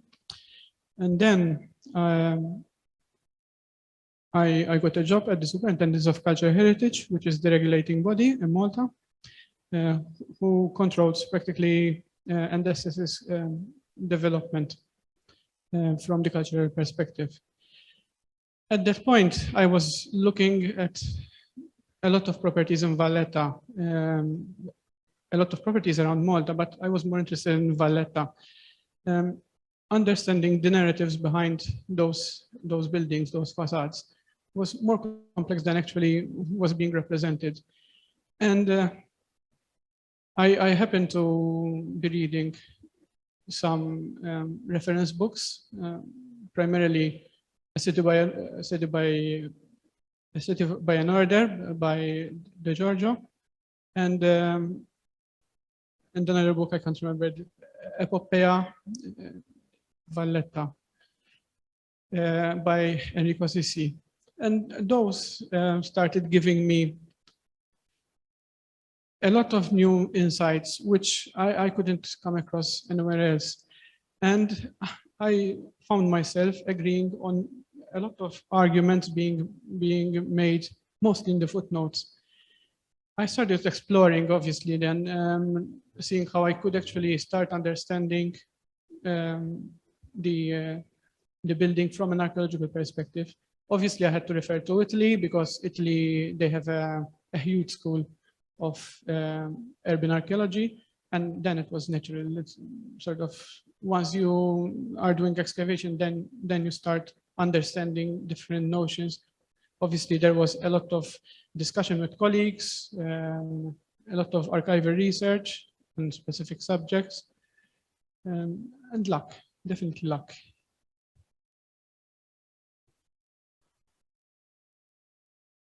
Thanks. Yeah.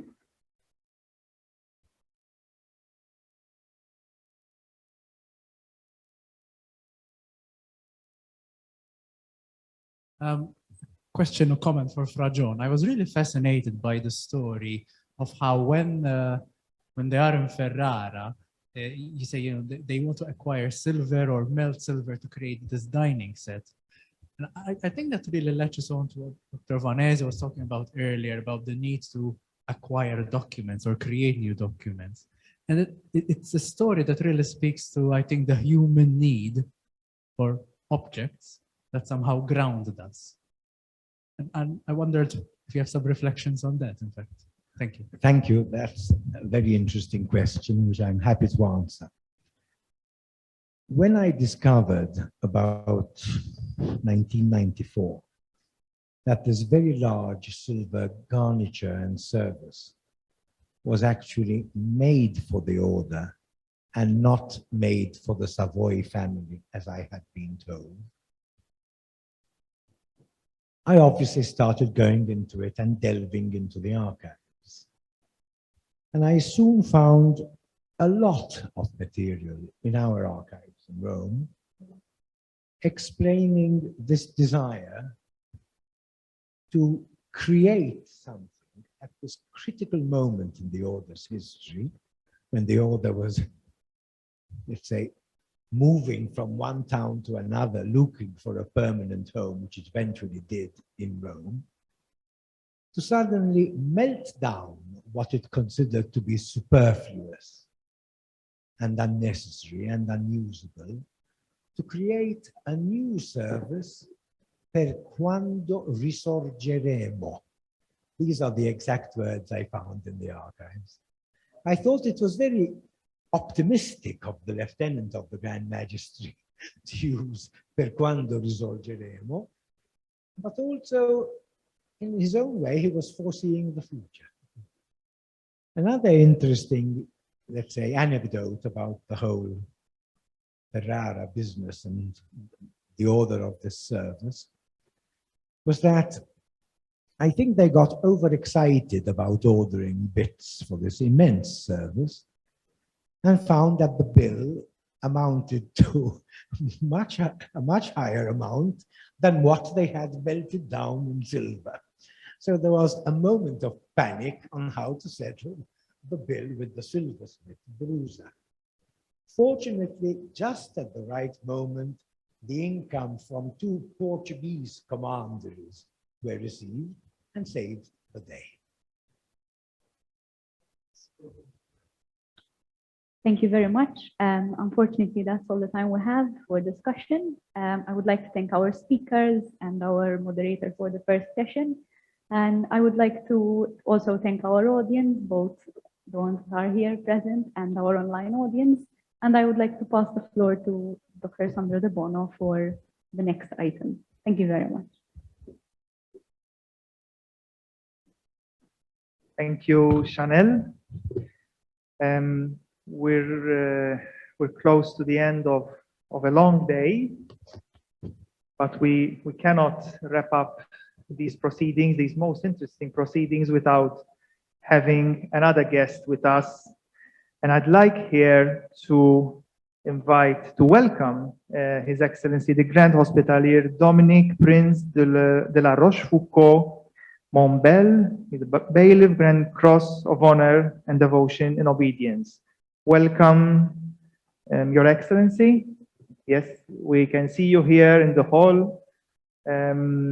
It's a pleasure to have you with us. I'll be asking a couple of questions, perhaps also on behalf of the audience, of our audience, of those who are with us today, who have been with us throughout the day. And I'd like to start by asking you to tell us a little bit more on yourself. about yourself, how you joined the order, your career within the Order of St. John. Well, first, I want to thank you very much for inviting me, and please convey to President Vella my thoughts and thanking him for also allowing this session to occur. It's very difficult to speak about oneself, as you all know, and so I saw that I have some confrères who are also online, and so I hope I won't be saying too many mistakes. Well, I joined the order rather late, I would say. I was 38 when I decided to get more involved with helping people.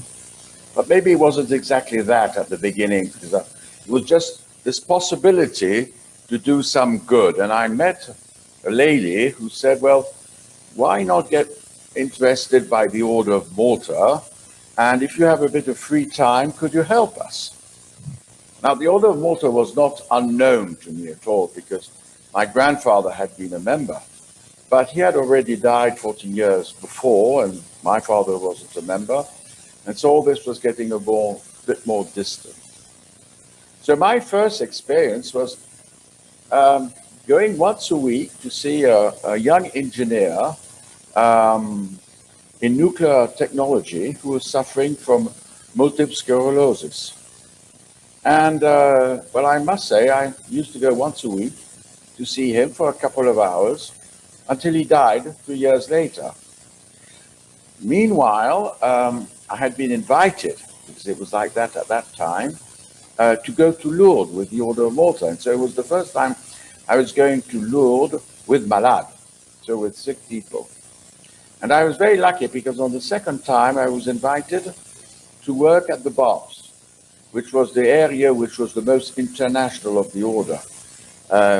Everybody having its own wards for the sick. So it was less easier to meet other volunteers or members of the order. But the baths were something quite extraordinary, and I was very lucky to have worked in the baths for over 15 years, even in the children's ward, so it was something quite extraordinary. And maybe that international side of the order was a sort of a bell. So 4 years later, I became a member of the order. And then, well, I don't know how it worked, but I was chosen to be member of the French Association's board as a councillor. Then president of the French Association when I was 50, which was very young, because the previous president was 44 years older than I was. So you can imagine it was a bit of a shock. But nevertheless, I continued, even being president, to, well, to, let's say, support some new ideas, new projects. And I must say, all three that I started are still running. One was to organize so that a boat on the Seine River could shelter 50 homeless every day of the year. Hot meal in the evening, good bedding, and breakfast next day.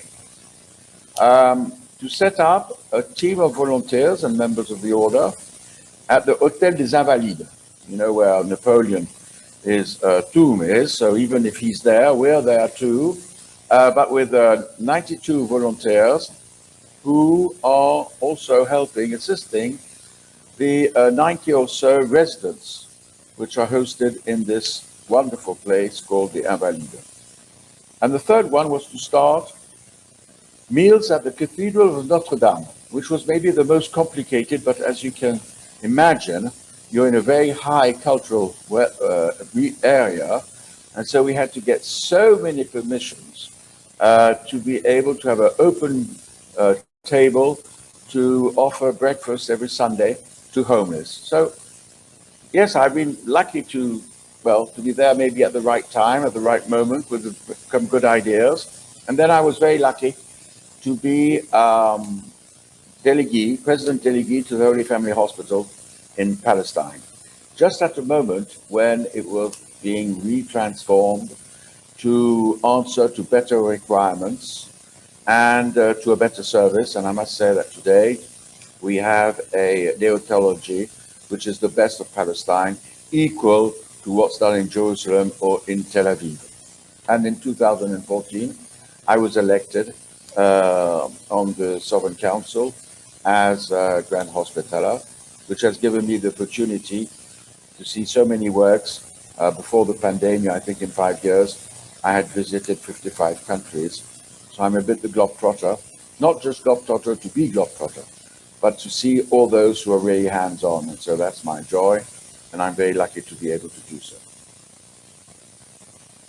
So amongst the 55 countries, if I got the number right, that you have visited, sure you've been to Malta, and that's the cue to my next question.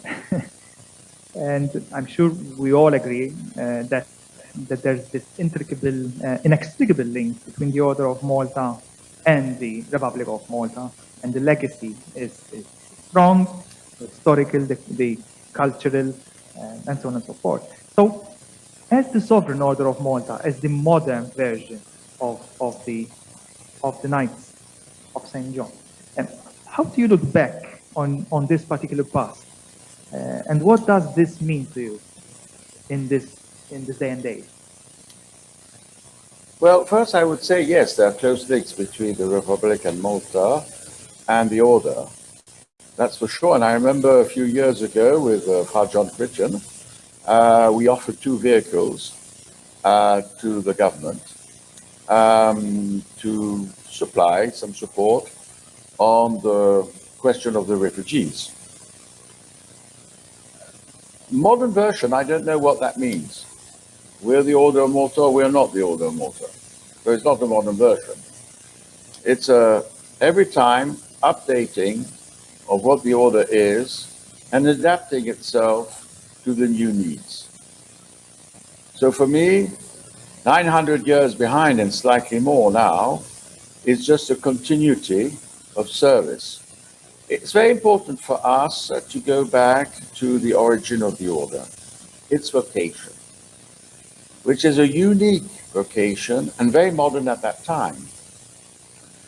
How you could be a monk or a religious having another service than praying. And that was something really very modern. It was only adapted by other congregations much later. But we were within some of the first, with another congregation called, or institution I would say, called the Prémontrés, who had this idea of service. And if most of the religious orders at that time were contemplative, we were there with our hands.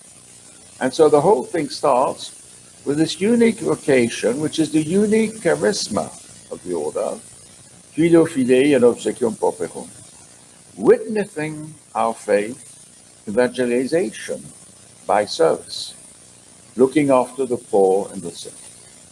So of course, the order, and I would say that maybe thanks to the blessing of our founder, Blessed Gerard, the most extraordinary miracle of the order is that we're still doing the same thing 900 years after.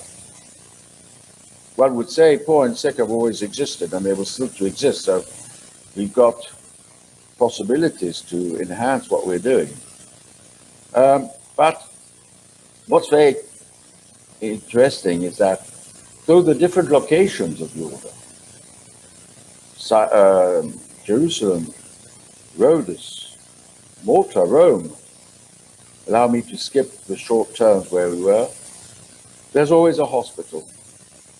It's the hospital of Le Muristan in Jerusalem, just next door to the Church of St. John the Baptist, which is a Greek Orthodox church today. But the ruins are there, the rooms are there, the halls are there, the arches are there.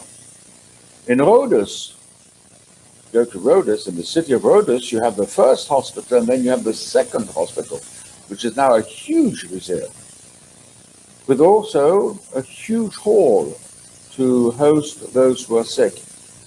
And then, of course, the Sacra Infermeria, of Malta, which is a fantastic building. And I'm very happy to see that it's very often used. And it's a beautiful building too. And I think this is also the heritage of the order in Malta. And in Rome, of course, there's the hospital, which is called also the St. John the Baptist Hospital. But with the development, I would say, the development has been ongoing. Pilgrims First in Jerusalem, a real hospital already, or some regulations already set up in Rhodes. And in Malta, we have just issued a copy of the Regolamento della Sacra Infermeria di Malta, which was issued in 1725. It's astonishing to see how modern it is today, with some acts, medical acts, which are still done today. So, yeah, the order has always stayed faithful to its vocation, but has been able to adapt it, even if times were sometimes very difficult, and that's also a miracle. The order should have disappeared so many times, but still is very strong and present doing his vocation as service to the poor and to the sick. Before opening the floor for questions, I'm sure that Professor Kutijis, for example, who has been talking this morning about the medical legacy, the medical history and the medical context of the Order of St. John, I'd like to pick up on something that the local press has shared in the run-up to this event, to this symposium. In fact, you were described as the equivalent of the Minister for Health, in a way, of the Order of St. John. How much do you empathize with this definition that the local press has picked up for you? Well, if I was to give my full title as Grand Hospitaller, I'm Minister of Health, of Social Affairs, and International Cooperation. It's very modern to have very long titles. But I think it's part of my job, yes. You must imagine what the order is today. The order today, having started a few nights together, is now a huge group, an institution present in 120 countries, with 30,500 members, 42,000 employees, and 80,000 regular volunteers. And keeping, of course, the core of the order, a religious order, with the members who are religious, professed in the order, and who are, with all the others around them, serving the order. Now, it is true, cooperation for us is very important. Why? Because being so active on so many fields, we have now a certain know-how, a certain expertise, and we can share this expertise. And that we have gone now overseas, in Africa, in South America, in Far East, where we develop our activities. And our activities can be neighborhood activities, volunteer activities, but also getting to the medical system or social system by delegation of public service. It's running hundreds of homes for elder people. It's daycare homes for elder. It's daycare homes for children. It's hospitals. Nearly 15,000 babies are born within the walls of the Order of Malta hospitals. And so I could carry on without mentioning all the service of first aid, which are now, well, quite a number. You must know that since 1954, the Order has always provided first aid services for all the Youth Day international days. I was in Panama 2 years ago. In 23, we'll be in Portugal. So this presence of the Order as a Catholic institution is one of the expressions also of the Catholic Church. And this expression is not only on the field, serving the poor, serving the sick, but it is also a voice of the Catholic Church. And so that we can be being present, thanks to the international network, thanks to the sovereignty which is tied to the order, not necessarily to the land or a possession. It's tied to the order itself since Rhodes. Well, we can have a voice on, let's say, a public voice on matters that concern the church, matters of children, matters of abuse, matters of human trafficking, matters of migration and refugees. So, yes, today the order is a voice. Today, thanks to this high expertise, you were speaking about Malta, the Sacria Infermeria. There were two chairs, dissection and ophthalmology. These were very high qualified capacities. Well, this has gone on. The other day I was invited by the University of Sapienza. The subject was sustainability to healthcare by the Order of Malta. Sustainability was also the idea to make affordable, high quality medical services. And one of the examples that we have is in Dakar, in Senegal, at the hospital of Fan. We run the only regional spine surgery department of Western Africa. So you can see we share all this expertise and we try and offer it to everybody to get out of what we call the extraordinary treatment, to get to the ordinary treatment that everybody can be allowed to receive. Well, we can open the floor for questions. If there are any, if you're happy. Yes, there's one right there at the back. Paul will be getting the mic. Hello. Hello, hello. How are you? Very well, More thank you. than a question. I'm Yeah. here with my 11-year-old son, and you've already touched on some of the topics pertaining to him, but I've been told by a bunch of the esteemed doctors here that he's the most important person in the room because he's the only one representing his generation. And as a matter of fact, he took Dr. Vella's seat before he came back. Very good. I just wanted to ask you what you would have to say to people of his generation, children of his generation, because I feel that they're not very connected to the importance of history. And it's kind of not that important, kind of to the side.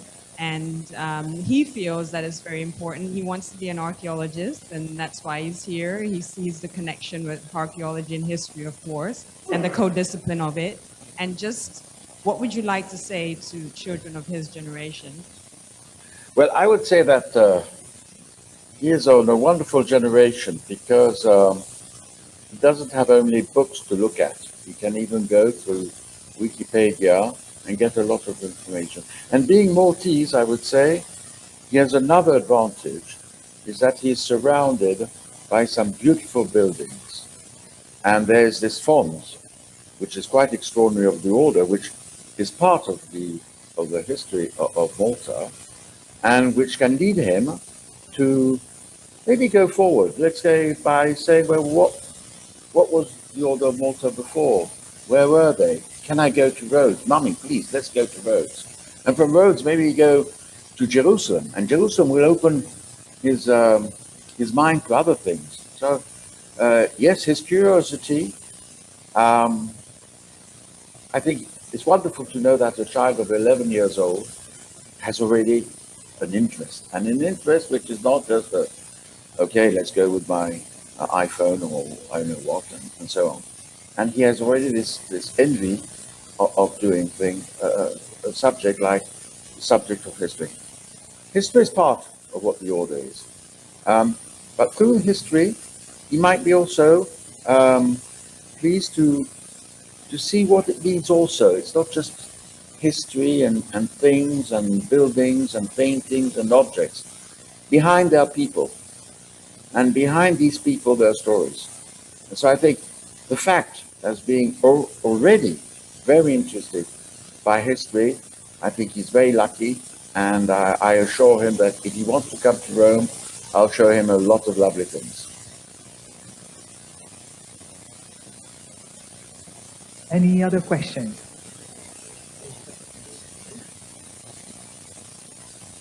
Well, I have one last question for you, Your Excellency. Yes, there's something. Yes, perhaps? Well, I can share my question that was, well, yes, there's someone, yes, there's someone, yes, hi, welcome, yes, please, can you ask your question? Confrere Dominique, Stephen Gadd from Sydney, Australia. Yep. What surprises me most about the order, especially from somebody like me, who's been in Malta, has grown up there, has, been to university in Malta, and then subsequently migrated somewhere else. To find the Order of Malta is so widespread all over the world. That's, to me, for example, the view that you get in Latin America of the order is vastly different to what you get in Europe. And in Asia, it's very much the same. How countries that in Malta would not even be seen as countries that they know about very much at all. Korea and Vietnam, Singapore, but even countries that are, for example, predominantly Muslim, for example, like Indonesia, the biggest Muslim country in the world. And yet there are more Catholics in Indonesia than there are in Italy, for example. You get this different perspective of what the order can do and how what looks like great works in one place are seen as relatively minor in those places. And yet you suddenly find new ways of doing things, coats for the homeless, bushfires in Australia, tsunamis in Banda Aceh, these hugely expensive, produced by Siamal, for example, with the lepers in Cambodia, or for example the disasters of Banda Aceh, when Maltese International suddenly comes in, and we put, the local organization put $14 million, which is about 8 or 9 million euros, into one project. To me, it is absolutely fascinating how a religious order, and this is what we must never forget, that we're not different to Dominicans or Augustinians in some ways, but then where, as you so elegantly put it, that we are the hands of these people. We are the hands of the Catholic Church, but we also bring enormous kudos to Malta itself as a country, not only to our order. Everybody recognizes Malta in a place like Asia, where it's sad. It's funny and it's sad at the same time that what they're calling Malta often is what they see on their own streets, which is the Order of Malta doing all these good works for their own countries. And as in terms of our aid, we're completely non-denominational. Can I get your impression of this? Because I know that you're one of the great travelers to all these countries, and you get to see the beauty of the Order of Malta and the way it operates across the world. So that everything else that's been looked at today, the architecture, the artifacts of the order, the way we operate, to me, all gets bound together by this organization that's A, 900 years old, B, is a religious order, and 3, is one of the great non-NGO, because I don't want to be seen ever as being an NGO on its own, but nevertheless, we produce this enormous amount of Christian, Catholic aid to whoever needs it. Well, Stefan, it was a long presentation, but I think you did say quite a number of good things, because you resumed the situation of the Order of Malta, which is quite complicated. It's complicated because we have a name which just reminds of a fantastic, glorious period of the order. And if we were to use our proper name, which is Sovereign Hospitaller Military Order of St. John of Jerusalem of Rhodes and Malta, well, it would be far too long and nobody will be listening at the end. The fact is, I think this is typical of a Catholic order. We're not there to fill up headlines. We're there to look after the forgotten ones. We're there to set up some services. Now they're all, of course, different. They can be a small, local, neighborhood service. It can be something much more professional on the medical side or on the social side. But that's not the essential. The essential is that how it is done. How it is done. We are, let's say, we're putting our prayers to the tip of our fingers, like pilgrims put their prayers in their feet. We have our prayers in, our evangelization is hands-on. And so that's the way we try and do our service, by taking everybody entirely. The homeless is not only what you said, a coat. It's also spending time with him. It's trying to understand his situation, trying to provide something. I've noticed by traveling that often a small project starts by a meal or some food.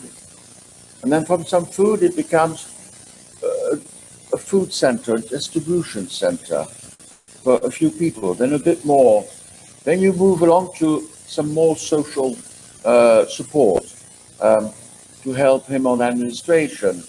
Then maybe on healthcare. And then slowly, well, you can move up to a daycare center where people can come and be sheltered, be welcome, have some warmth, and also a cup of tea. So that's how it moves. And then something can happen. It can get another dimension. But we're not looking for the dimension. It just comes up with a goodwill. And I think that's one thing which is mostly important. It's the goodwill of the members and the goodwill of the volunteers. It's people who want to look after other people. And that's how it starts. I was lately in Ukraine. Ukraine was a communist country till 30 years ago. A group started up there of volunteers. And, well, they opened this year their first home for elder people for 28 residents. And the Archbishop was there. And I was walking in the corridor of this building which had been refurnished, and I walked along a glass wall. I said, that's rather bizarre. And what was behind the glass window, or let's say the glass wall, which was a huge window, well, it was the chapel. So the chapel could be seen from outside and inside. And we offered an icon of Our Lady of Phileremos, where we could see it from the corridor. So that's a bit the spirit of the order. No matter what you do, and this is something I used to tell the children, when you see a poor guy on the street, the question is not to give him money, is at least that he has a bit of respect, that you don't need to go on the other side of the street. Just say hello, not too close, be careful of course, but just say hello, so at least he exists. So just little things like that. And I think that is the way how the Order of Malta today is keeping up its vocation by serving. And we can do that in every country of the world. Poverty is the same. You were speaking about Siomal in Cambodia, but the French Association has been for 35 years in Vietnam, 15 years in Laos, doing the same thing, looking after people who are totally excluded from society. And I remember in Egypt, it was the same thing. Parents who were lepers, well, the children were excluded. So there, the Italian Association was supporting a school so that these children who were not ill were not excluded from schooling. Thank you for that change across continents. So we're having so many things, faith and discussions with people in Asia, Germany, yourself, Your Excellency. And so I only have one last question for you. And that is, in a way is informed by a story that His Excellency Bailiff John Chrétien has shared this afternoon about this dinner that had, I mean, that was actually commissioned by Grandmaster Tomasi, correct me if I'm wrong. And yes, perhaps you would like to share the story. I'd just like to say it was commissioned by Fra Antonio Busca, who was Lieutenant of the Grand Magistracy at the time in Ferrara. And there's this story that in the archives, there's this note that this is, I mean, it's actually been commissioned. It's a fascinating story. I found pages and pages of correspondence between an anxious lieutenant in Milan. Busca came from Milan and was actually living in Milan himself, and his vice-chancellor, who was Amabile Vella, the last Maltese professed before me, about 220 years ago, who was still in Sicily. And they were discussing the goings-on of the move from Sicily to Ferrara. Anyway, Tomasi eventually decided, as I said earlier, that he had to order, I beg your pardon, no, you put me on the wrong part. My apologies. Busca decided it was time to order a new service, Per quando risorgeremo. And someone in the order said, we may be criticized for ordering such a large silver service and garniture, whereas we are a religious order and so on. And Lieutenant Busca said, lasciamo ai francescani di fare I francescani. And in fact, I wanted to pick up on this most curious entry in the archives, right? Quando risorgeremo. So there's this interest in the future, even at such a critical time. And he was right. And he was right. In fact, my question to Your Excellency would be, what futures, in the plural, for the Order of St. John, for the Sovereign Order of Malta? Well, I want to thank Fra John, that I appreciate a lot, and we have a very good friendship between each other, for reminding that story. And we had already been criticized when we used silver in our hospitals. But it was not for richness, it was for aseptic reasons. So we became far better for those who were ill. As long as there'll be poverty, there'll be work for the order. So, on my behalf, I think there's no problem for us. As long there will be a strong Christian feeling to look after your neighbor, there will be service for the order. And this service will have also a fantastic background through its history by the artifacts which you were reminding. I've just been contacted by an artifact which is just a piece of wood. It's a panel. And on that panel, it happens to be an ancestor, well, at least a member of my family, I know exactly who he is, who was a bailiff in 1692. And it's just a panel on which there's his coat of arms, with the crest of the order, and the 8-pointed cross behind. So there we are. We are not just popping up from nowhere. We have 900 years of presence in the world, silent presence, praying presence, and serving the poor and the sick. And so as long as we are on this field, I think it's very safe for the order.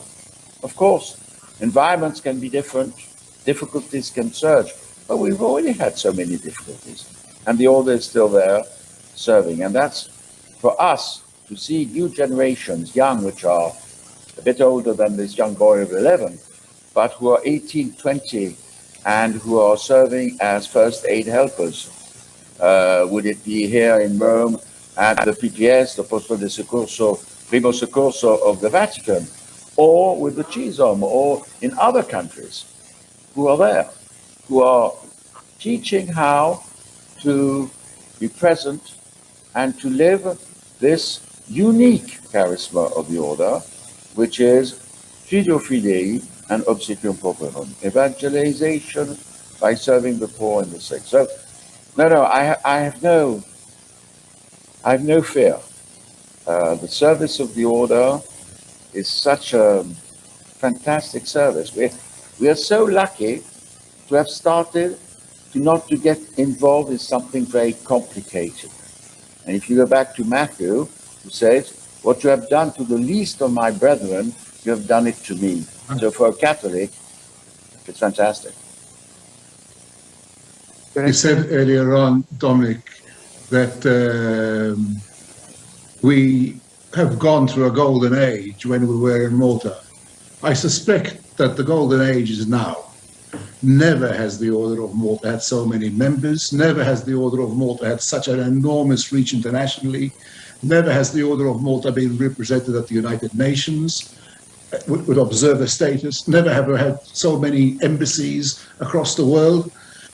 And on top of all of this, the amount of work that's being done now is vastly different to what was done in Malta or in Rhodes or in Jerusalem. And now there's a new phenomenon that's coming in that the church is finding progressively that there are a lot less vocations for nuns, for monks, for priests. And so in countries like Australia, we are now seeing a handing over of a lot of these Franciscans, Dominicans, Augustinians, whatever, Benedictines. Those orders are suddenly being taken over by the couple of lay religious orders, like the Order of Malta. Sure, we have professed knights, but the vast majority of the membership now, both those in obedience and those not in obedience, to me, the church is finding more and more excuses for handing over more aged care facilities, more child facilities. Everything that the church is involved with in Australia nowadays is slowly progressing. I can take a good example of Malta, for example, the Dominican Sisters of Malta, who are actually a Gosseton order from Arp in Gozo. They are slowly coming back to Malta. It looks like their facilities will probably end up with the Order of Malta now, not with Malta itself. I think what's quite extraordinary is that the order has this capacity of adaptation. Of course, the church, there's ups and downs and moments which are more difficult than others. And vocations are complicated to set up today. The world is a very difficult world for somebody who wants to stand up with a strong Catholic vocation. But we're on the field of suffering. And on the field of suffering, to be excluded either by age, by illness, by poverty, by ethnic reasons, you have people who are suffering. And we are trying to answer best to the sufferers. We are adapting ourselves, like we adapted ourselves in Jerusalem, where we were greeting first pilgrims, and then protecting the pilgrims, and then getting involved with other military consequences. In Rhodes, we were also on the periphery of Christianhood. In Malta, it was exactly the same thing. But we left also at Malta a cultural heritage. I was following a bit the meeting just before, which is fantastic. I'm so happy for the island that there's this heritage, because it's also a way to economically give resources to the country and to the people of Malta. And today, well, we continue a bit differently. We were present through the First World War, Second World War. We had our trains in Russia during the Second World War. We had our boat, Santa Margherita, between Rhodes and the Bosphorus. So, yes, we adapt ourselves, but because suffering is maybe the most shared unhappiness in the world. And we're there to try and make sure that people suffer less. Your Excellency, thank you for being with us. It's been an enjoyable conversation. I thank you also on behalf of those who have asked questions and also commented in the chat. Thank you. and it's been a pleasure having you with us. Thank you very much to all. Thank you all. Thank you. And goodbye. We're now at the end of our day, our long day. Before inviting His Excellency Professor Buttigieg to deliver the concluding speech of the day, I'd like to thank all those who have presented their research today, our moderators, our online followers on social media, Zoom, Facebook. We look forward to the next event in this series, hopefully in the coming months, and wishing you a good evening. Professor Buttigieg, over to you. Rather short, so relax. Your Excellency, Dr. Vella, dear confrère, locally and abroad, colleagues, academics, and esteemed guests. Having listened to these masterly presentations portraying aspects of history, qualities of distinction, medical and other philanthropic works, architectural, military and naval prowess, and diplomacy of the Order of St. John, one cannot question the breathtaking history of the Hospitaller Order. Founded at about the mid-11th century and surviving in its legally proven continuation as the Order of Malta, its very survival and existence up to the present century bespeaks both wonder and admiration. Besides the hand of God, this very survival underscores at least two other hallmarks of the order. Firstly, has been the order's gift of the vision to discern the signs of the times with their challenges and the needs of contemporary society. The second was and is the order's capability to adapt and evolve as a response to such discernment. These gifts are not only crucial, but indispensable for an order founded to care and alleviate the sufferings of mankind. The order's survival to the present century cannot be taken lightly in an organization historically laden by the enforced, structured formality of rite, ritual, and above all, tradition. To all this, one must add the fact that the order is one of the Catholic Church, has the Holy Father as its spiritual head, and all members must live within the magisterium of the Church. Yet the order has not only survived, but also thrived. God willing, enlightened by the Holy Spirit, it will evolve further to bring solace and support, empathy and cure to the unfortunate millions outwit the supporting net of social services and government medical care. I have always been struck by the fact that our island has been often central in the history of the order from the 16th century onwards. We have even bequeathed the name of Malta to the order. The appellation of the Order of Malta fills me with pride each time it resounds in my diplomatic duties. And this leads me next to remind the entities on both sides of this precious historical link to continually reevaluate, freshen, and strengthen our mutual recognition diplomatically, socially, philanthropically, and with emphasis, I also add, academically. It is academic consciousness, research, and reflection, such as this laudable symposium, which continually raise the appreciation of our mutual past travails and glories and inspires our potential future trajectories. And both the archives of the Order of Malta and those within our island have much to offer to the assiduous researcher of the past.